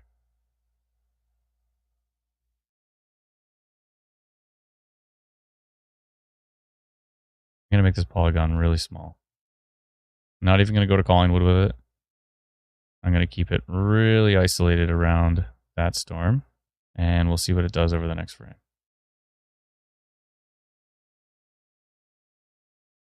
Yeah, I think I got the right area.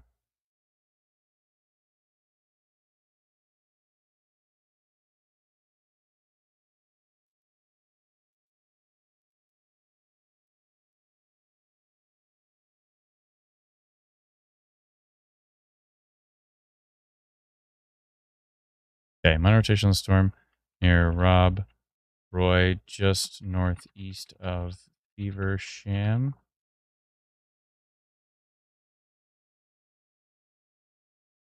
Tracking to the northeast. The timing is 9:58. Sending to 86 people in this tiny little polygon. There's just enough something going on there. Chances are it's nothing, but 2% tornado risk, that's pretty small. But when I see a storm like that, wrapping up like that, heading towards kind of Duntroon, Nottawa area. We'll wait for the next radar frame. Should be coming in about a minute and a half. But there's 3 radars are seeing it. 3 different radars are seeing rotation there. Let me go take a look at the environment in the background. One sec here.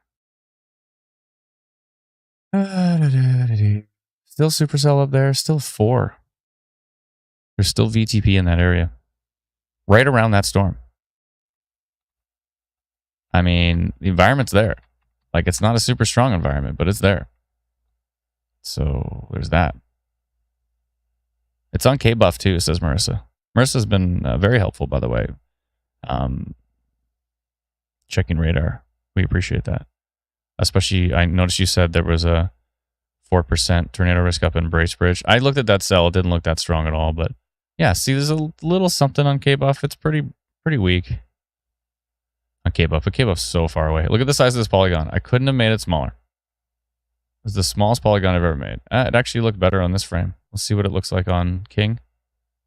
King still got it. What are we at now? 3% tornado risk. So it did go up. Machine learning does agree with me. Pretty River Valley Provincial Park. I'm going to create another polygon just in case it does get a little stronger. Amazing Person 349, seeing a nice shelf to the west of me in the west end of Kitchener. Thank you very much for the report. Seth Manka, sitting in Mount Forest, singing storms to the north of me, storms to the south. Here I am stuck in the middle with none. Well done, well done. Storms to... Well, here, I'll sing it for you. Ready? I got this. So it's storms to the south. No, storms to the north of me. Hold on a second. Let me think about that song. I used to sing that song all the time. How'd it go? To the right here. So, storms to the north of me. Storms to the south. Here I am stuck in the middle with none.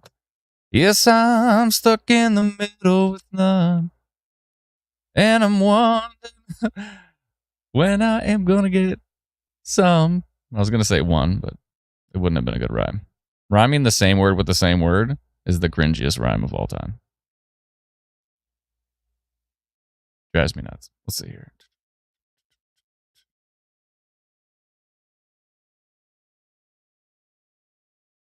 Brandon, you know these weird artifacts? When you combine some giant polygons, sometimes you get these just like a line.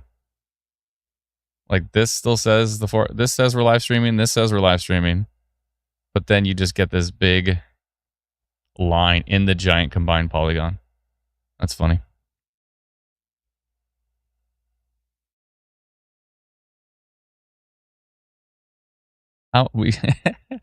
This is where you go to like AI and you're like, write the rest of the song. Stuck in the middle with none. The winds kind of picked up again on the last frame. They were quite strong right here. And then starting to taper off a bit. This polygon should update soon. It should move with the storm a little bit more. Let's see here.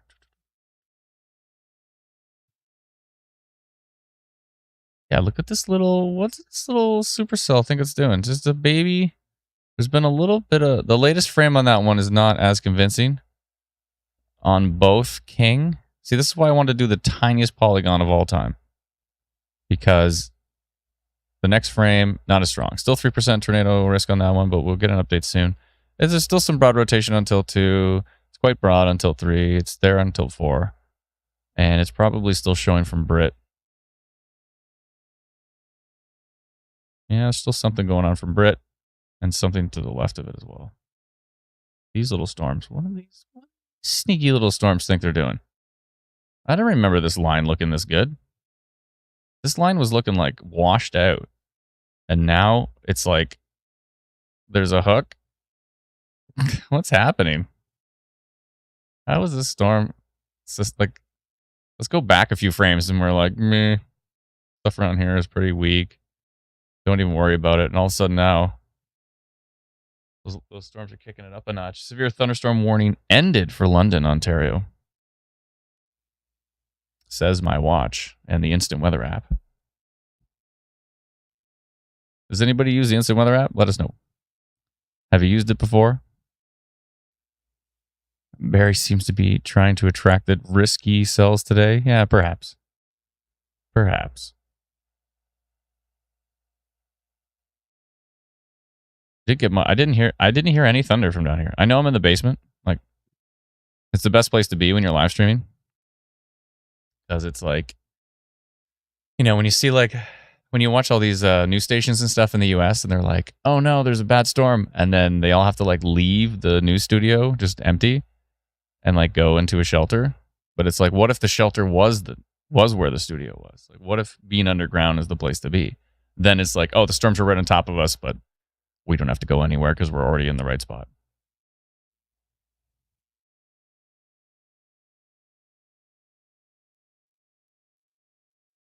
Michael says, see clouds in London. Ash says, I've used it for over 4 years now. Sweet.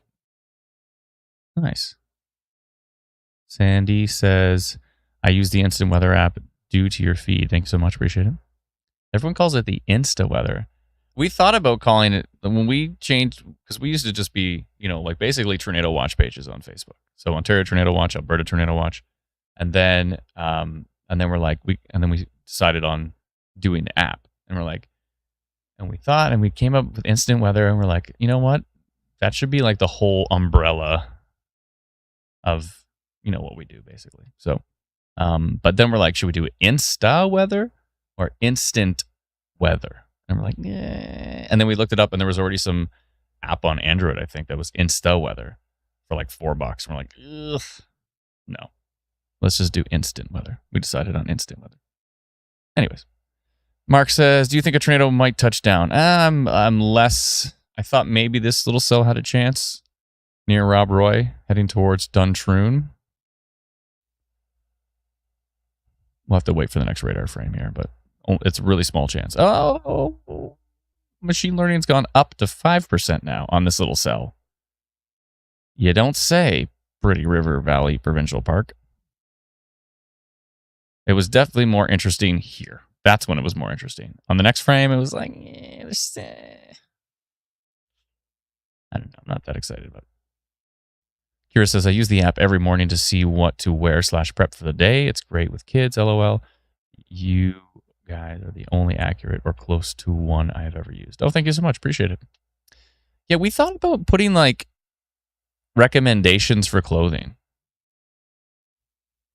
Does anybody think that's an interesting idea? Then I spent some time on it, and I was like, I don't know. Oh, there's still some rotation here. On the person, though. Yeah, it depends on the person. But we thought about putting in stuff like, do you run hot? Or like, you know, some people have kids that like run super hot. And then some people have kids that run super cold, you know? And so it's like, you could actually put in kind of those variables. I've got a 7-year-old that is always too hot or something like that. And we can kind of factor that into the algorithm or whatever. So it could be interesting. Let me know in the comments if you think 30 degrees and it's just like, don't wear any clothes. Just naked. We should just put that at a certain level. Just naked with like Speedo or something. I don't know. Anyways.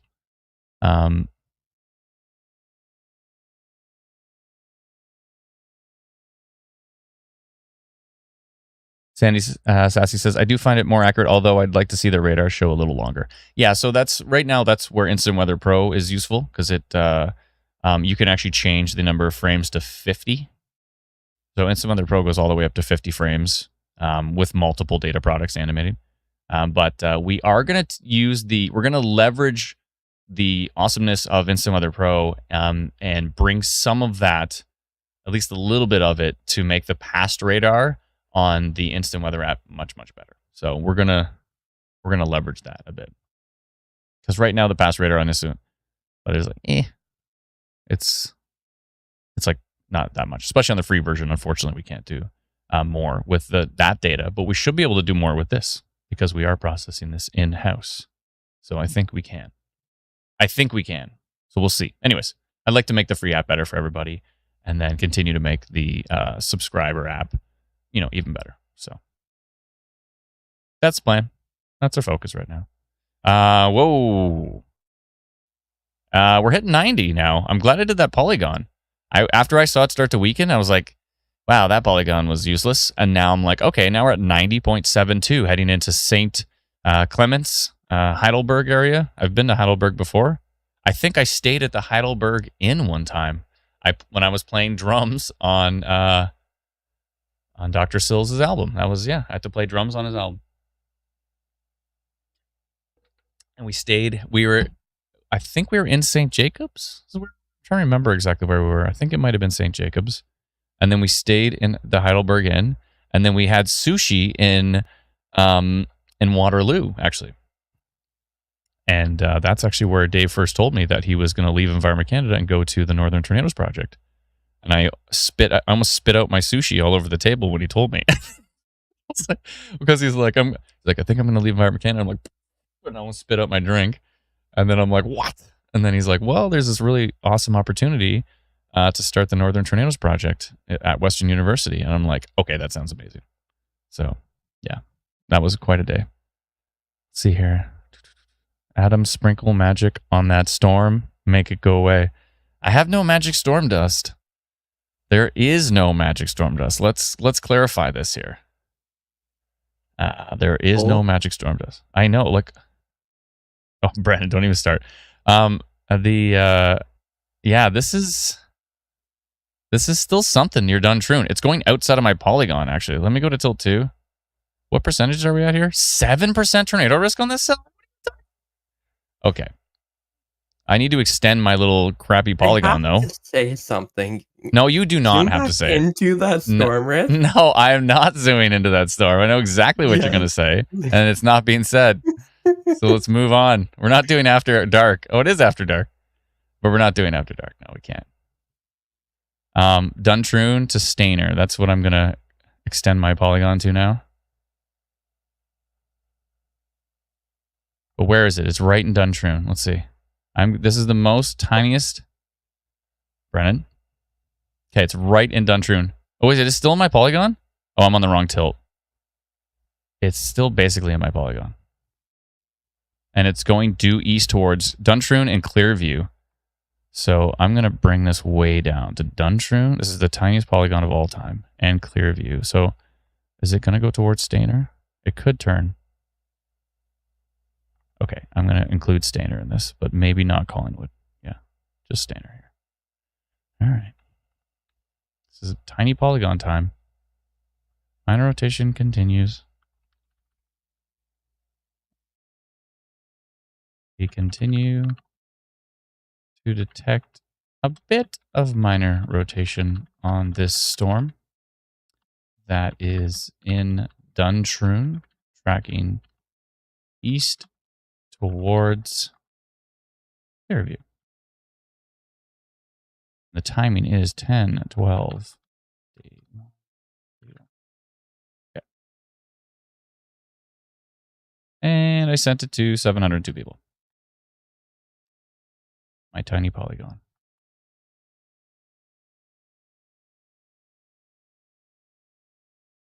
All right. Back to the chat.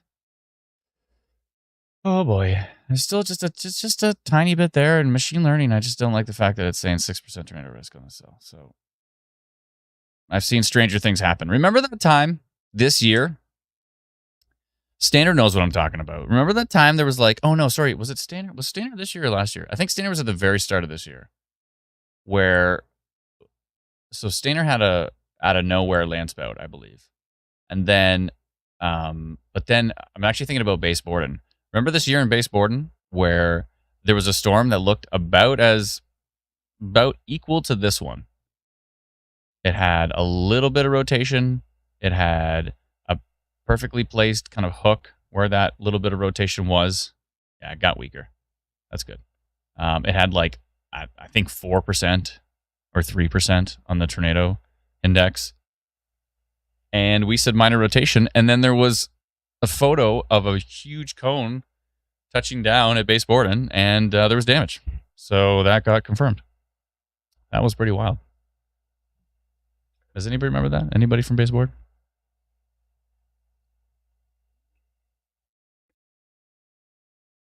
Largle says, I remember that. Yeah, that happened. So most of the time, oh, there's my little polygon. So little. Yeah, I think the storm's weakening. These are some interesting storms, though. That's quite a line. You know what? Flooding risk in Collingwood, I would think. With all of this precipitation going right over the same area, Collingwood just has not seen a break in the rain for a while. Yeah, when I looked at the models while you were gone, the HER showed like nearly 100 millimeters of rain possible tonight in those areas. Boy. But it showed further north, like the Muskoka area. But Collingwood could also get it. I wonder, I'm just going to punch Collingwood into our app and see what it says for totals. It only says Collingwood's going to get another 22 millimeters. But the question is, how much have they had so far? Actually, you know what? Let me look at accumulated. We got to add accumulated to in some other pro. I think that's pretty critical. But accumulated for Canadian radars too, because most apps only have it for US radars, right? Be nice to have just total storm accumulation for.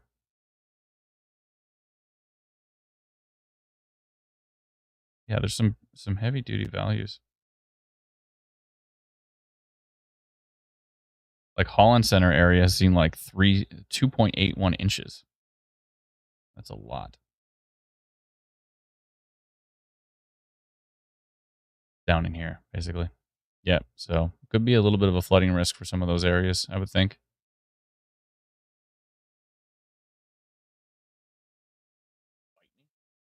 Itchy on my foot. I can't just keep scratching it. I've been doing standing desks for a while now, though. At some point in time, I have to sit down.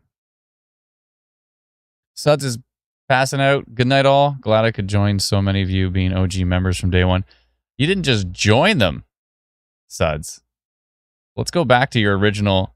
The very first, at 5:55 p.m., Suds became a YouTube member. The first YouTube member we've ever had as we launched our YouTube memberships tonight. So kudos, Suds. Not only do you randomly tell me where there's tornadoes, but you also are the first OG day one YouTube member. Dude, we need like sound effects at this point. My wife bought me a Stream Deck, so now I should just have like a button on the Stream Deck that I press, and there's just like confetti and like cheering. That's just what I imagined at that moment. But instead, it was silence. Sounds like it could get quite messy. And you have to do that every time there's a new member. Well, not every time there's a new member, but like for this moment, for Suds' glorious moment, we like that could have done some confetti and some. Let's just all pretend, yay, Suds, yay! Shh. Yeah, that would have been nice, just for that moment. Everybody gives Suds. There's probably ways I could integrate it into OBS so it like automatically pops up. You mean like for subscribers kind of thing? Yeah, there's ways to script that. There are ways to script that where it triggers like you can use maybe IFTTT. You can like if that then this whatever that website is. Yeah. Mm-hmm. You can use it to kind of like trigger stuff. There's ways to like automatically do that, but yeah, on Twitch as well too, of course. You see a lot of streamers like when somebody subscribes, it just automatically puts some stuff on the screen. Some of that's also super annoying though.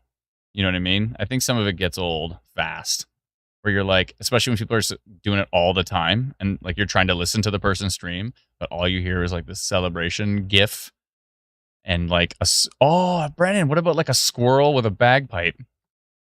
Now I know you have it. I know you have it triggerable, but you cover the whole screen Yeah. with it. What if you can shrink it down and put it off to the side? Oh man, we should rename our tiers.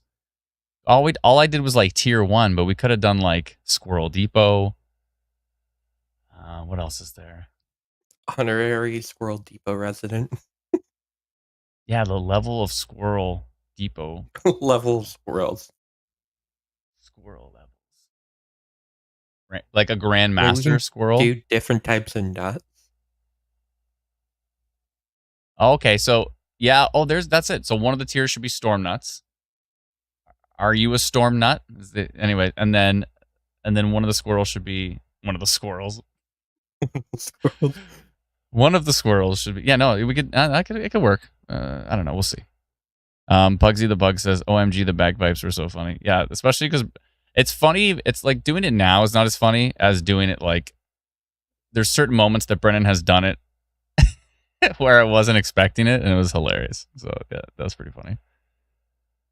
It's the obvious times when it's too much on the nose. Yeah, I'm still not liking these winds going into St. Jacobs right now.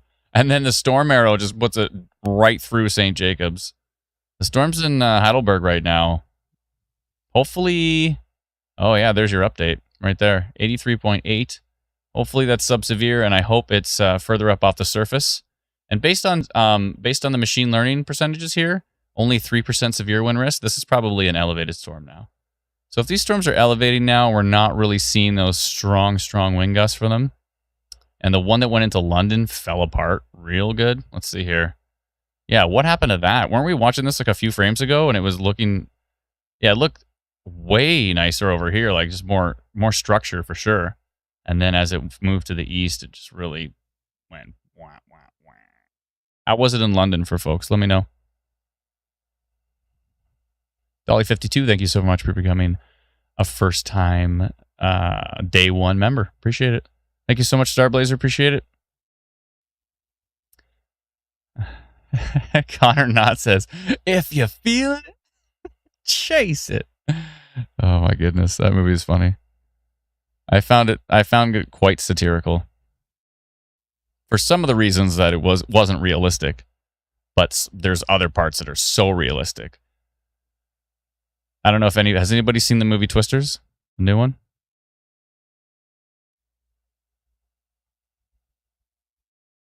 Seppi says they are elevated. Yeah, probably. If I go look at a mesoanalysis here, there's a lot of inhibition. If you look at like, there's still some areas of VTP that don't really have that high of inhibition, only up to 25, not up to 100 or more. Yeah, there's still tiny bit of an environment. There's not that much inhibition to the west, but there's not that much initiation either. So the only thing that doesn't look very with very much inhibition is this actual line right here. This line still looks not bad.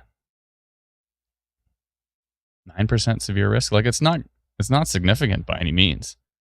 But I'm surprised the storms up here are still maintaining. Like how much activity has been up here today with no severe thunderstorm watch? The severe thunderstorm watch has been completely southwestern Ontario the entire time. And this area has had probably, today with what we saw earlier with rotation, I saw so many people screaming on Twitter about the rotation. That one cell looked quite interesting. I'm just glad we didn't have any reports. And yeah, and this little rotation I was posting about, it looks like it's toast. So I'm going to scrap that as well too. That was interesting as well too. And only 4% tornado risk now, so that should continue to come down just based on what I'm seeing here. Nothing on tilt 2. Nothing on tilt 3. Yeah. All right. Sounds good. I wonder... Hold on a minute. Just a second.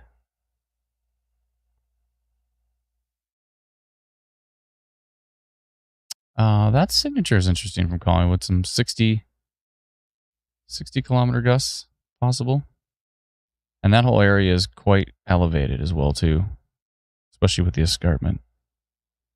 Rachel J says, is this radar tool with the AI publicly available? Yeah, it's called Instant Weather Pro, and you can get it at instantweatherpro.com. I'll put the little banner at the bottom of the screen here. Give me one sec. Instantweatherpro.com.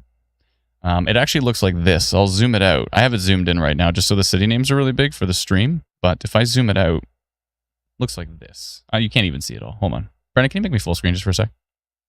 Pretty, please. Yeah, he's nowhere to be found. Okay, 1 second here. If I go like this? Nope, that didn't help. What if I do this? It just centers me. That's kind of what it looks like. In fact, that's pretty much it. Oh, no. Here, Brennan, we'll figure this out. Because I think he just moved me. Brennan, are you there? He is not. He stepped away right at that moment. Anyways, it kind of looks like this. You can change tilts with the push of one button. You can change products with the push of one button. When I use other Pro Radar apps, I get so frustrated because not so frustrated. You get used to it, but having to like click into a menu and then click a tilt is 2 clicks, right? Or I feel like I like to mitigate clicks. I like to mitigate friction. I want to get rid of friction is what I'm trying to say. So the idea that with Instant Weather Pro, you can click one button and you can go to tilt 2, you can go to tilt 1. Just one click of a button. You don't have to go to a menu and then click that tilt. It's just one thing. Or sometimes it's to a menu, click another button, and then click the tilt. Like there's too many clicks. I just want to be able to push one button and things work. If I could just have one big red button that I push and everything works, that would be great. But yeah. So let me get rid of these polygons here because they're pretty much toast. Minor rotation continues is going away for Duntroon, and it's going away for Feversham. Beautiful. I'm going to keep the damage and wind potential for the Kitchener area, though, because that storm still is the only one that's still got some mustard on it, for sure. Going through Conestogo. I'm not even going to try. Woolwich, heading up towards Weisenberg. And still seeing that kind of patch of strong winds, but again, probably elevated. So, yeah. Yeah, I think probably going to pull that polygon too. I'll let this run its course. It's could head up towards some of northern Guelph here as well. One second here.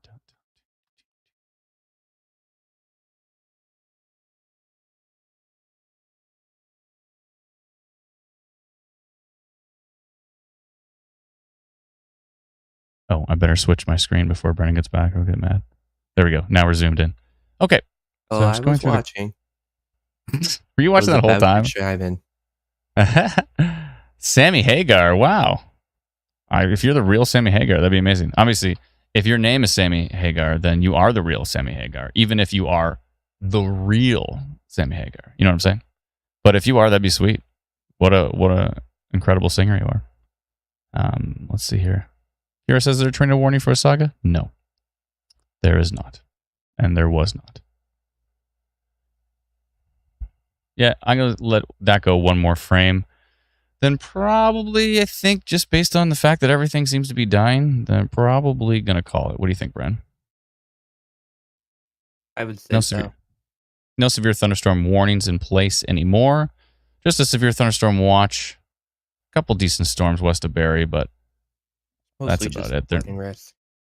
Yeah, I think it's just a flooding risk up there, which is still not a great risk, but let's see here. Depty says, what about GTA? Nah, you're fine. Might see some storms overnight. That's about it. Rich says, RIP Johnny. Yeah, that's horrifying. It was just brutal. I don't know if you heard. Brutal car accident with one of the NHL's greatest up-and-coming stars. It was really sad. Wasn't a car accident. He was hit by a drunk driver. Oh, sorry, that's what it was. But no, he was on bike, right? That's right. Yeah. Yeah. He was on a bike. Yeah. I mean, you can still say it's a car accident. Mm-hmm. It was an accident involving a car. Yeah, these 3,000-pound. it was his Sorry, go brother ahead. too that got killed, and Right before the wedding. his sister is getting Yeah, married. yeah. Like she's just about to get married, and yeah, yeah. I know the whole thing's super sad, brutal. Yeah, he was amazing. I loved watching him play for Calgary. It was unbelievable for Calgary. They were on bicycles. Yeah, that happens. I love biking, but it's sometimes I'm just like, if like there's some really nice places. I like where it's just a straight up bike path. Like downtown Barrie, there's a bike path across the entire waterfront. But there's no point, besides a few parking lots, there's no point where, there's going to be a 3,000-pound vehicle flying down a road while you're supposed to be on the same side of the road so you can't see behind you unless you have like a rear view mirror. Yeah, it's pretty horrifying stuff. Biking can be super dangerous. It's super fun though. I love biking, but it's like you got to pick your spots.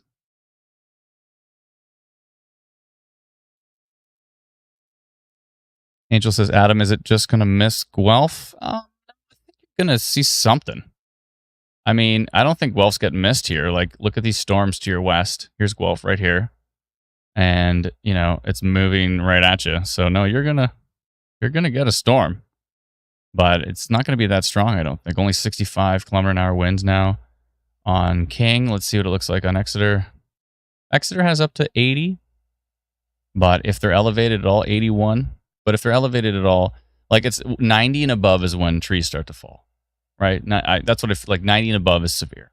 That's where you get to the severe threshold. If trees are falling, then we're severe, right? So if you're at 80 on radar and maybe 70 or 60 at the surface, if it's not elevated, and if it is elevated, then the surface could be 20, 30, 40. So it's going to be windy. It's going to be lightning. It's going to be lots of heavy rain, but it's very possible that it won't be severe. So I think I'm going to pull that polygon too. But we're at 80. So close.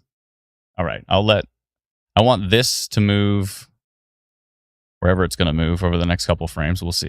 We'll see what it's doing. I want to see that for just 2 or 3 more frames. 1 or 2 more frames. We'll see.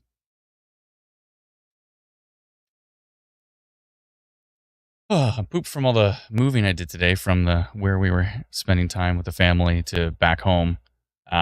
So I don't think I'm going to play any tunes tonight, but I will put on that song because Brennan was nice enough to add it to our music thing. So I'll put it on here. This is a song I wrote for those who deal with storm anxiety.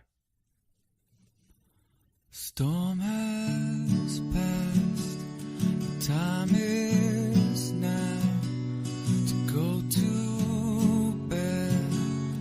You can do it somehow. The storm is gone, and maybe it's not too long until you rest your head, get some sleep, try to dream of something sweet.